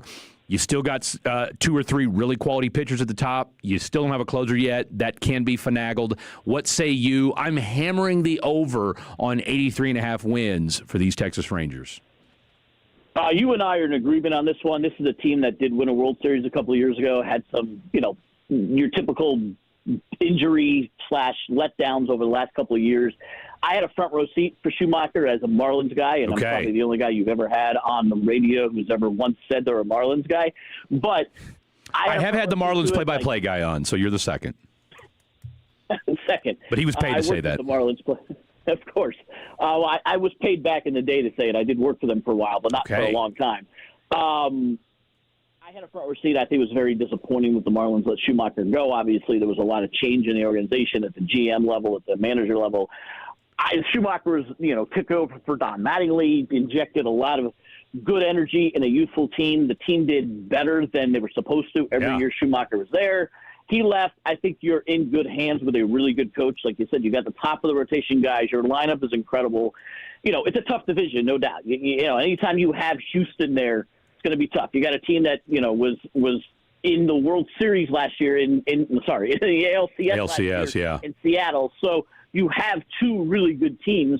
But I think the Texas Rangers will be right there with them. I would not at all be surprised if the Rangers return to the postseason this year with 87 to 88 wins, whether it's a division title or a wild card spot. I will be taking them in the prediction pools that I'm part of as a postseason team. Love I like what they have set up.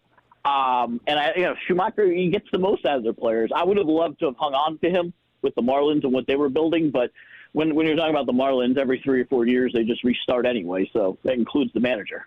Edgar Renteria is not walking through that door. I mean, that's just the way it is. No, right? I'm staring at an Edgar Renteria signed Sports Illustrated article magazine right in front of me right now in my man cave. Love Edgar Renteria. Tell you what a full circle moment for us. Tell the folks at home where they can find you at on the socials, DB, and where they can get your Betting with Bierman newsletter. Absolutely. You want the Betting with Behrman newsletter, go to behrmanbets.com and just throw your email address in there. It'll cost you $0 to get the free edition, which, by the way, every Monday is free. Wednesday and Friday, the first couple of picks are free, and the rest, you got to make a living, so it's behind the paywall, but only $9.99 a month. behrmanbets.com, but you can also go to my Twitter handle at David Behrman to get all sorts of content that I give out outside of the newsletter, because I only do it 3 days a week, like watching right now my Players' Championship picks on the Sunday afternoon. You can get those picks out there as well. And Betting with Behrman on YouTube. It's a new channel I just got out there, and I get out picks on there a couple days a week. Dave, great stuff from you as always, my friend. Let's do this again after the NFL draft, and we'll get some knee-deep in some NFL, as well as I know you're going to have some good NBA stuff on tap as well. Absolutely. Enjoy, guys. DB, take care, my friend. The one, the only, David Behrman, behrmanbets.com. Go check it out. You will be glad that you did. All right, we'll sprinkle in a little fair foul. We'll sprinkle in a little bit of rest of the sports day. Final 2 segments of the show. Don't you go anywhere. This is 105 through the Fan.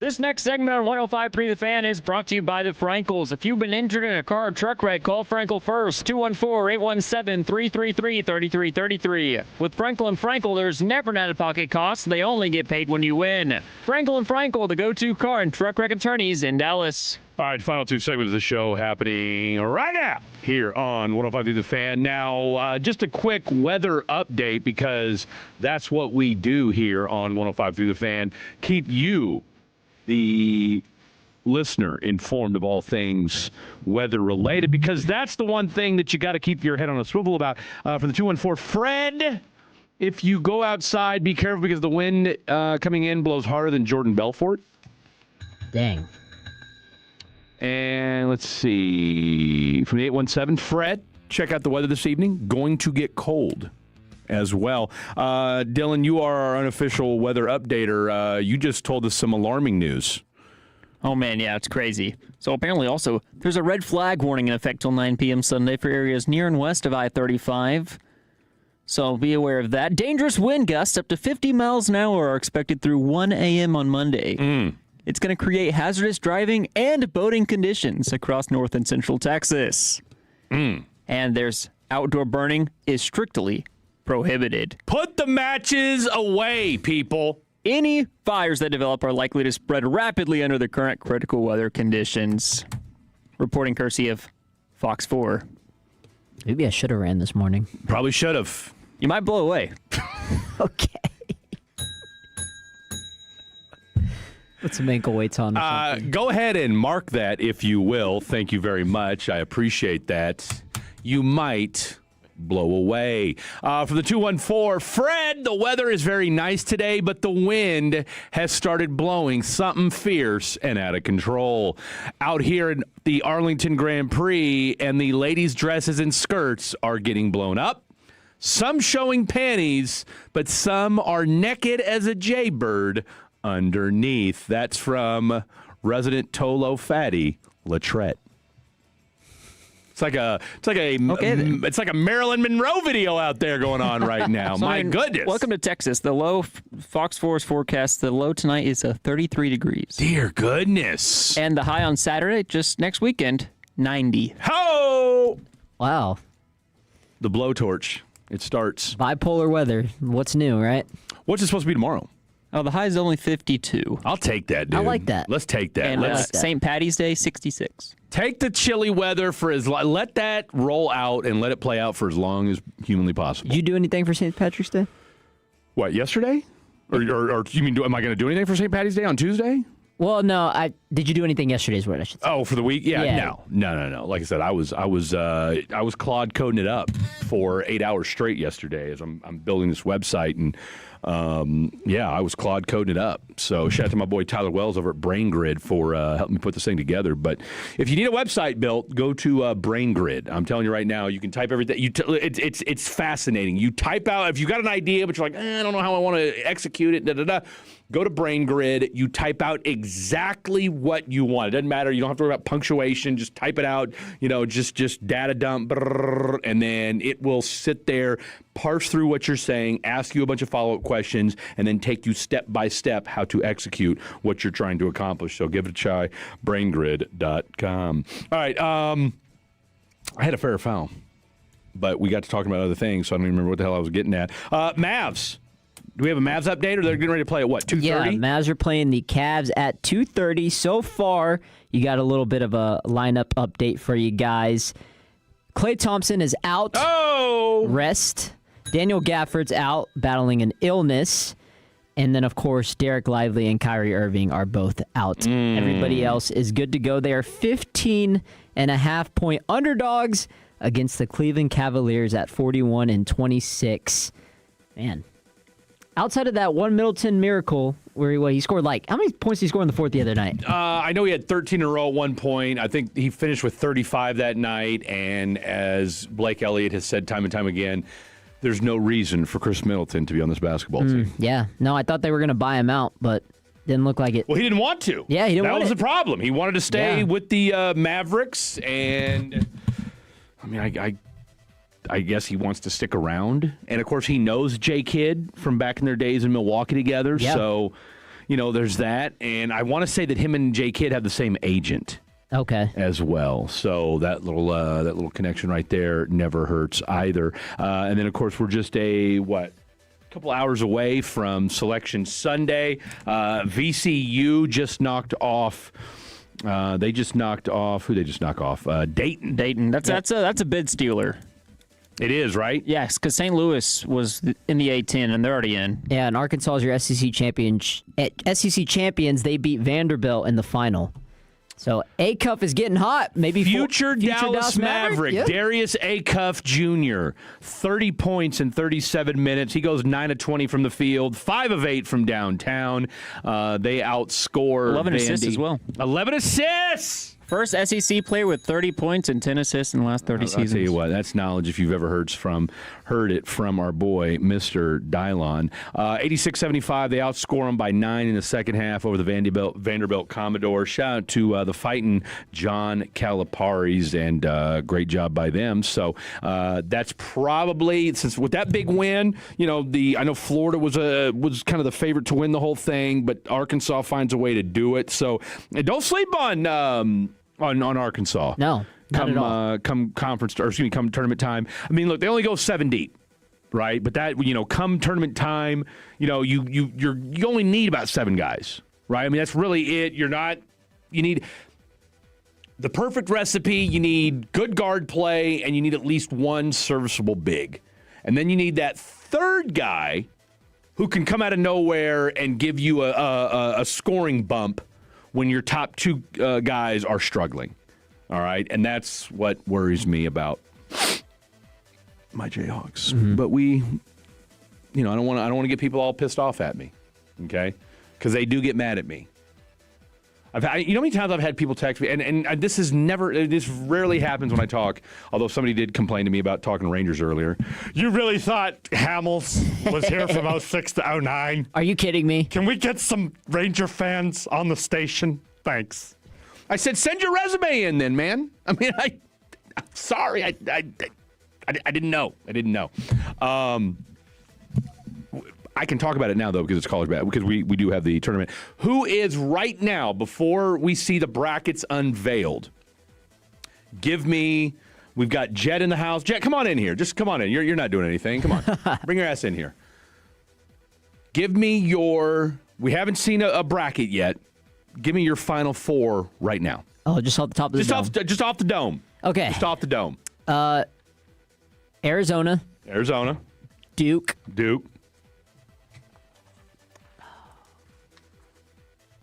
Zona, Duke is all right. Duke.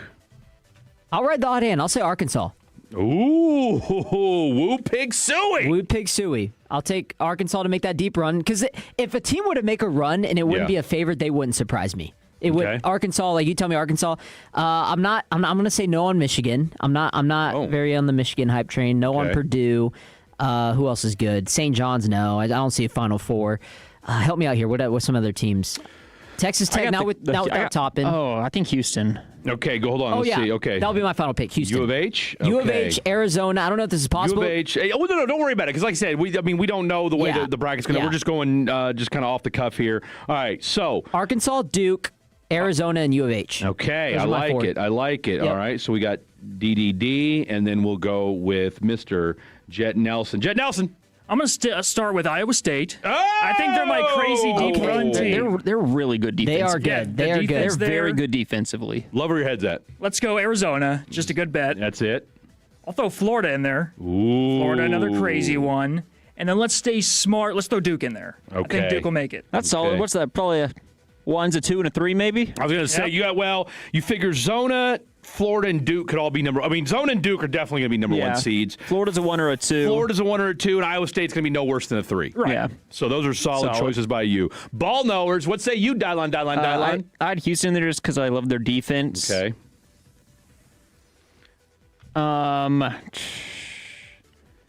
See, I struggle because of the Big 12 so good defensively. Yeah. I think I'm going to put Arizona in there as well. Okay. No shame in that. Let's go with... I want to put St. John's, but their offense scares me. It does. It does. They can be very streaky. Very streaky. You know, let's just put them in there for right now. Why not? I wrote it down. Let's write it down. What, I got one more? We'll go Michigan. Michigan. Okay. All right, and let's see. I mean, it wouldn't be right if I didn't give my 4. Let's start with, I've been saying Duke and Zona the whole time, so I can't bail out of that now. All right, so Duke and Zona. Let's see. My third team, you kind of...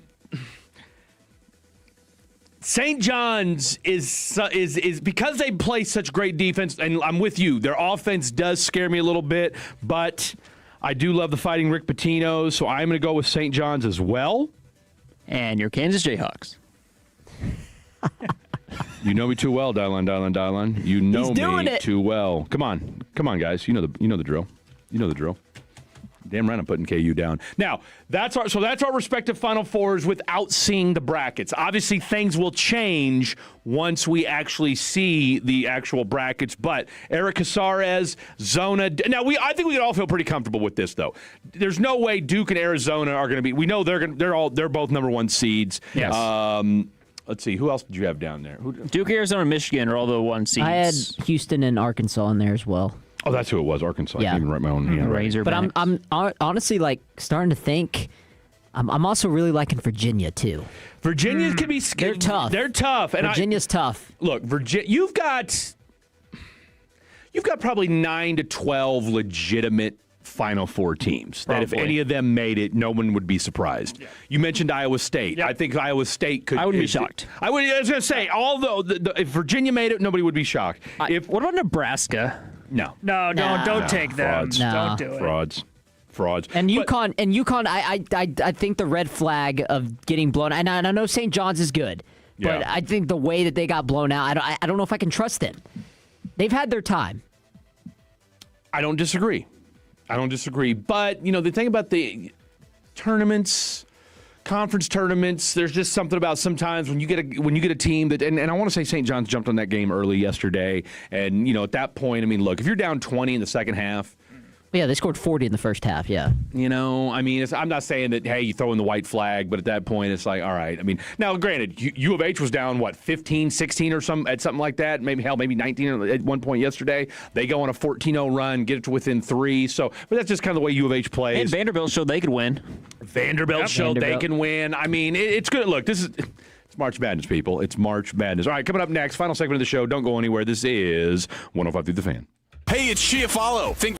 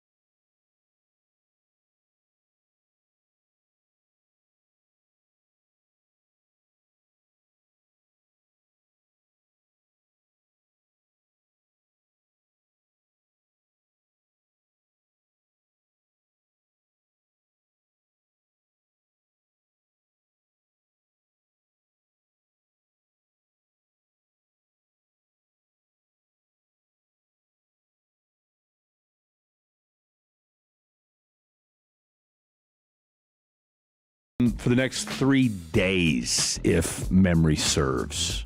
We've got Rangers spring training, so you will have no Fan After Dark for the next few days, and we'll be doing the damn thing out in our everyday life. So, give us a follow at the Freddie D, at Blake, at Blake Live __. Eric, where can the folks find you at on the socials and the Twitters? Yeah. So mostly active on TikTok, actually, surprisingly. Okay. So Rick Six. That's your genre. Yeah. Rick Six Podcast on TikTok. Do most of my yapping and videos on there. So follow me on there. Twitter. Now, is that the number 6, or is that spelled out?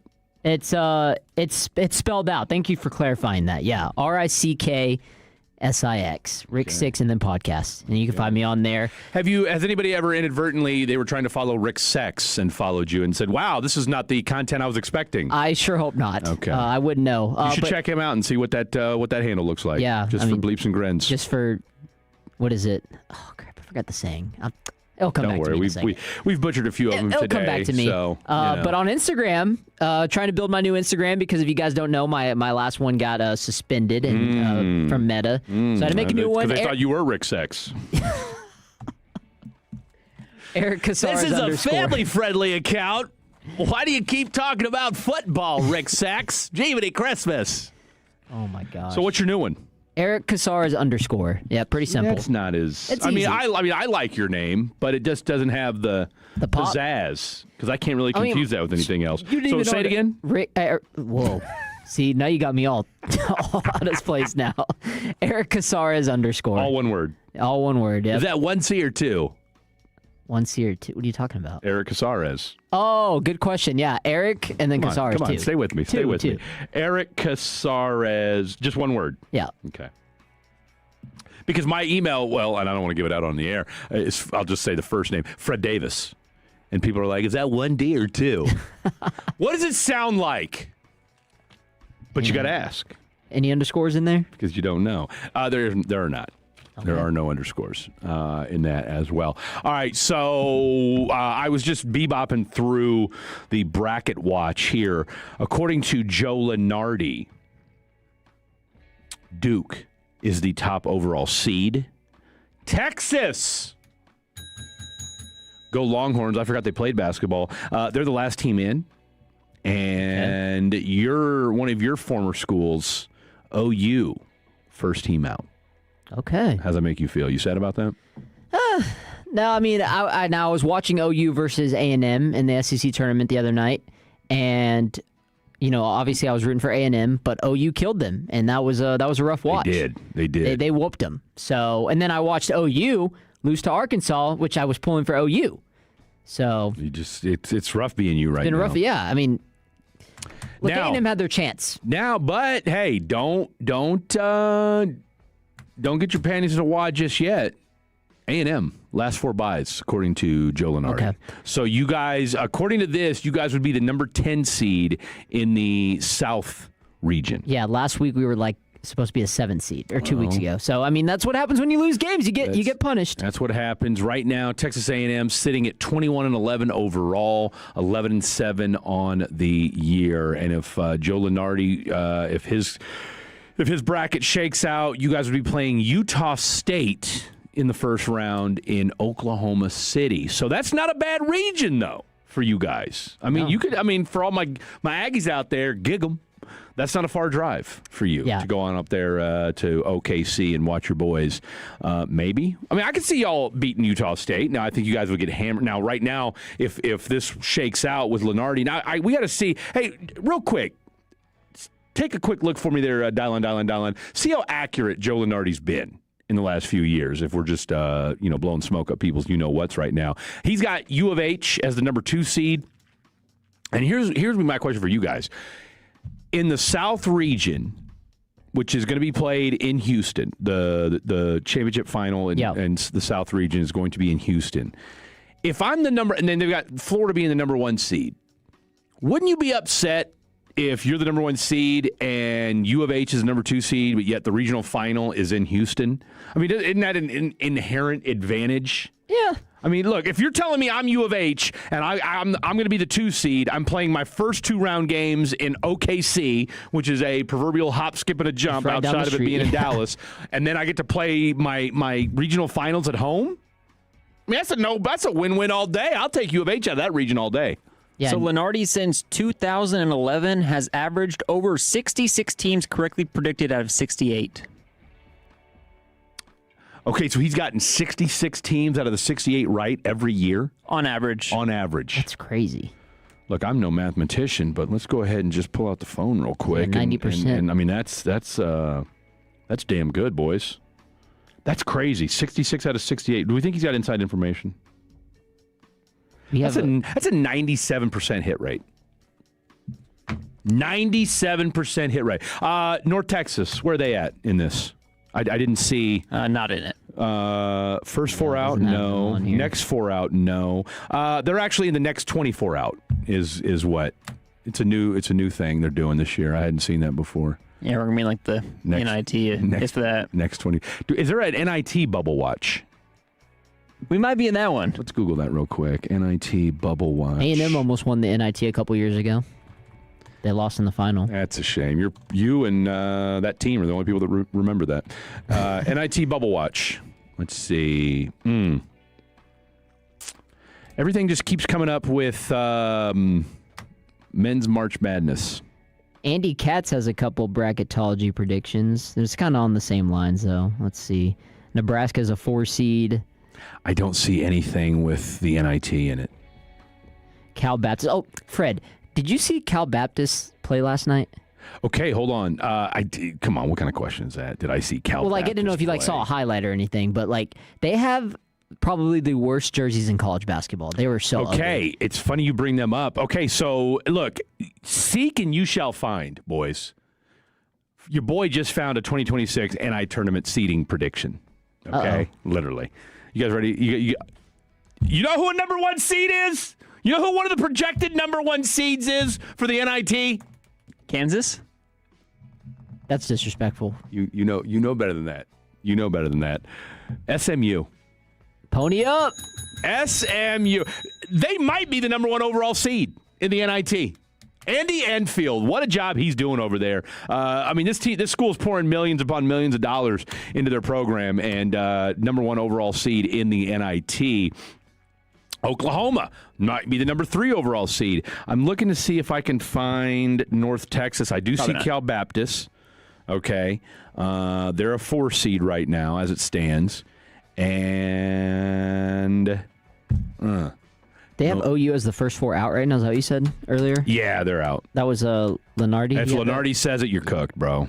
You're done. And apparently they canceled the CBI this year. Oh, they did? I am so... And the Texas high school tournament's over, so you guys won't be able to play in that. Yeah. Shout out to North Crowley, by the way.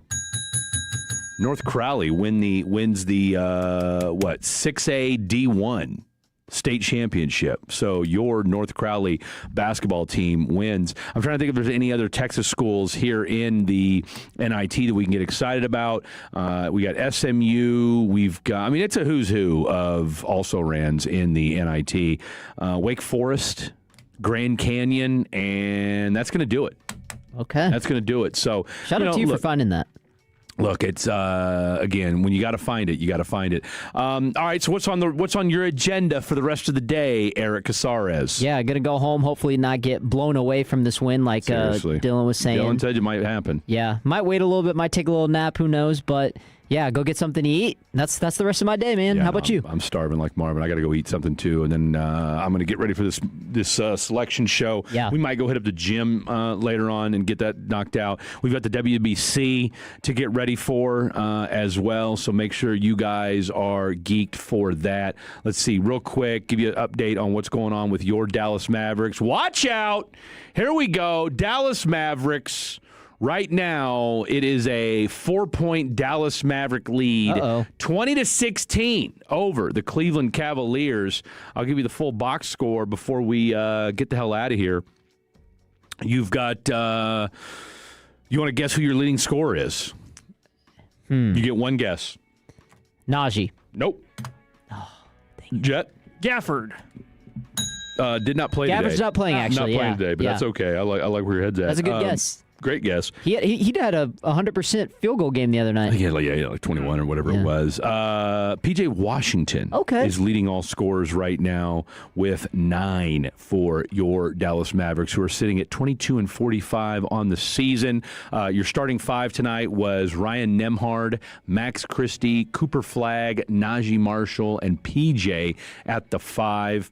And Marvin Bagley has been the first guy off the bench so far for your Dallas Mavericks. Meanwhile, for the Cleveland Cavaliers, they're being led right now by Dean Wade with 7. Evan Mobley, James Harden, Donovan Mitchell, and Keon Ellis were all your 5 starters. And Dennis Schroeder has already checked in as well. So that's your matchup today. 23-16.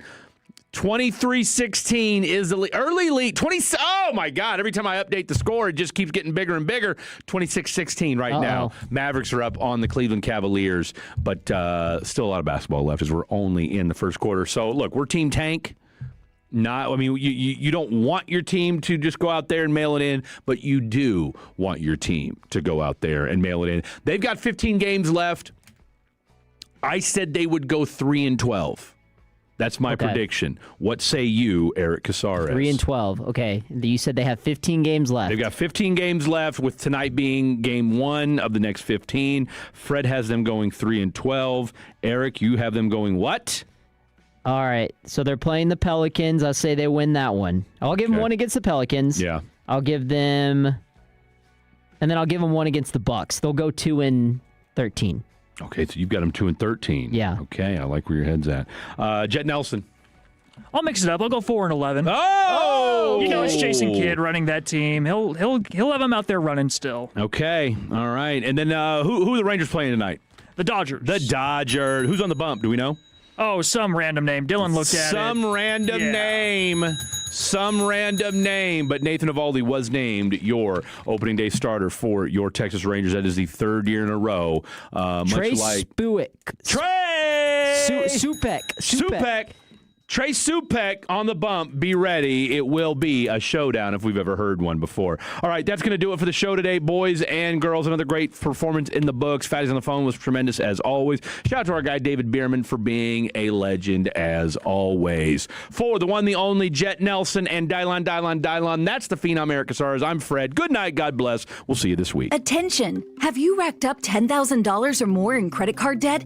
Are you barely getting by making minimum payments? With credit card debt reaching all-time highs, National Debt Relief is notifying consumers about significant debt relief options currently being made available to help those with overwhelming credit card debt. These options